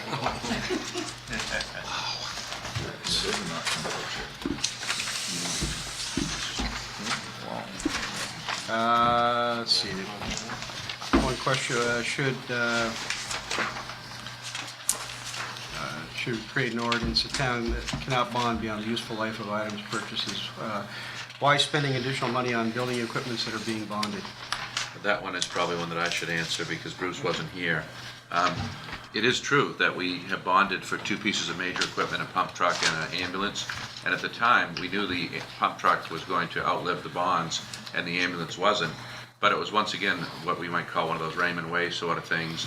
The people went into it at the time, the decision makers, Budget Finance Committee, Selectmen, full well knowing that that was the case. But it was, Rolf will recall this, we were trying to find a way to make the revaluation revenue neutral. So we had to find a way to do that, and the way we did it was to reduce the then fire chief's significant CIP budget to a lesser significant number, which would make the revaluation debt fit in, and hence we had to bond for the equipment. And so that's what we did, knowing what we were doing. I think the other area there was in regards to the on the public safety building. Oh, that one. When I saw that one last night, it was really upsetting to me because Dennis and I went full tilt with the idea that the station ought to have a metal roof, it ought to have masonry siding. They were minor adds at the time, but the committee at the time would hear nothing of it.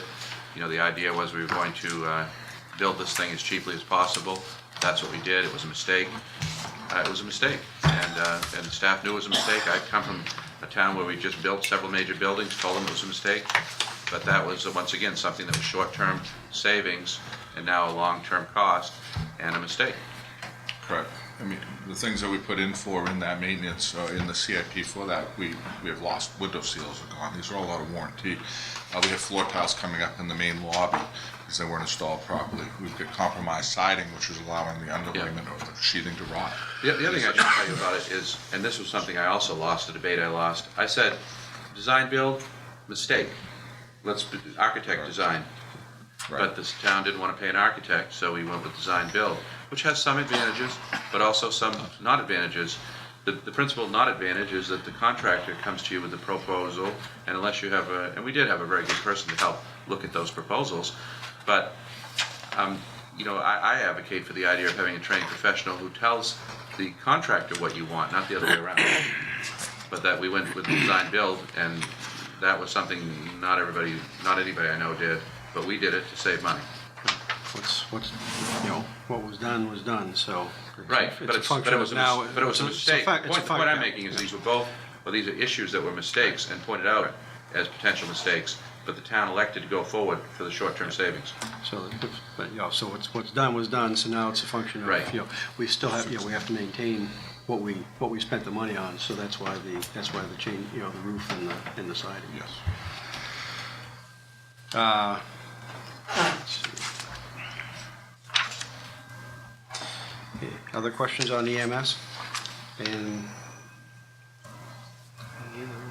Ralph? Brian? We had a, hopefully, I think a really good discussion last night, Chief. Right now, year-to-date, you're running positive about $64,000, and I just wanted to kind of get your sense of where you thought you might end up. And it was great. The explanations, by the way, that you gave and provided were excellent in terms of understanding some of the future needs. Good.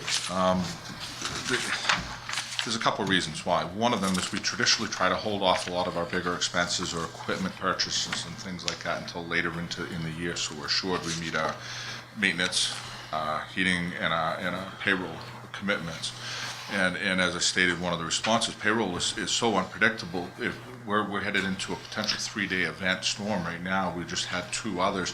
These are things we haven't experienced in the last few years, which have affected us to the plus in the past couple of years. This year we could see it going into the negatives for that, so our payroll commitment will be higher. We've been very fortunate, and we haven't had, jinx us now, but we haven't had any large fires or any forestry fires and things like that in the last couple of years. We have in the past, but and those are very labor intensive. Chief Morse wrote in one of his updates that he sent out to folks on the budget committee in '09 that we had many structure fires, and we had a 24-hour woods fire event. That was a little short. It was actually a 72-hour woods fire event that took multitudes of people to extinguish that. We kept going back and back. These things adversely affect us, and that's why right now we're looking good, because we hold off on a lot of those purchases because it is so unpredictable. Okay, thank you. Let's see, other area was firefighter equipment. Question was that rate, it was $5,700, and was that too low? And the account covers broken, lost, worn out equipment. I would love to say it was too low. However, I think it's fairly realistic. We ended up with a few problems last year at the end of the budget, and we added a few things in. We ended up with several computers that needed to be replaced, our laptops in the vehicles that needed to be replaced. These things all added up to some significant expenses. We had a lot of rappelling equipment we ended up having to replace after inspection last year as well, our low-angle rescue equipment and stuff like that. So that was also an impact to that particular line item. And we found it during inspections, etc. Predictions are this year that we won't be in that same boat. Maybe a question on training. Yes. As outlined in the cover letter that we sent out, there's a lot of things that are going to change in our training requirements. There's a few things that we're adding in that we've never paid for. We've got a great group of people who do a whole lot for us, and these folks donate a lot of that time. It isn't a tradition throughout the region, however, to do that. Saying that, what I'm getting at is that if you go to Wyndham or other towns such as that, they pay their folks to go to the training, and they pay for the training. That's one of the considerations that we had this year, and we added those things in so we could cover some of the marine marine safety training and certifications. We also wanted to make sure that, get my page here. There we go. Driver training, yes, the other big change, I'm sorry, I'm tired. The big change that we had with driver training is that everybody through BLS this year, a new change that came out, we have to maintain proficiency, we have to log time to assure that we're proficient in operations of vehicles. Not only the pumps, with the equipment and the apparatus driving itself. This takes a great deal of time. All our members have to go and take an EVOC class, or Emergency Vehicle Operator Certification course. They're giving up 18 hours of their time, and traditionally that's been an uncovered expense. So that's per person. That's a one-time thing. However, Board is going to ask us to research that eventually. Right now, they're not, but we do have to log time, which we do, and we record that time, and each driver will prove proficiency through requisite knowledge and driving. That's one of the ways that we're avoiding having to take the EVOC class over and over again right now until they mandate it. The EMTB and basic firefighter classes that are out there, and I heard the question come up last night, actually, do we actually pay for that up front? Do we hire people with it or require them to do it in advance? We do not or have not traditionally paid for these classes in advance. We take people in who pay for their own EMT class, the Firefighter 1 class and things such as that. We will reimburse them though, and we have a time schedule that we do that on. So 6 months of active duty after a person is licensed, we pay half of it back. A year after active duty, we pay the remainder of that back to them. Those payments are also factored into this budget line. An EMT basic class, by the way, is about $950 out of pocket. You aren't getting folks to walk in off the street and pay $950 to go spend what's the equivalent of what we discussed today. Was it like 25 weeks of their time? It's 200 hours. 200 hours, yeah, 200 hours. My math may be off a little, but 200 hours of classroom time, ride time, and that's driving to hospitals, doing ER and OR observations and things like that. It's a big undertaking, and that's just the very basic of classes. When we get into the intermediate level, which we have one that will be coming up for some reimbursement in that class is at 1,500-ish. Yes. So we'll have someone coming up for partial or reimbursement on that as well this year. That basically covers that account. On the Yes. on the driving training. Yes. Now you can't count when they drive to an event. It's got to be a non-event. They're driving around in your vehicle. Interesting conversation with the Bureau of Labor, but yeah, driving to an event is a proof of safety and competency. They've got the vehicle there, safety, and that's the one way we're going around that by logging that very time. So how much time do you require before you let them do that? That's a variable too.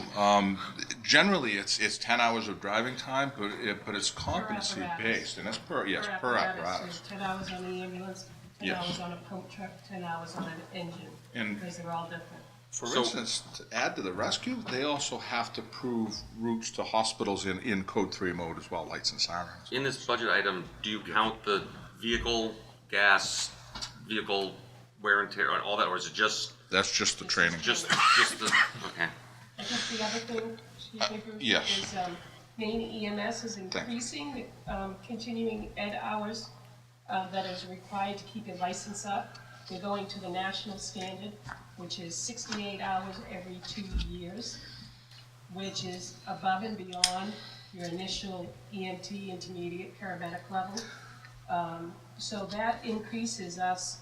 We say about 20 people, that's going to increase at least 6 trainings a year for all those 20 people, just to keep their license current.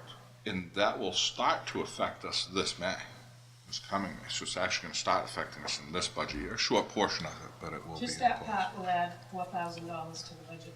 Correct. And that's a requirement just to keep your license. Let's see, there was a question. That's right. Under vehicle maintenance, question was that figure too low? Again, depending on what year we're in. Well, right. The question is based on your Yes. budget of 28.4 and your expenditure last year of Correct. 40,000. We ran into a few problems last year. One of those issues was the rescue that we just traded in or got rid of. That was the oldest of the 2 ambulances. And that thing, I believe we had $5,000 tied up just in that one unit to keep it on the road. I ended up having another set of tires on it to get it stickered, et cetera, et cetera. That one truck was very costly. To say that we'll be over that again this year, our routine maintenance will not. We have a plan, I didn't bring it in. Our vendor that we're using was an emergency vehicle technician certified shop, which is very important to work on these particular apparatus. You heard Chief Moore say it in the past, you change a tail light bulb and now the engine won't start. Things like that. They are very complex in their wiring and how they're set up. The shop has gone out and put together a what we need to do plan for each apparatus. It's very detailed. Given that plan, and barring anything breaking outside of the normal that we plan, and we always plan on a tire replacement or things like that, a few breakdowns, this should work very well for us. And again, I'm going to say should. It's one of those unpredictables. I can't tell you that we're going to use 28,000 or we're going to use 50,000 in maintenance. Last year we were perfect. This year we weren't. It's hard to predict.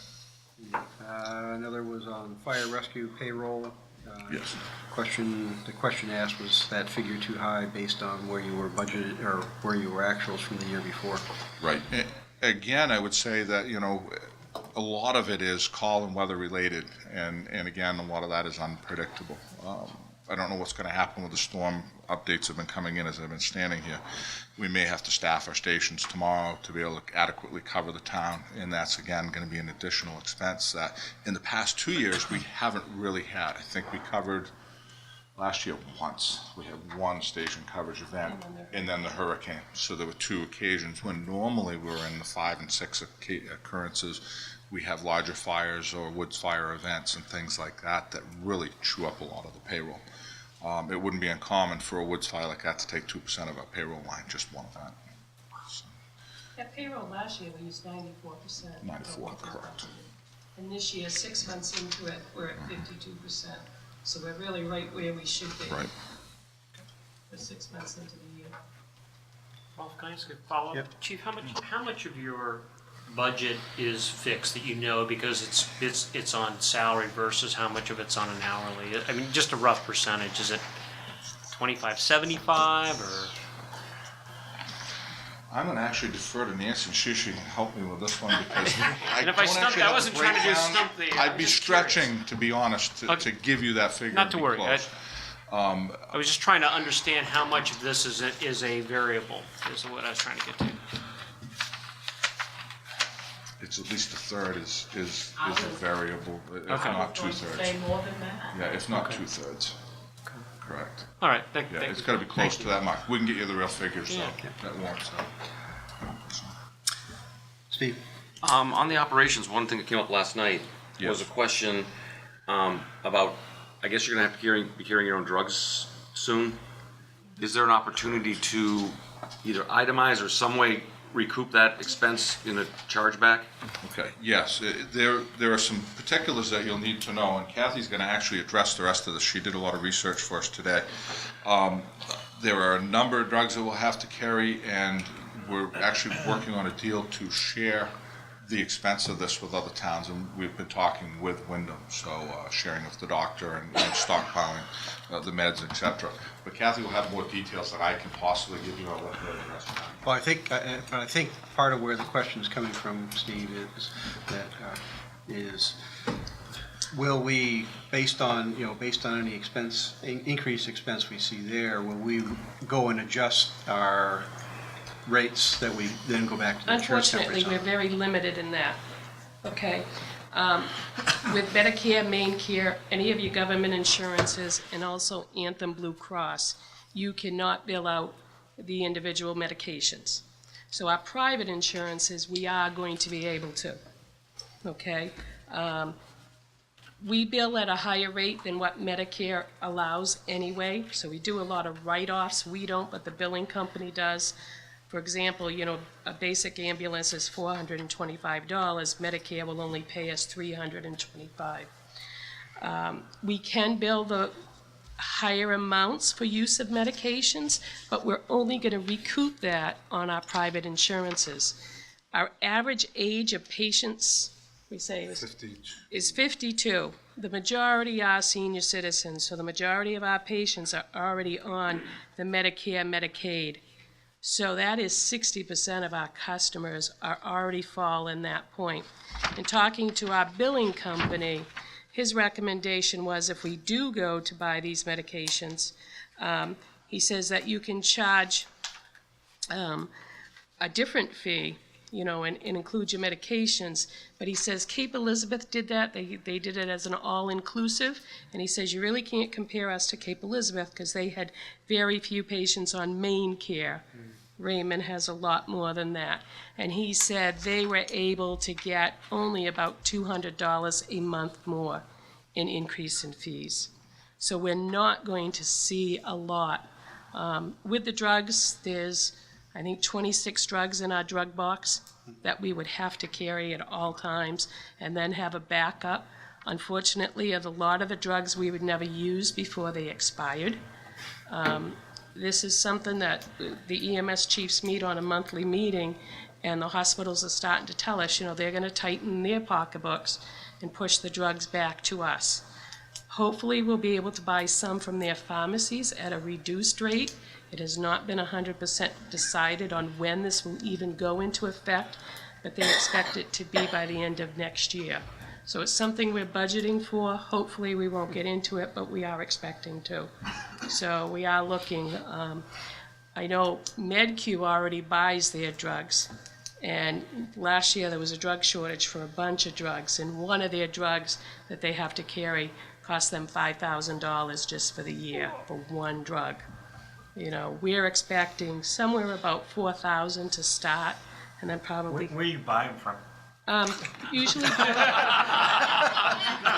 throwing it out there because I do have some knowledge in this field. Really? Usually the companies buy them. If we buy the ones we already buy now, there are certain drugs that we buy that we can carry out of our drug box. We'll either More Medical or Boundtree. So you're paying top dollar. No, because there's a contract for Southern Maine EMS. There is a contract. I know I used to buy things at Community Pharmacy when you were in Raymond, but sometimes buying them in bulk with them, I was getting a better price. And, you know, I can go to a pharmacy, but a lot of the stuff, it has to be special ordered. Yeah. But that would be something to talk to a local pharmacist, if we know any, to say, If hey. you want to give me a list of what you're paying, and I'll do some research for you. Well, I can tell you, I'm like, happy to do that. one of the ones, it's just gone up 100%. I mean, EpiPen Juniors, you know, that we carry. $280, $280 for two of them. Right. You know, and they usually sit in the truck and expire. Just like that. So it's unbelievable. You know, they were $80. And now they're up to 280, so that's a lot more than 100%. But just the increase in medical supplies is astronomical. I mean, we used to do an order and it'd be $600. Now it's $1,000 for the same stuff. In addition to all the stuff that the state of Maine is now mandated that we carry on our trucks, which was outlined. You know, the bone drills I heard you talking about last night. I'm just offering resources that we certainly. need. That was a private sector commodity that went from 80 to 280. What's I don't that? believe it. I thought everything was flat. And so whether you use the bone drill or a capnography monitor or whatever, the fee that in terms of what Medicare or Medicaid or Maine Care would provide you with is flat. Right. Yes. Gotcha. We have So you're three- using the small Band-Aids these days? These are the big ones, right? You have three different levels. You have the BLS, the basic life support transport. You have an advanced life support, and then you have the advanced life support tiered level where you give 3 or more medications to that one patient. So that's how the company. Do you guys get a industry bonus looks if at you deliver in good condition? So that's kind of the drugs. Thank you. Great. Thank you. Very enlightening. Dispatch services, question Yes. there was based on the prior usage, was that figure too high in this budget? Some good news. I got the new contract, chief. You probably know it went down slightly. Going down slightly, yes, absolutely. New formula which came up with that county. But to address that specific question, there is a little bit more money in that account. It was specifically set up that way, and the reason being is that is our infrastructure maintenance money. In other words, that's the stuff the money that we use to repair and keep tuned up our tower, our repeater, our voter sites, and things like that require maintenance, that are above and beyond our everyday walkie-talkie and truck radios and things like that. So that money was set there to do that. We have good years again where we don't need to do a whole lot, and then we have other years where we have to add things and fix a chip in the comparator or what have you. That will cost $1,000 or something. What's account 150? 175. 175,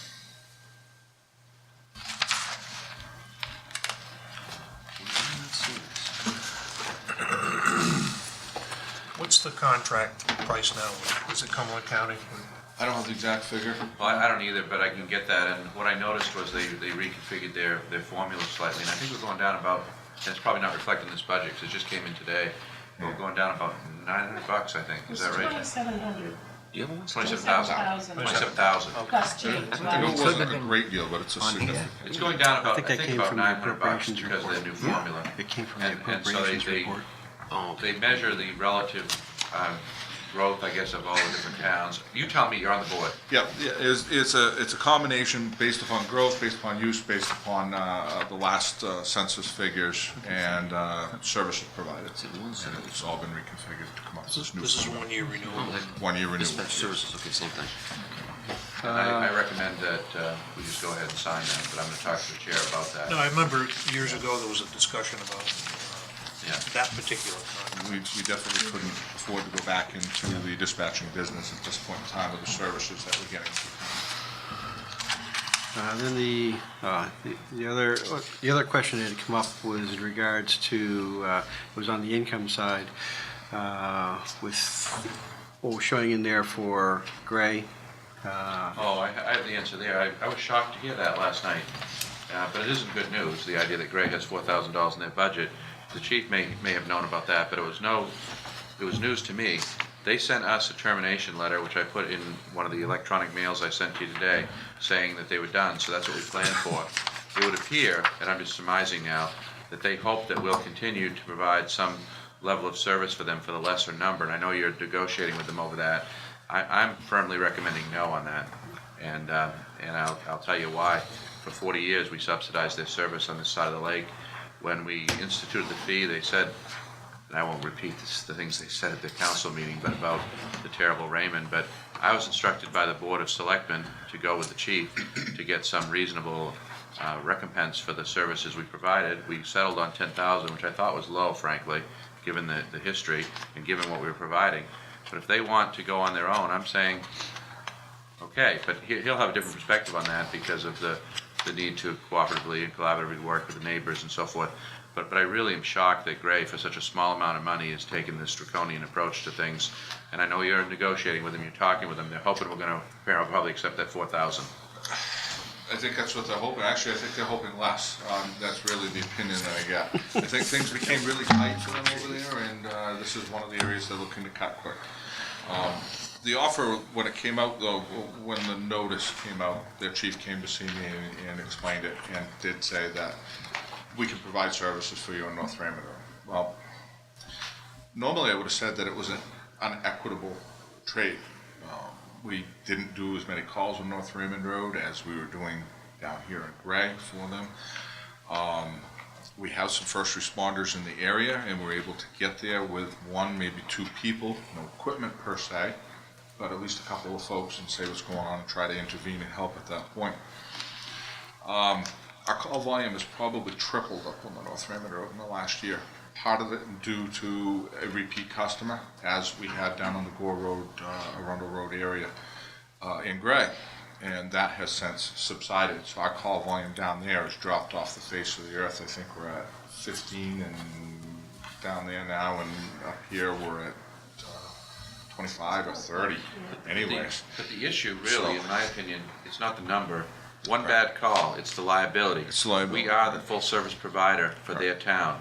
They pull a significant amount of revenue off that side of the lake. They do. Huge amount of revenue. I mean, we talked about a percentage of that way back, and a small percentage, which would have been much larger number, of course, than the 10,000. If you took, for instance, the amount of money in their budget or our budget dedicated to public safety, the percent, and applied it to that valuation down there, it would be a much bigger number.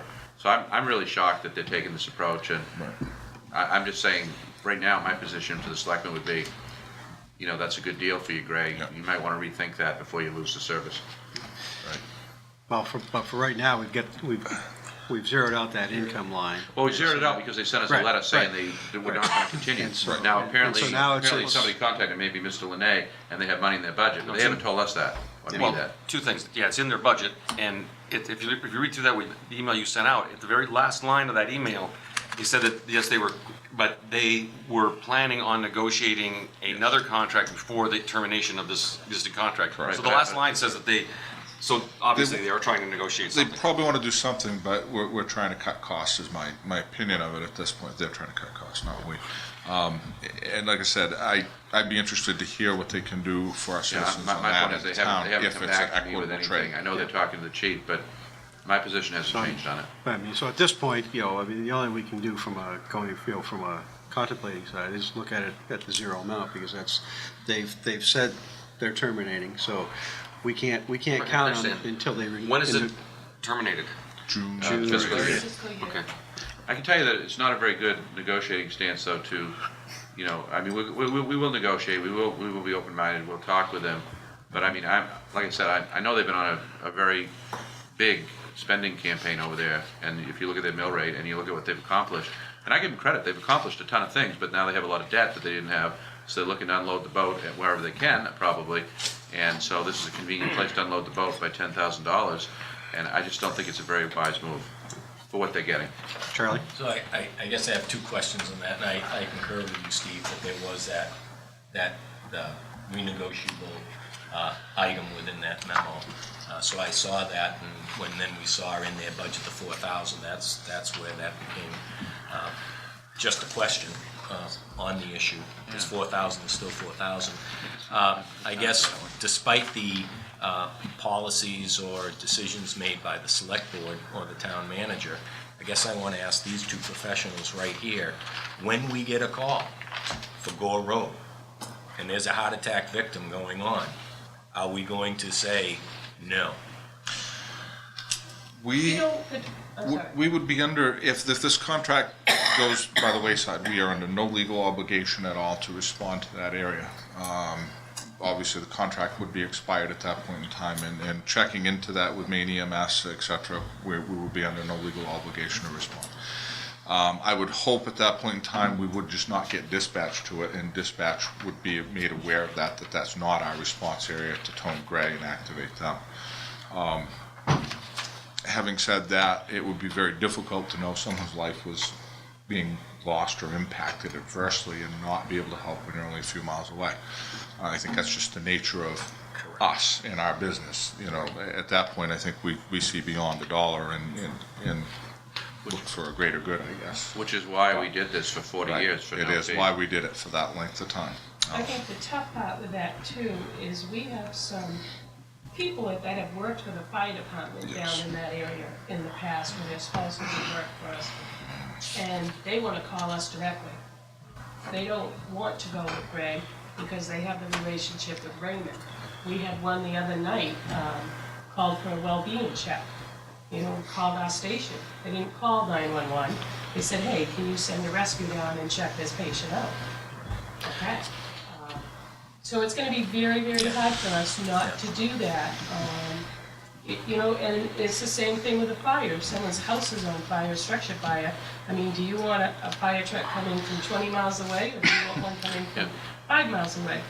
And I would say that the reason we did it was because the selectmen were looking to, and hopefully the Budget Finance Committee were charging us with trying to identify areas where we could cut costs and apportion things more fairly. And like I said, I'm shocked that they're taking this approach for $10,000. Steve? Chief Tupper, real quick, if this all negotiations falls apart, can we or can you say, okay, Gray, but if we get a call, the price is this dollar amount per call, and you will be billed? We can do that. Okay. In fact, that's one of the ideas that I presented. I don't know how warmly it was received, but I did present that and say that we could do it in that way. So there's a bunch of things that could be on the table with that. Obviously, it's got to be equitable for us. We talked about putting together, we talked about a fund, the idea of having a fund, each town having some sort of contingency fund. And we take the same approach if they could get to a call in our town more quickly for whatever reason. But yeah, exactly that is something that we think could work. At But the they end of the don't seem year. receptive to it so far? It's met with, I guess, it's the less desirable solution, I think. I think we're looking for an even trade somehow. So after meeting with the chief over there, I think that's where that 4,000 came It from. may be. Because we talked about, okay, you cover these calls, we cover those calls, and at the end of the year, if you've done 20 calls and we've only done 15, we're gonna pay the difference, so it would be a smaller amount. We were trying to get away with not having to pay anything, just to swap for equal services. But that's when we had talked with their chief, he said, well, maybe I'll put some money aside if we go that rate. So my guess is that's where that 4,000. Very well could be. The problem, I think, is that the chief gets it, he understands it. The town manager and the council do not, based on my watch of their meeting where they discuss this. They don't get it. They don't understand the difference between mutual aid, automatic aid, and full service. Dennis, if he were here, would explain that to you. I've heard it till I'm blue in the face. Right.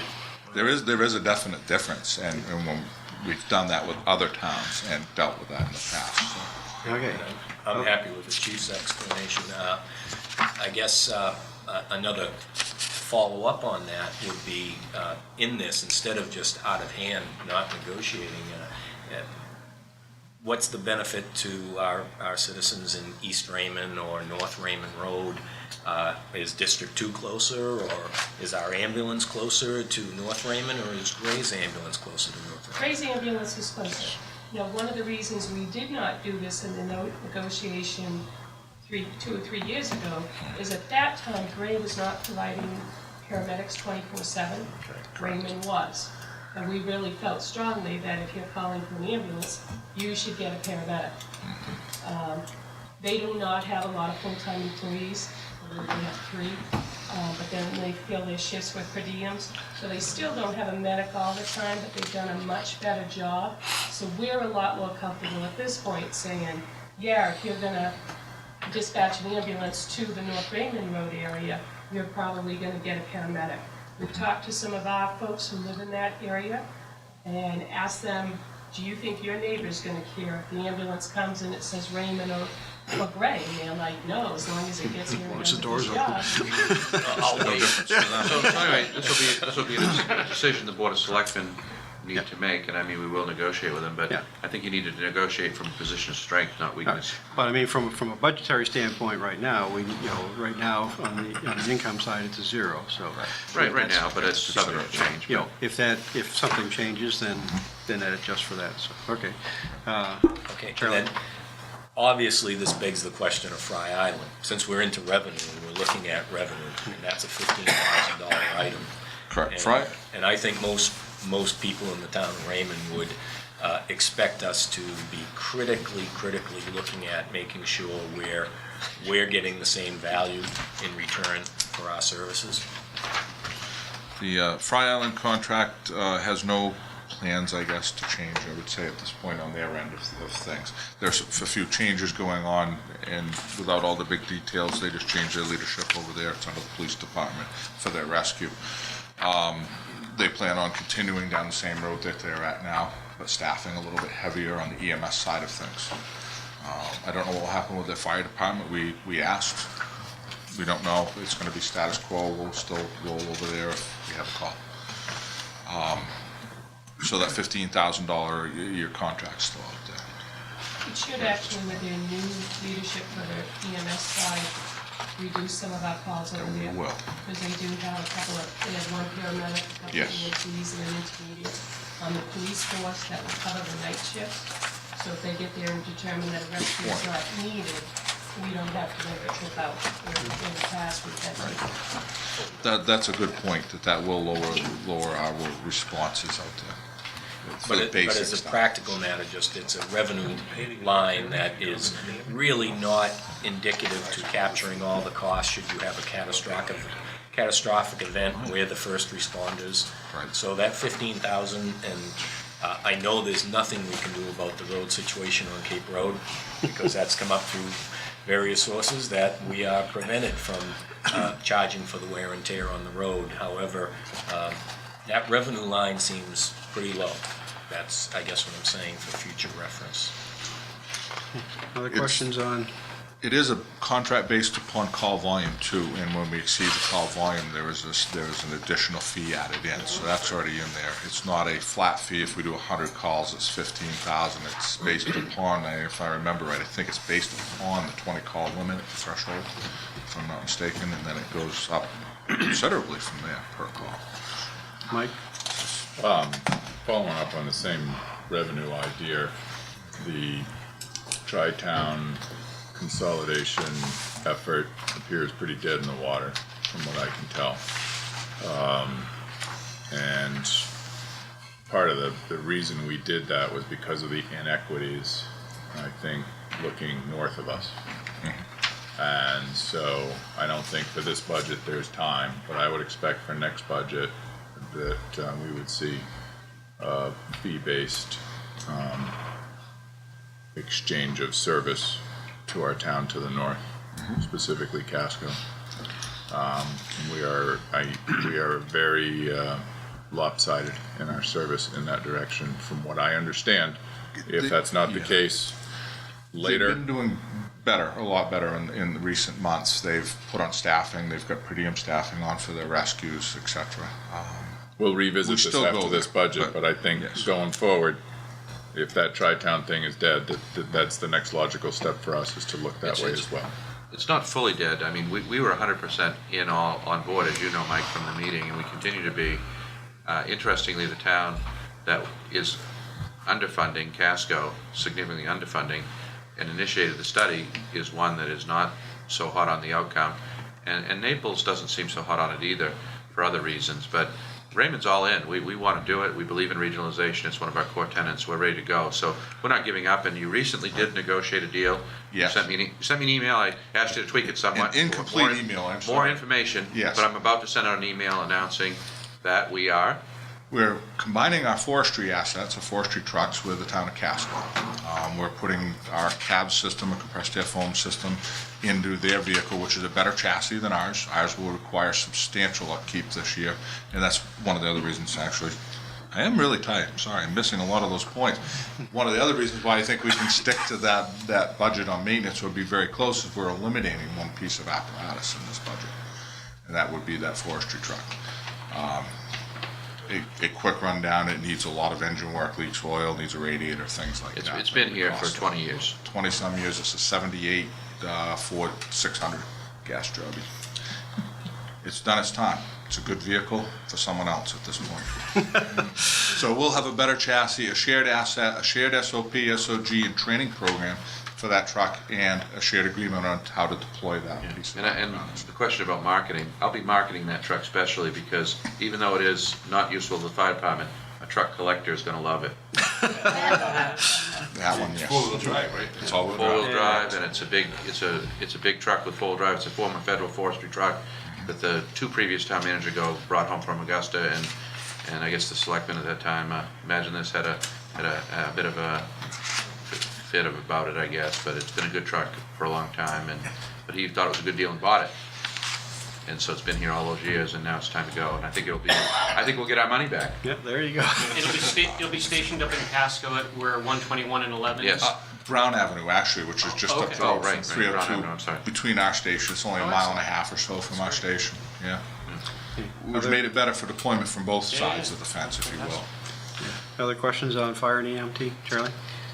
So your total budget for last year, minus reserve, not going there, was roughly $589,000. And you're going to the 620. In that 589, there was a approximately $37,000 renovation that was done at District 2. And I guess for the sake of understanding how your base from last year compares to your request for this year. 37,000 from District 2 came out of CIP, not out of this budget. The operations. And so the whole 37,000 came out of CIP. There may have been a couple items that did not, but so is like a building maintenance item or something prior to So I do have a event. question regarding that, but and again, we haven't done CIP yet, so maybe we ought to be calling Nate back off duty to come in, because we still have some CIP questions that relate to fire and to public works. if we handle that tonight. So I could ask the question now while the chief is here, or I can wait for CIP. Oh, you can ask the question now, that's fine. Okay. The question being is, this year, you've changed the scope of the CIP and now call it equipment/facilities. That wasn't the title of the CIP, nor the, from what I understand, the intent over the years, what the CIP budget was to be used for. That was So- my spreadsheet. I put equipment and facilities in my brain. It wasn't to rename it. Still says CFP at the top, I But think, it on does say mine. CIP Right. on the top. And I guess that is the question that needs to be answered, is when we do these CIPs, and that's why how specific are they?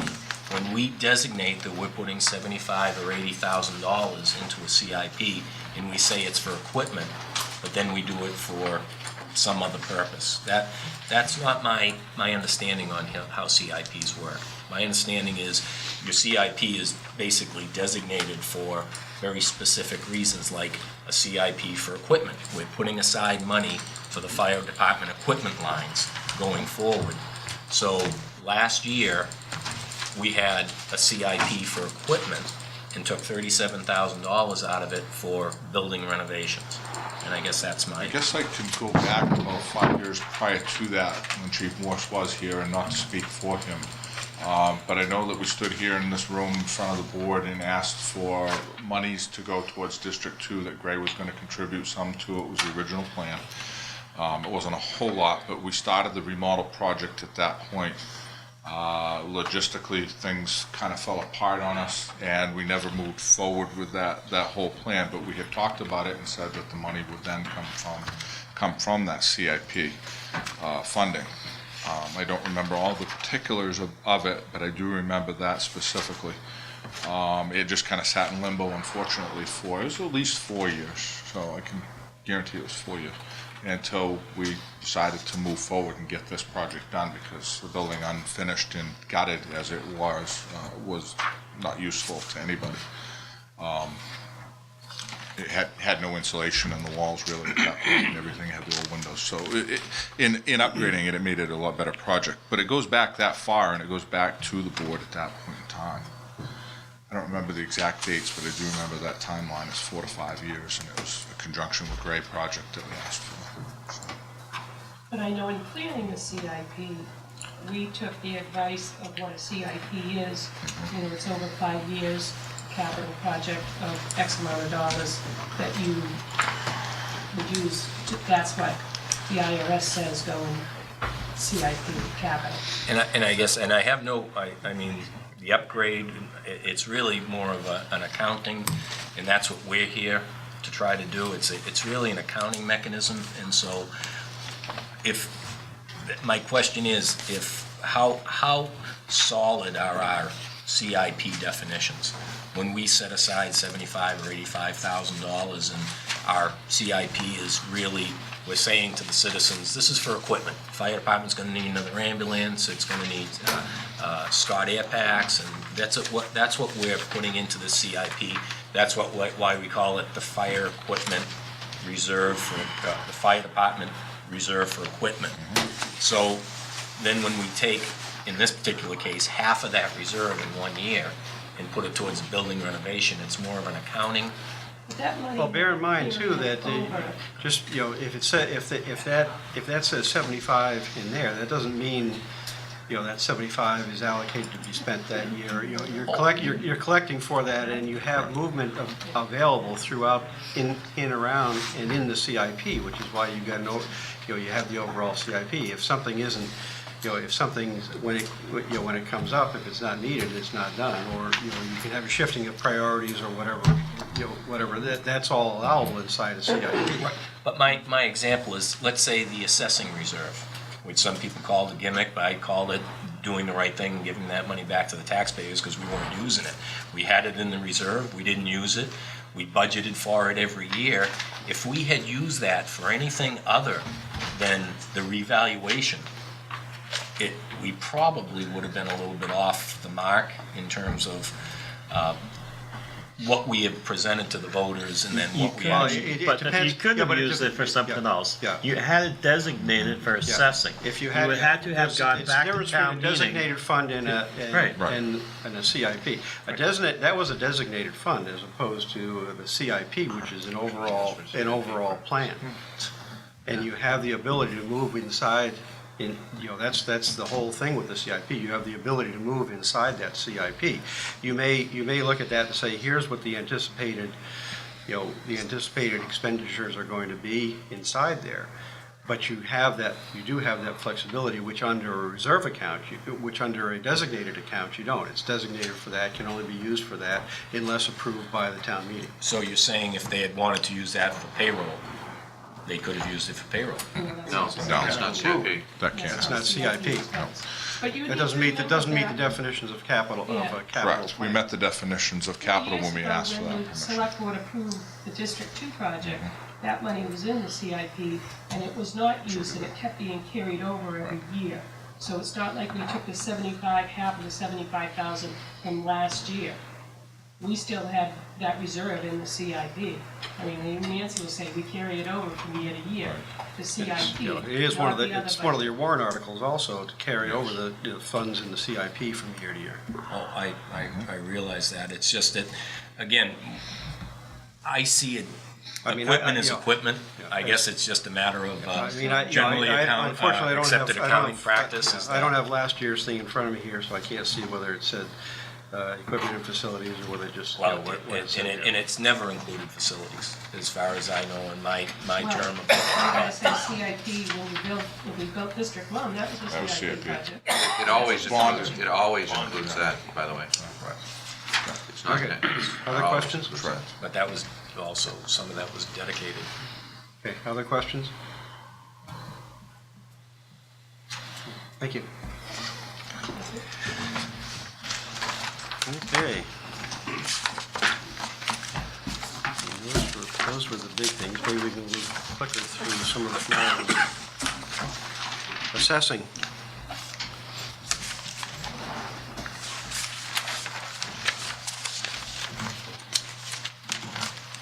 Something here that was under assessing that was last night. Brian? Sorry, just one comment to think about, and I don't think we should do it this year necessarily, but I think like most people, I tend to kind of, at small numbers, go, it's not worth kind of messing with, but right now, in the supplies and equipment, we've spent 15% of the supplies and equipment budget in the assessing budget. It could be valuable to look at all the supplies and equipment and bring it up. It would be a bigger number, and we might be able to, I don't know, I'm bringing it up as it's kind of like back to my contingency consolidation of those things, and I wouldn't change it this year, but, and I don't want to take any more time than I just did to talk, kind of, to that, but it's just something to think about in the future. Other questions there?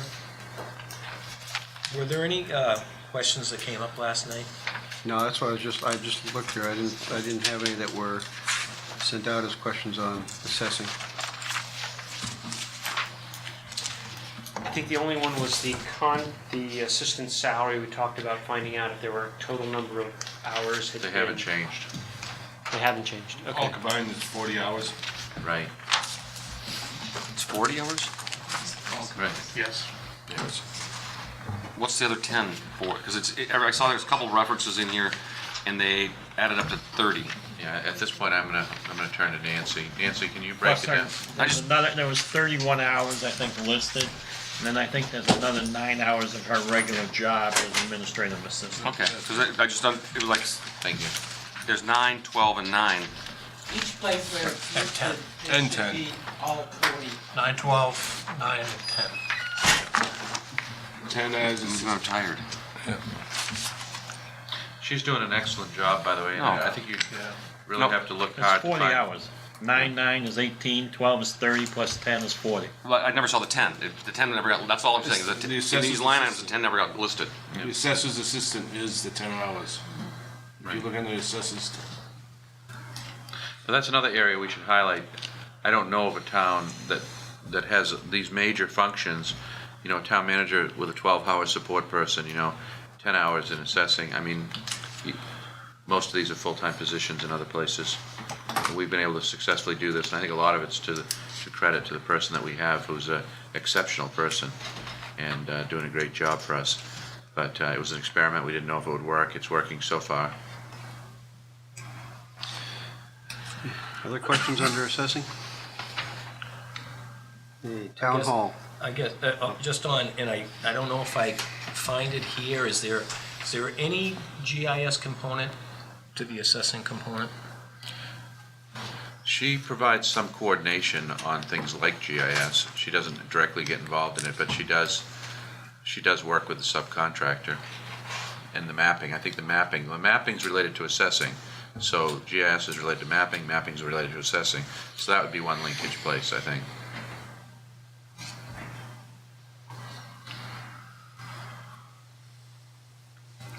Okay. Town hall. You covered that under administrative. Yeah, we did, you know. I think that's a separate. I mean, you know, it was, you know, the only, you know, some of that got back to that, you know, that general comment of Brian's in regards to, you know, the various places where the supplies and things are picked up, whether at some point going forward, whether you look at lumping all that, but, you know, essentially where that, you know, the reason it got blown out like that before, There's also really good changes reasons for doing it, so. years ago in trying to be able to look at it department wise and see.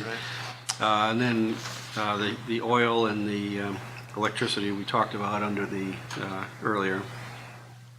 Okay, yeah, because it is a separate. I'd asked the question of whether or not there was enough money in the equipment budget, given that they're almost at the amount. And I think that's primarily for the copier machines. So I wanted to make sure that it was appropriately funded, yeah, okay.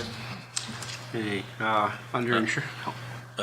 On the town hall, is this where we'd find the mold remediation? Glad you added more to that. It's under there, yeah. Is that where we That find last mold? word. Yeah. I thought it was in the town. CIP. It's not under the town office. Oh, okay, my mistake. I thought Nathan was going to try to do some of that in-house. It's still, the cost of it come out of the. Okay. My mistake. Okay, insurance. Let's see. We discussed some of the insurance already as far as the health and the vehicle liability.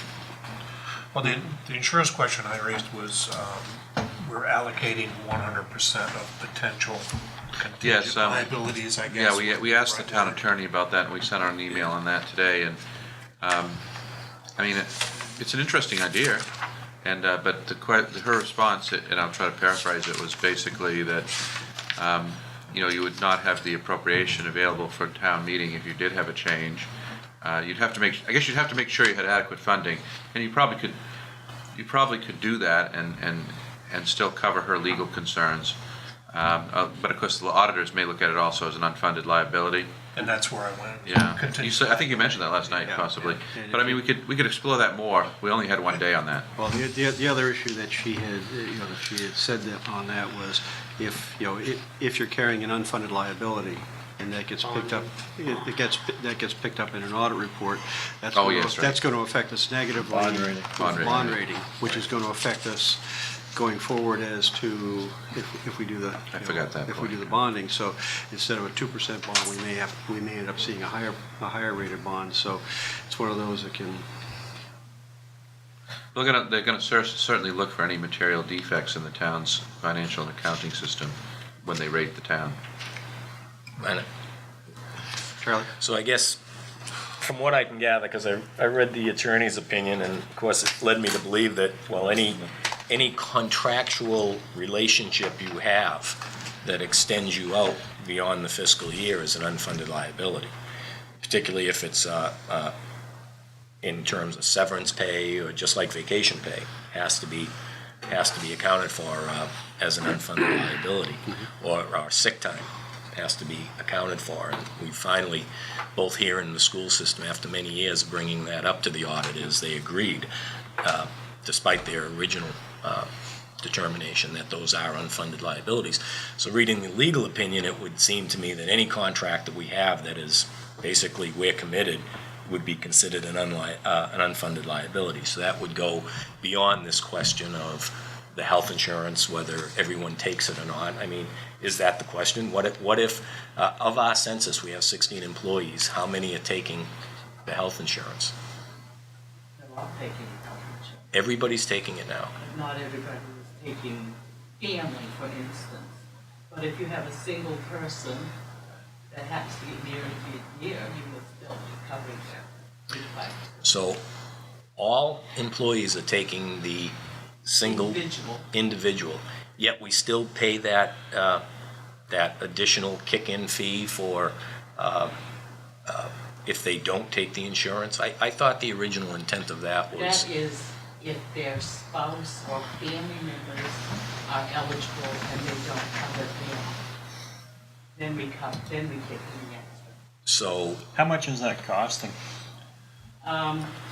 We budgeted $7,500 for next year. 3 people, 3 people do that? 1,000 something a year.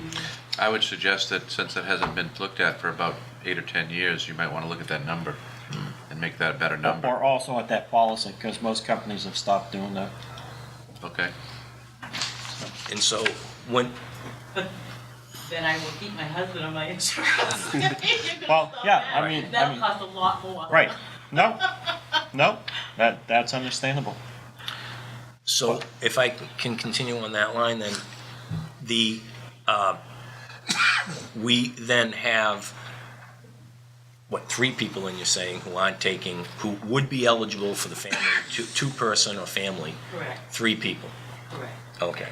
So, and if they did take it, now that's the incentive, the 7,000, but we're including the possibility that they would take it as part of our unfunded liability. No, we're not. Wouldn't that kind of be what we're talking about? Is that we'd have to carry that full boat also, just in case a husband then loses his job, loses his coverage, then that person then qualifies. That's a possibility. Yeah, exactly. So I'm saying But we're not. that, and under this scenario, we would have to also carry that as a potential unfunded liability. Another way to look at, I believe, the deductible question, that isn't, since everything is on the table according to the budget goals and objectives, is that if we just eliminated, and how much is that costing now? The fact that we're paying, and that's, I would... The $3,000 Yes, reimbursement? yes, and the question last night too was it the first 3,000 or the second? It's first. The first 3,000, and we're reimbursing. Some people don't have the second 3,000 because it's only an individual. Okay, so we're covering the first 3,000 for everyone who's on the policy, which is everyone, at least at the individual level, hence the $48,000 figure that you're saying is a potential unfunded liability that, Which figure? well, 3,000 times 16 people 48,000. is the 48,000 unfunded liability figure that we started with last night, I believe. That's inside these, That's these inside numbers. the number, the rate. Right. So one way to avoid the liability and to be looking at when you're negotiating, I mentioned about costing out contracts earlier, where you look at benefits, salary, wages, other values added, that you would say, well, possibly you're going to get a 2% raise, but we're going to eliminate the deductible. That this is the health plan we have, and the town of Raymond, and then we are to the good $48,000 in this budget. Now you're getting into debating the, what you're gonna go instead of what's in here now, so. Well, I'm just saying that it's a $48,000 figure, and Yeah, but what you have to remember is your rates are decreased by a lot because you have such a high deductible. Yeah. So your rates are much lower than if you had a $500. no, I'm saying keep the deductible, Joe. I'm not changing the rate. I'm not changing the premium. I'm saying that the nature of health insurance The is. issue, two quick, I guess, could you explain the 6,000 versus 3,000 deductible? I get, so is the Individual deductible versus per family. person 3,000 and, 3,000 per person, 6,000 per family. oh, sorry, 6,000. But we cap it at 3,000. Okay. Second question is there a, like on my insurance, there's an enrollment period. So on the question of husband losing their job, Change it of might- status. That's a qualifying event. So they, Yeah, qualifying okay, event. so they allows could you to sign up change then? it. Yeah. Okay. What I would say about this, if you eliminated this program, it would be a tremendous hardship for some of the employees. I remember that some of them came to us when they couldn't upfront their costs and asked and got the selectmen to agree to allow the finance director to cut checks, the day of the request, because they couldn't afford their prescriptions. So, I mean, I think we've accomplished the objective. The objective was to come up with a program that would save the town money. We did that, substantially so.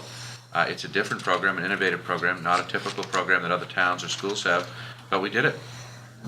Fact think is, it's over. The data is 78% of the people never meet a $1,000 deductible.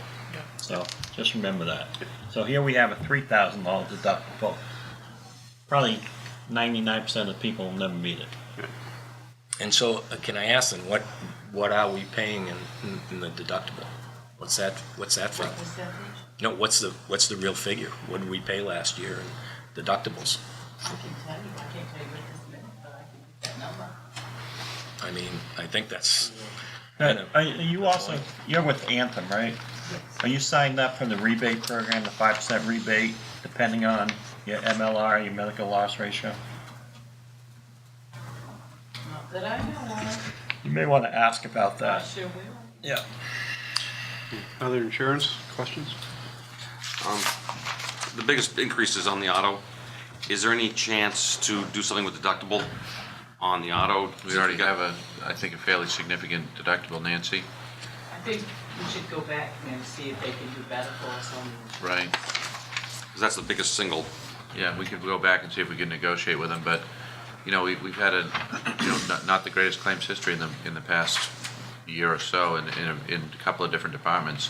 And, but that's unusual for us. I think we got the rates we did because we had such a good history. And Long-term, yeah. you can't really project sometimes something like that happening, things happen. And particularly when you're in public works, public safety, all weather conditions and other issues come into play. You're responding to an emergency call, one of the calls, and things happen. And I guess a follow-up to that is I'd like to know what have we done or what are we doing that to mitigate that loss experience, because one of those accidents had nothing to do with an emergency call or was just. Yeah, one of them was just a straight accident, and what am I doing to mitigate that? I'll get back to you on that. I don't have an answer right now, but I'll get back to you. Well, there's all sorts of loss things you do to try to, just like you do with your loss experience on workers' comp, if you employ safety or make commitments to a better program. Yeah. Well, I'll speak with the town's risk manager, the risk management department, and get back to you. Good. I would love to hear that Okay. discussion. Other questions under insurance? GA. Is it enough, Nancy? I mean, I know that's the number you put in there, but we've overspent, so. We do, and the only reason I left it at 6,000 is because 9,000 covers us and we get 50% refunded. So it does cover us. It's a net number. That 6,000 is net. Okay. Even though the 50% doesn't go back into GA, it goes into Okay. miscellaneous. So it does cover our side of the expense currently. So you're really covering up to 9,000. Thank you. There was a question of what, after the GA fund is spent, can Raymond Assistance Fund be utilized? Essentially, there's two separate programs. If, the Raymond Assistance Fund comes in when people don't qualify. Different criteria. The Community Assistance Fund was set up primarily to help the working poor whenever possible. There's some, bleed over for people who. Marginal, yeah. And so the General Assistance Program is really designed for people who are suffering extreme levels of poverty and wage or, financial displacement. And so it's two different programs. And if you compare our GA with other towns around us, Fraction. barely minuscule. Which tells you also something about the town, the demographics, which I hit on earlier. And it also talks about the employees who deal with GA and I how think that too. thorough they are to make sure that people qualify. Ralph, real quick question, has the community assistance fund been utilized? Oh, yes. Okay, because I noticed the net balance of $20,000, and I just didn't know if it had been. I so it shouldn't say doesn't- I shouldn't say anything. Fantastic. I know the library's having some trouble raising money, but we've been pretty, people have given very generously to that, and it resonates with people, and so I think they've added it to their annual giving program.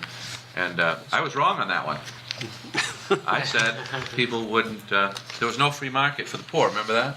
And you said, try it, see what happens, put it out there, see if people wouldn't be generous and help, and they have.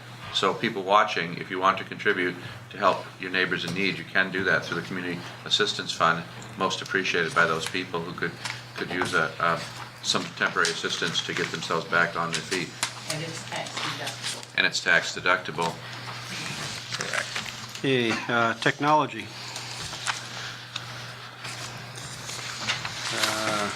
There was a couple of things raised there. One was on, in regards to the microphone, recording seat discussions. I saw that one. If you come to a public meeting, you should be expected that what you say is going to be, in this meeting room, going to be recorded and broadcast. Although, I understand from Dominic that you can pick up lots of things and I knew this was true in my previous town, they could pick up lots of things on the microphones, but you mute those, you don't broadcast that out, the kind of chatter that happens in the audience. And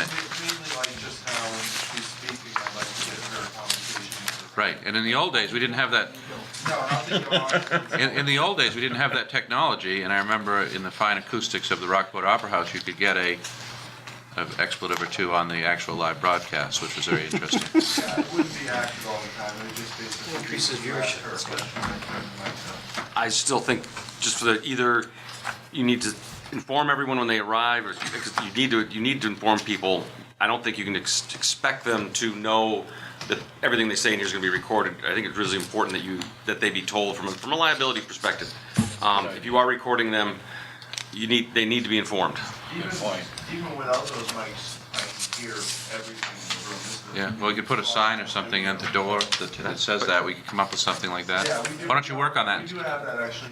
Or just announce it at the beginning of the meeting. I think that's Yeah. a simple way to do it. Announce it at the beginning of every meeting. Or we could put it on the agenda too. Yeah, okay. I think there's an excellent idea.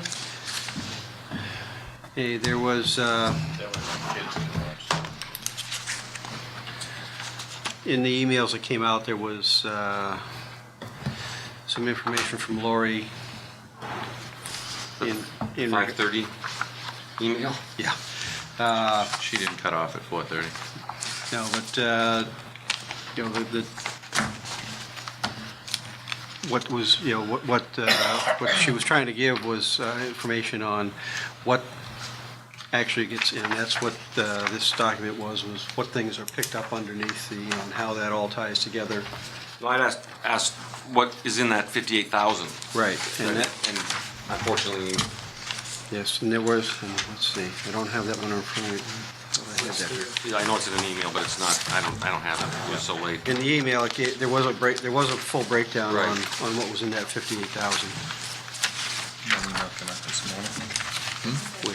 Which is part of, which. Yeah, but I'll have to look at the last. No, I think it came out so late I didn't get it. There was one this morning, it was really late this afternoon. It's too hard to look at my phone. Those. So other questions on the technology?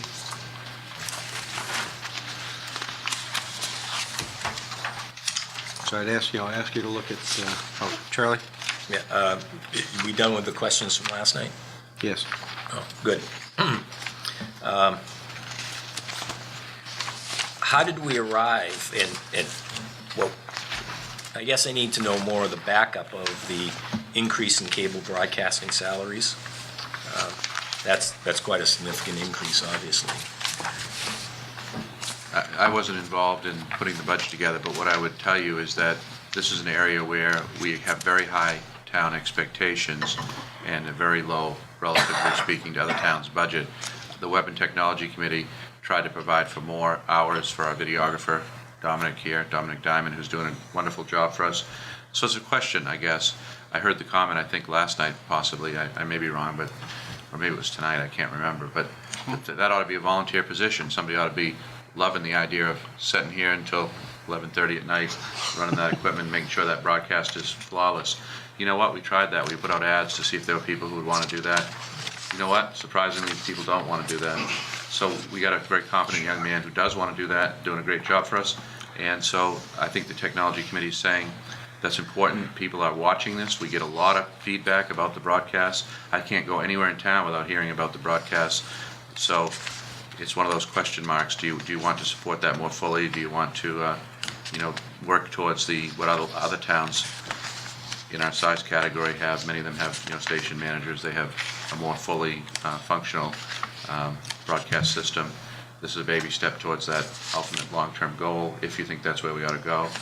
If you don't, I mean, we can look at seeing if there are people who want to step up and volunteer, which I doubt.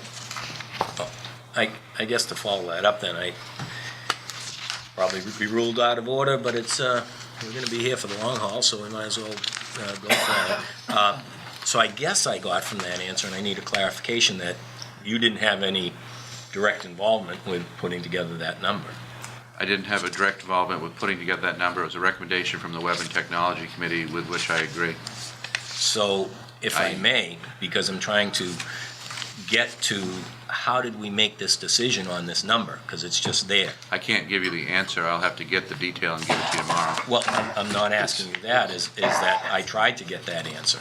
There's, if you check the submittal, and I don't have it right here, but there was a full breakdown on that 158, which breaks that whole account down. So correct, and I've looked at that, and I've tried to find how did we arrive at this number. So the answer I've gotten is that it came from the Web and Technology Committee, right? Which we'll get the breakdown, and if you didn't get it this afternoon, we'll get it for you tomorrow. And I understand the breakdown. I guess my question is, the Web and Technology Committee is a committee. Unfortunately, it has no minutes, it has no agenda, and it's not video broadcast, even though its mission is to provide democracy and community through understanding and knowledge. Is there a question built in here someplace? The question built in here is that I don't know where this request came from, because there's no sunshine, there's no transparency on where the number came from. I think there's a demand for more services, for more broadcasting, for DVDs, for streaming on the web. All those things take time. So you can't expect someone to do it in 12 hours a week. That's pretty much how it goes. And Dominic, Did you need a value for what they want? No. I think you miss. It's that I don't know where the number came from. The town manager has just said he was not involved in putting together the number. The Web and Technology Committee is the documents I've seen in front of me came from one person. No minutes, no agenda, no way to look at it on a video, because they don't even video their own meetings. We don't have a dedicated. We have a network administrator who is a contract employee. Many years ago, he was involved in some of these things, but it was deemed inappropriate for a contract employee, I agree, to be involved in the development of such proposals. He's no longer. He does attend the Web and Technology Committee meetings. We've chosen, because we're Raymond and we want to save money, we've chosen to have a group of very competent professionals who have technology experience, background, expertise, who meet periodically and try to figure out the town's technology needs. I would tell you that that's one of the, in my opinion, one of the very best documented and supported and defined and explained positions of the budget. That material went out. He saw it. I guess he doesn't like the fact that we have a technology committee versus a dedicated employee, but we have the technology committee. They've discussed this. They're making a proposal. I've looked at the number and the proposal. I agree with it. That's really all there is to say about it. It's up to you. Well, you say they discussed it. I have nothing to prove that. Mr. Bruno thinks the services, but he doesn't know. The question is, we don't know. We have a budget, if you look at it and compare to where they were last year, which, the same information we had last year, you've got a 3.8% increase, and most of that was, on the salary lines.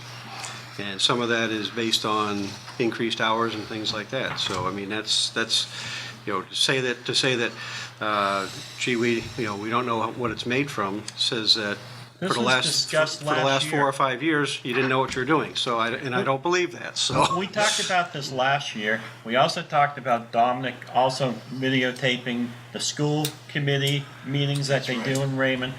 There's more to it than. Which he's not doing now, because obviously they decided to use someone else.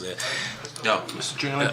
No, that's you not might true. work for him, but That's not true. It's Mr. Chairman, I'd like to move Correct. forward. so there's no answer to. He said he'd get you an answer tomorrow. we've answered. Well, thank you, Mr. Chairman. I appreciate. Charlie, if you listen- Charlie? No, I'm listening very well. Good. Then we're moving. Community So no development. answer. Thank you.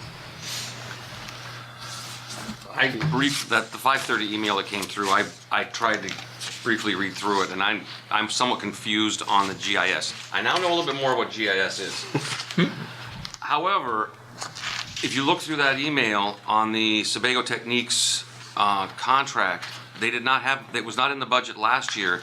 However, they hired them in July of 2012.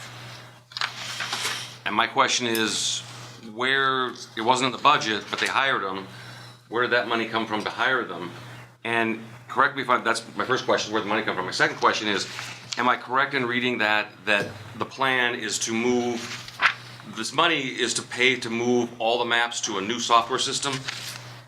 That's what I gleaned from a quick read of it, and that's my question. I'm gonna have to get back to you on that question. I don't have the answer. I can get back to you tomorrow. But on how we fund it. Oh, how we fund it. You can answer that one. We took the money out of the community development account because we lost our we never really had an economic development person. We were using the Chamber of Commerce kind of as our economic development person. We decided it was important to bring on an economic development person. We contracted with Sebago Technics to do some of the economic development along with some of the Well, GIS. GP Cog is doing the economic development. Right. Sebago Technics is doing the GIS and the planning. So we went with an amalgam between those two entities, whereas previously we had a single provider and we weren't doing the economic development piece. And it actually went out to bid, by the way. And No, we- I saw that. And we Which is sent, another- sent all that information, right? Which is another thing, if you look at actually one of the attachments, they went out to bid, Sebago Techniques' response in the bid is 10 to 14, not 20. Well, we asked them to do more than what was in that bid, right? If I remember correctly. That sounds right. I mean, I'd have to, at this hour, I'd have to check that. Okay, because it's right there in their work plan, and that's what was sent to me. Well, that was the submittal, but then there was a negotiation for actual services. Right. Mike? Part of the contract, the contract got split between two providers because there was no one provider that could do all the services. Originally, GP Cog, I believe, was going to handle more of the negotiated contract. The planning. And then they realized that that's right. That was not their strong suit. There was a renegotiation. I believe Sebago Technics picked up more of the contract. And GP Cog lost some of it. So I That's think when exactly Don right. gets the explanation out tomorrow, you will see that history. Right. There was an award after discussions over a couple of months, realized that there needed to be a realignment of exactly who. Because the only thing I saw was that one that said 10 to 14, and that's right. Right, and I think it got renegotiated because you brought that to us to allow it to be renegotiated, so. Other questions under community development?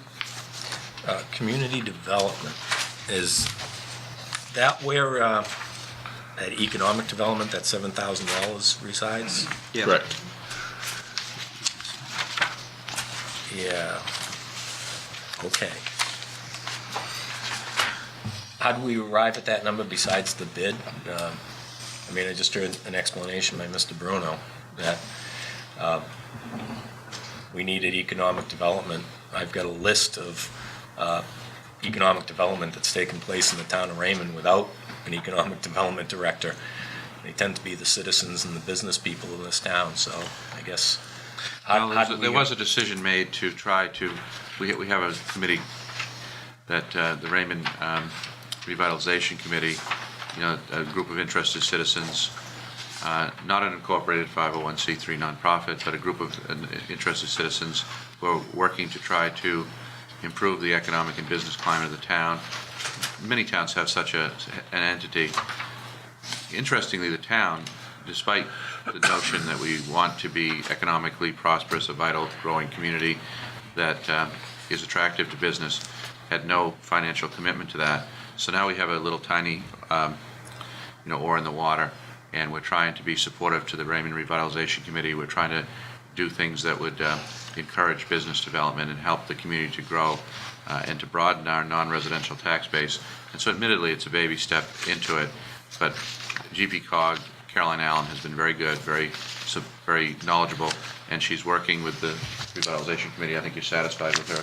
Very much so. And the town staff is satisfied with her. But so this is a tiny little kind of baby step into it. Our immediate neighboring community, Gray, I believe, is a full-time position, with benefits and so forth. And then, of course, you go to the west, there's nothing, but we're sort of, and Wyndham's a full-time position. So we're sort of taking this idea that we ought to be encouraging business development seriously. And it doesn't just happen organically and magically. I think what helps is to have policies and ordinances and other enhancements to the towns that would encourage business to locate. I think it's more than just kind of like it magically happens. Well, I think, it's not showing in there because we picked it up someplace in the past elsewhere when we had, I can't remember, we had joint services with. Contract planner. Yeah, with, well, no, even before that. With, I can't remember what her name was, but she worked with Mike McClellan. Simpson. Kathleen Brown? Yeah. That was way back. And that's a great like example. 15 years ago. Well, it was just when I came Sometime my here. It was memory just goes when I back. came here 10 years ago. But I'll tell you an interesting story quickly about that. For our little contribution to the LRDC, it was called, Lake Region Development Council. For our little tiny contribution to that council, hats off to Kathleen Brown. She was instrumental, along with Karen Martin at GP-COG, in securing the town's $400,000 community development block grant. Team effort, town staff, those two entities who we paid a tiny amount of money. That's what made the water line happen. So, I mean, What? Oh, yeah, and our state representative, of course. But the bill, okay, so there was a bill in the legislature you can explain that piece of it. But I'm talking about the grant piece of it. Other questions under community development? How quickly they forget, John. On that point, I would like some comparables to that. Towns of the same, either valuation or population, to see, not comparing us to Wyndham, obviously, or Gray, because they're not comparables. But Do you want to see what the towns in our comp groups pay for economic development? I'd Town love of to provide Lisbon, that. same size as us, has a full-time economic development person. Standish for pays $55,000. $1,000. That's what they put into economic development. They're not lacking in economic development either. So just to give us a basis of where do we come up. So Don will get information on it. Good. And then Thrilled to do that. And then GP-COG, I think you might have missed that, Mr. Chairman, from last night's discussion. Question about the GP-COG. GP-COG, not only the court has a partnership that we pay for, but GP-COG is a resource to the town to consult with on a various range of municipal topics. As you may know, we're not a member of Maine Municipal Association anymore, so we don't have that resource. We figured the GP-COG, more regional, more local, more accessible, long track record of working collaboratively with the town. I just used the example of the $400,000 community development block grant. They had nothing to do with the legislation, that was Joe. But they helped us a lot with that. So, it's in the joint bidding, the other things they do, I think it's money well spent. I mean, Mike Reynolds I believe, may still be their president. He was on the board for a long time. He knows a lot about GP-COG, but I'm a yes voter when for the small amount of money to having that resource. And I guess I'd be a no voter when it comes to GP Cog's issues being aligned with the interests of the citizens of the town of Raymond. Despite whoever is the president, it's the alignment. We were members long before Mike was president, but they had an actual annual meeting. I think I went with Chairman Gifford, and maybe you want to share your perspective on it? Well, I think we're getting outside, Okay, he the can't talk, fact right? of the matter is, Yeah. the question is, is the GP cog line is in there at 44, so we know what that is, so. And they're moving more in some new and exciting directions, and so I could go on and on about them, but I think it's money well spent. Small money, big benefit. Other items under community development. Other. Right. Animal control. Animal control. Oh, there it is. Okay. Infrastructure, streetlights. Turn them all off. Oh, no.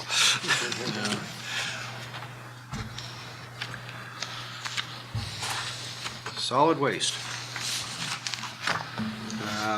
There was a question raised last night under solid waste. It's recommended not doing recycling and sending it all to the incinerator instead. Yeah. I think if you want to make the New York Times, that'd be a good idea. Yeah. We can burn garbage. It kind of flies that flies in the face of the commitment that the town made years ago towards recycling and trying to cut down the actual trash stream and things like that. And we've seen a tremendous increase in recycling since we went to single stream. But I mean, if if it was being looked at from the standpoint of would you see savings there? What you'd see, would you logically see a doubling of the roadside pickup for trash because you would then eliminate you would pay by the ton to get rid of it. And I mean, actually, the incinerator, having been on the PERC board years ago, the incinerator would love it. I mean, the BTU, from a BTU standpoint, plastic, stuff like that burns really great. So the incinerator wouldn't mind it. But it's really philosophically, you'd save money, I guess, but you'd be working against federal and state environmental initiatives, and the rest of the world, values the idea of recycling, reuse. There's a cost to that. It's really a value judgment that I don't know anybody making the judgment. Let's just burn it all these days. I mean, we also have a recycling committee in town, so you could save another $1,200 if you just burn all your trash. Actually, you'd save quite a bit of money, and we're a participating town of MWAC. I'd be probably ashamed to be part of PERC or MERC, but MWAC is a highly well managed, and as a member town, it would save us a tremendous amount of money, and the data is still out when you look at the efficiencies and is it really greener to recycle. If you do the research, you'll find that, and I've asked even the Conservation Committee for a carbon footprint of recycling versus incineration, and there is no formula that supports recycling. So just a matter, I think that was the question last night, that's all. And but to disparage it based on it's old school Neanderthalic, I think new school I didn't say it was old school Neanderthal. I said that the town made a commitment years ago towards going towards recycling. So my only point would be if you did that, you'd probably be the only town that I know of anywhere. I mean, reading the trade journals and so forth, doing that, it would be against everything that you see in the country these days. Other questions on solid waste? Nope. Cemeteries. I had my question answered. So It was answered last night, was the mapping and stuff done. It's being done this year before the fiscal year runs out. That's what he's doing, yeah. Other questions on cemeteries? No, I don't have any questions. Parks and Recreation. One thing maybe going to ask the question about Sherry Gagnon. Agawam, rather. Yeah. That's a great deal, folks. I wouldn't mess with it. I think for $2,000, it's money well spent to have that kind of a facility. going to them and saying, we don't want to pay that amount of money to use your facility, I think is ill-advised. It's been a successful partnership. It's a token amount of money, and I think that maybe you could somehow convince them not to take it because we can't afford to pay it or whatever. But I'd caution you about that unless you were pretty certain of that. I don't think you could replace that facility for that kind of money. Other question that was asked was, who manages materials and maintenance? And the answer to that was that Nathan does. On that issue, so there's $3,500 in that. Isn't that already covered in the Public Works budget? Is This is materials and equipment. It's not labor. There's no labor there. What's the equipment? Tassel top. No, this is Sherry Gagnon. There's, we may have to get back to you with the Park equipment. equipment, slides or whatever. You got the baseball fields, the fencing. porta potties fall under that, or they fall under the? No, they're contract services. Yeah. Okay, so question on what's the equipment? So we can get we'll get an answer on that. Other questions on Parks and Recreation? I do have I haven't seen anywhere where Tassel Top's addressed in this budget. Am I overlooking that? No, Tassel Top is an enterprise fund of the town. It's a self-sustaining separate entity with a separate board of directors. And so we do, like we do with the library and other entities, we provide, some level of support. There are some cooperative ventures. One of our surplus trucks that we plow snow with in the winter, they help buy it, so they use it in the summer, we use it in the winter.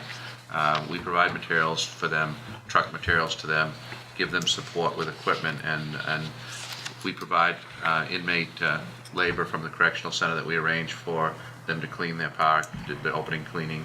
So, and they come to us with various requests for, help with different things, guidance and help, and so we do that for them. So that it's set up as an enterprise fund, I guess. We also manage it for the state. Right. There's a contract between us and the state to manage it. And we've just had renewals on that one and Raymond Beach, and the state is extremely pleased with the town's management of both. So, believe it or not, Raymond Beach, but they're not concerned about the beach part. They're concerned about the parking area and the boat launch and how well we deal with that and have there been any issues, and there have not been with that piece of it. Originally, when Tassel Top was started, the town gave them some seed money, and that all came back after. I think that was the Land for Maine's Future purchase. That was the first major purchase of the Lands for Maine Future Fund, exactly. But this, for getting them set up, the town essentially gave them a loan to start, which They then paid came back. back to us. But they're operating on their own now, which is a good thing. Are we doing the payroll? We do. And they reimburse us. Okay. So there's something reflected Goes into in it, one goes out. budget, comes back as a revenue somewhere else. So I think Bob makes a good point that it's kind of odd that some of it's not reflected somewhere. Well, they have an annual report, which I provide the selectmen. I can certainly provide you with copies of their annual report. I'm on and the financial board. I information. have the So but not everybody is. Not everybody's in the know. If you want that, we can provide that. I think the intention of part of the question from last night was also have we sat down recently and talked to Agawam? I think that was the gist of the question last night. I understood the question to be that we should negotiate the 2,000 away. I don't think that's a wise idea.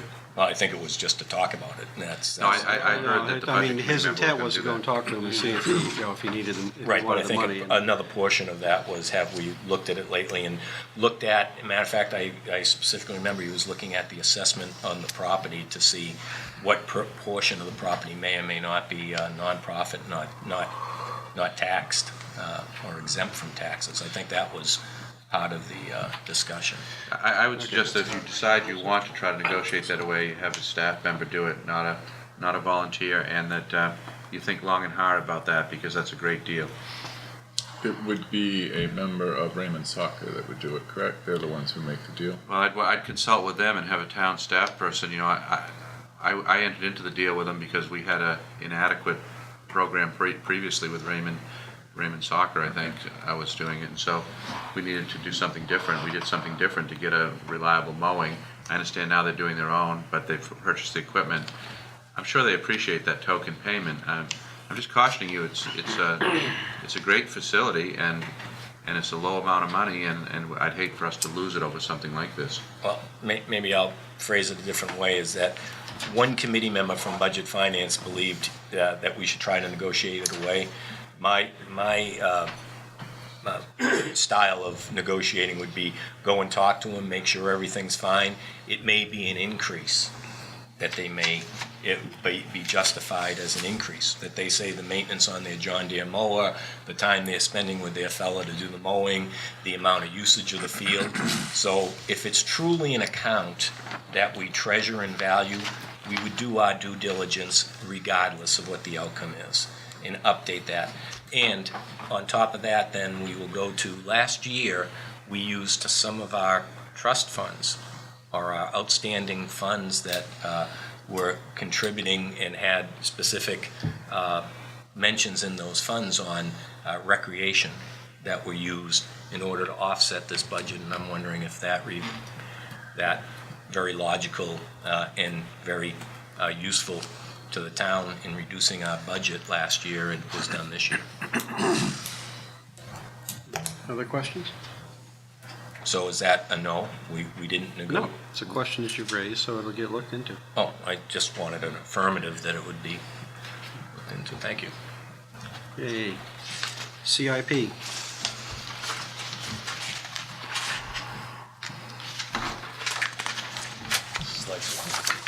Let's see, question, why is, we already did the library. That was today? But that was almost yesterday. No, Yeah. It was a question, why is facilities maintenance in so many areas in the budget? We actually did too. And the answer was facilities maintenance in the CIP budget is for major work. Under individual departments, only minor maintenance is included, i.e. plumbing repairs and things of that nature. But in looking at major things, then we those roll into the CIP so we can. But there's no specific project associated with that 25,000 at this point. It's just for major projects. I guess that's what I'm saying. There's no line item saying we're like the roof on. There's no specific. No, not that I'm aware Well, of. the mold job at Town Hall, which I believe the number we got so far was between 12 and 13,000. But there's no No, work. the mold was somewhere else. I think it showed up on. No, the mold is the mold is on the town office. The projected facilities maintenance is a separate line item. The mold is in the town office, but it's going to be done out of facilities maintenance. Out of the CIP. That's Well, why on the spreadsheet, there's two line items, one for 15,000, one for 25,000. Mold at 15,000, then another line item for 25,000. That's projected. The second one is the 25,000. Well, Okay. bear in mind what can happen there too, Steve, is you're still going to be, you're accruing, in the CIP that. So that 15 may be coming out of what wasn't done last year. So it's moving there. That's the expense on there. That's okay. Which is, so what you got, you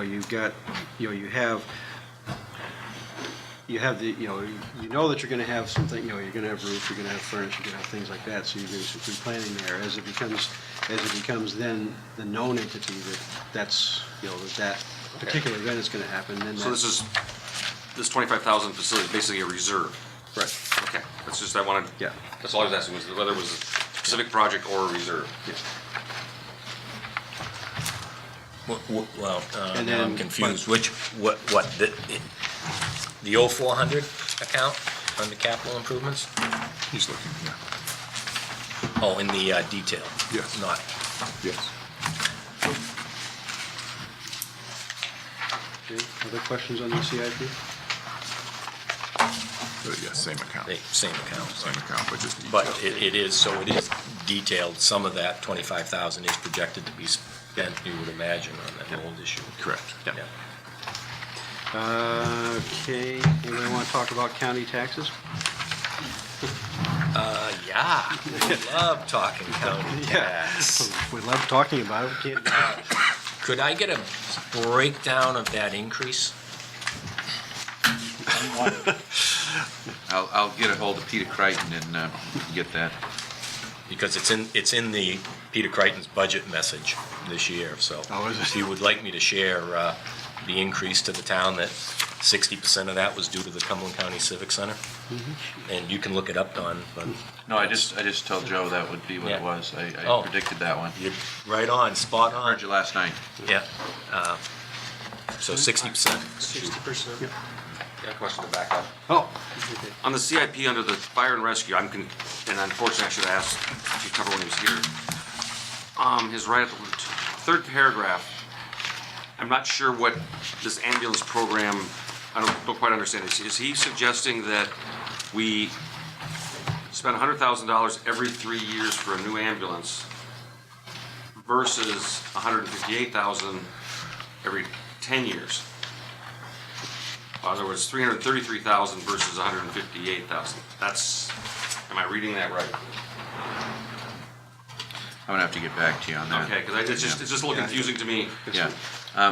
We just spent, what, 160,000? We just partnered Or with, 165. yeah, we just partnered with a bunch of different towns to order jointly ambulances, but at this point of the evening, I'm gonna have to get back to you. Yeah, that'd be fine. I just don't understand. I'm sorry, I just saw that. I don't know the answer. From a financial standpoint, it makes no sense, those two lines together. Right.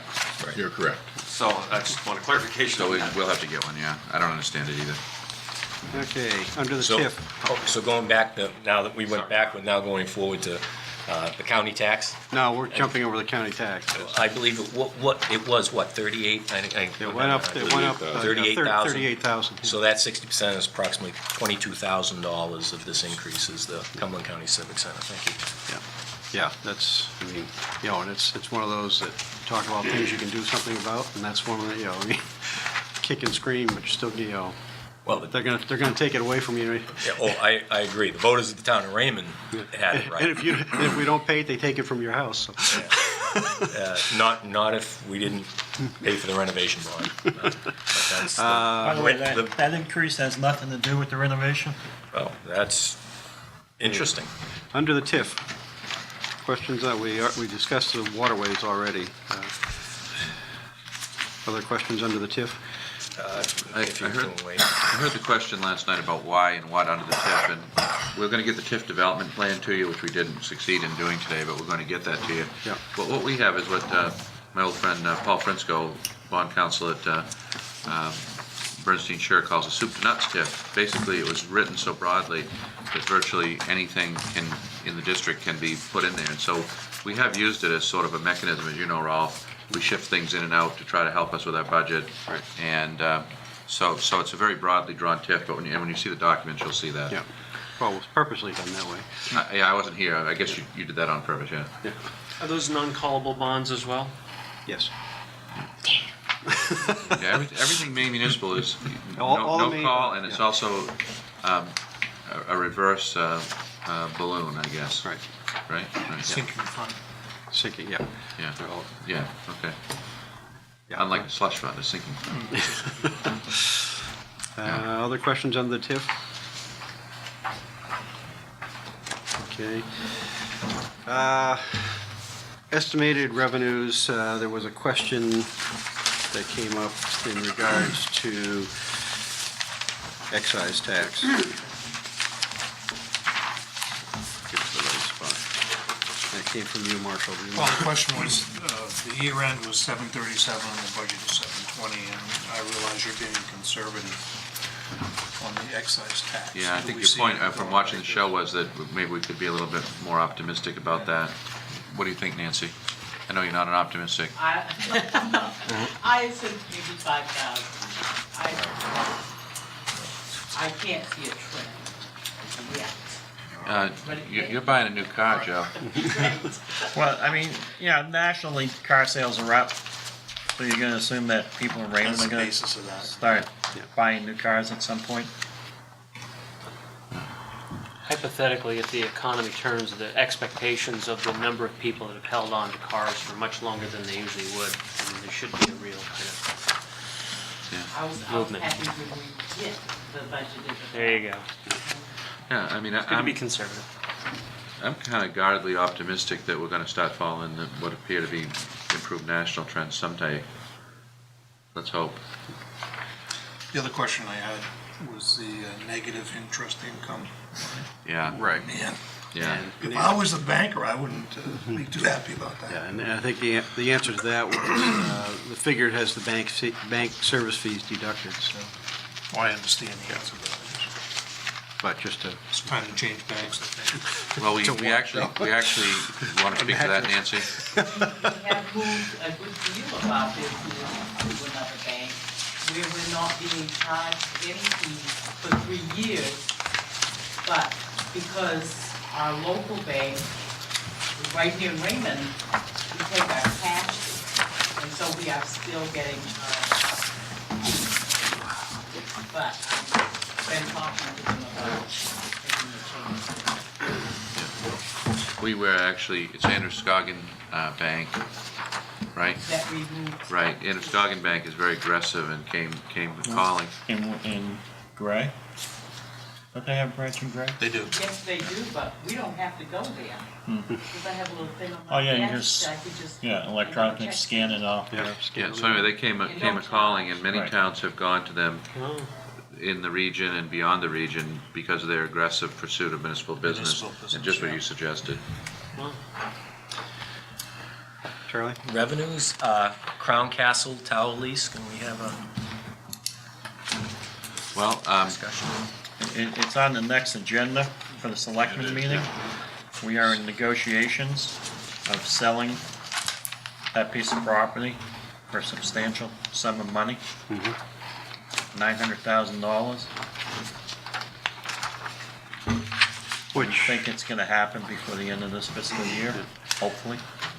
I mean, the issue then, I mean, if that happens, then, it's going to affect this, but it also affects going forward, because you're not going to have, you're not going to have the Well, 40, I think you're not going to have the 46K Right. in the subsequent years, so I think, Well, when you do the math on it, Ralph, you get 900,000 and bank it, yeah, you're doing okay. yeah, I mean, unfortunately, due to the laws, we can't bank it into some high interest thing, because you get into the derivatives and all that, but, That's a you know, fun sport.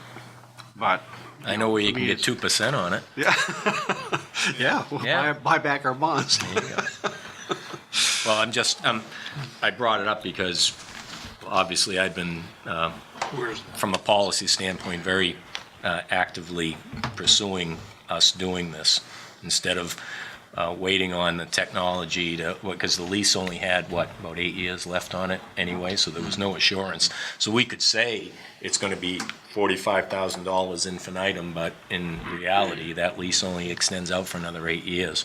So I believe that should be $900,000 should be in the mix for at least discussion purposes. And if Well, the technology yeah, but I changed and you were holding a lease, you'd be holding the bag. If the technology changed. That's what I'm saying. Right, I'm agreeing with you on that. Yeah. That's two tonight. No, there's But usually I more mean, than that. from where we are sitting here tonight, we really can't, because it's not a done deal. Until it's a done deal, we can't say that that income is there. But we do know, absent that the 46 is there. So I mean, Right. from Either where, way, you're getting some income. from where we're sitting right now, if that happens, then it changes things and you'll have to look and We see. still need to go to town meeting to get approval, even if the select board says, okay, we have a deal, you still must go to town meeting. to So I approve mean, it. there's a bunch of, so for where we're sitting here tonight, or this morning, Wow. that's all we can, look at, yeah. When you guys go, select board goes in the budget, and you're doing this process, can you make a recommendation to the budget and finance as to what you feel that money should be used for? Proceeds from the sale. Well, you'd have to do that. You have to if You you're have to gonna use budget any of it. finance? Yeah, oh, yeah. Okay. You'd have to do that if you're ever gonna use it, Yeah, whatever you use it for, you still have to get approval from the town meeting to do it. and the budget finance committee. Not only you have to approve the sale, you have to approve any expenditure of it. Bob? Right. I'd be interested to learn where the Crown Castle Tower is. Up on Patricia Avenue, top, the old dump. The old dump. Okay. It's approximately, I believe, under, or somewhere near a half an acre. That's all they're asking for, and right away to the parcel that they already have a tower on. Okay. You know, some of the things we have not discussed tonight is the governor's budget. Right. And the loss of revenue sharing, capping of general assistance. I mean, we don't know that, and Right. it's so early in the budget process. We're months away. I mean, to think that the selectmen are gonna come out with a recommendation next week, that's not happening. This may not happen till May. You know, and I know Louise is over there, worried about, printing these warrants. But the fact of the matter is, we're not gonna settle this budget until May, early May. At least to have some indication of what's going on. Because you're talking a loss of $220,000 in revenue sharing, if that goes through. Right. So, I'm optimistic that's not gonna happen. but there will be some portion. It's gonna be a small I mean, portion, I remember, hope. it went from 5.1% down to 5, and then even lower. So, I mean, it's gonna get cut, we just don't know how much. I mean, at the end of the day, the other thing you're gonna have is, right or wrong, when people see get their tax bill off after all is said and done, if the homestead exemption goes away, they're gonna look at it and say, well, my bill went up by X amount. They're gonna look at it, I mean, the bill comes from the town, and unless they amend their nice little statement in there that says, we gave you this, we gave you this, we gave you this, to say, we gave you this, we gave you this, we took this away from you. Yeah, I can't remember what. Interesting to see what they changed. I think some of the party is gonna be taken out of the Tea Party movement when it gets back home, the impacts on people. That's my opinion. What is the homestead exemption, 13,000 now? 10,000 times 11, so you're talking $110 right there, right? Yeah. Right. Reimbursement's 55. Yeah. So do we move forward with the current schedule that we have with the Well, I'll have to, if what Joe is saying is true, then they're not gonna be finished with it out of there until there, and then we'll have to adjust ours, because until the budget comes from them, we have nothing to make recommendation on. So we can't meet until after they do. So can we do our annual meeting as planned? I mean, the town meeting? The town meeting, sorry. You have to. Yeah. That date is We set. just may not have a budget to. Well, you're gonna have a budget based on best estimates. Okay, because I know Wyndham, if I understand correctly from the paper, they were moving forward with the idea that, I believe they're creating a contingency that they Some won't be any. towns, I did some research on that, some towns are taking that approach, some towns are building a budget based on it's gonna all happen.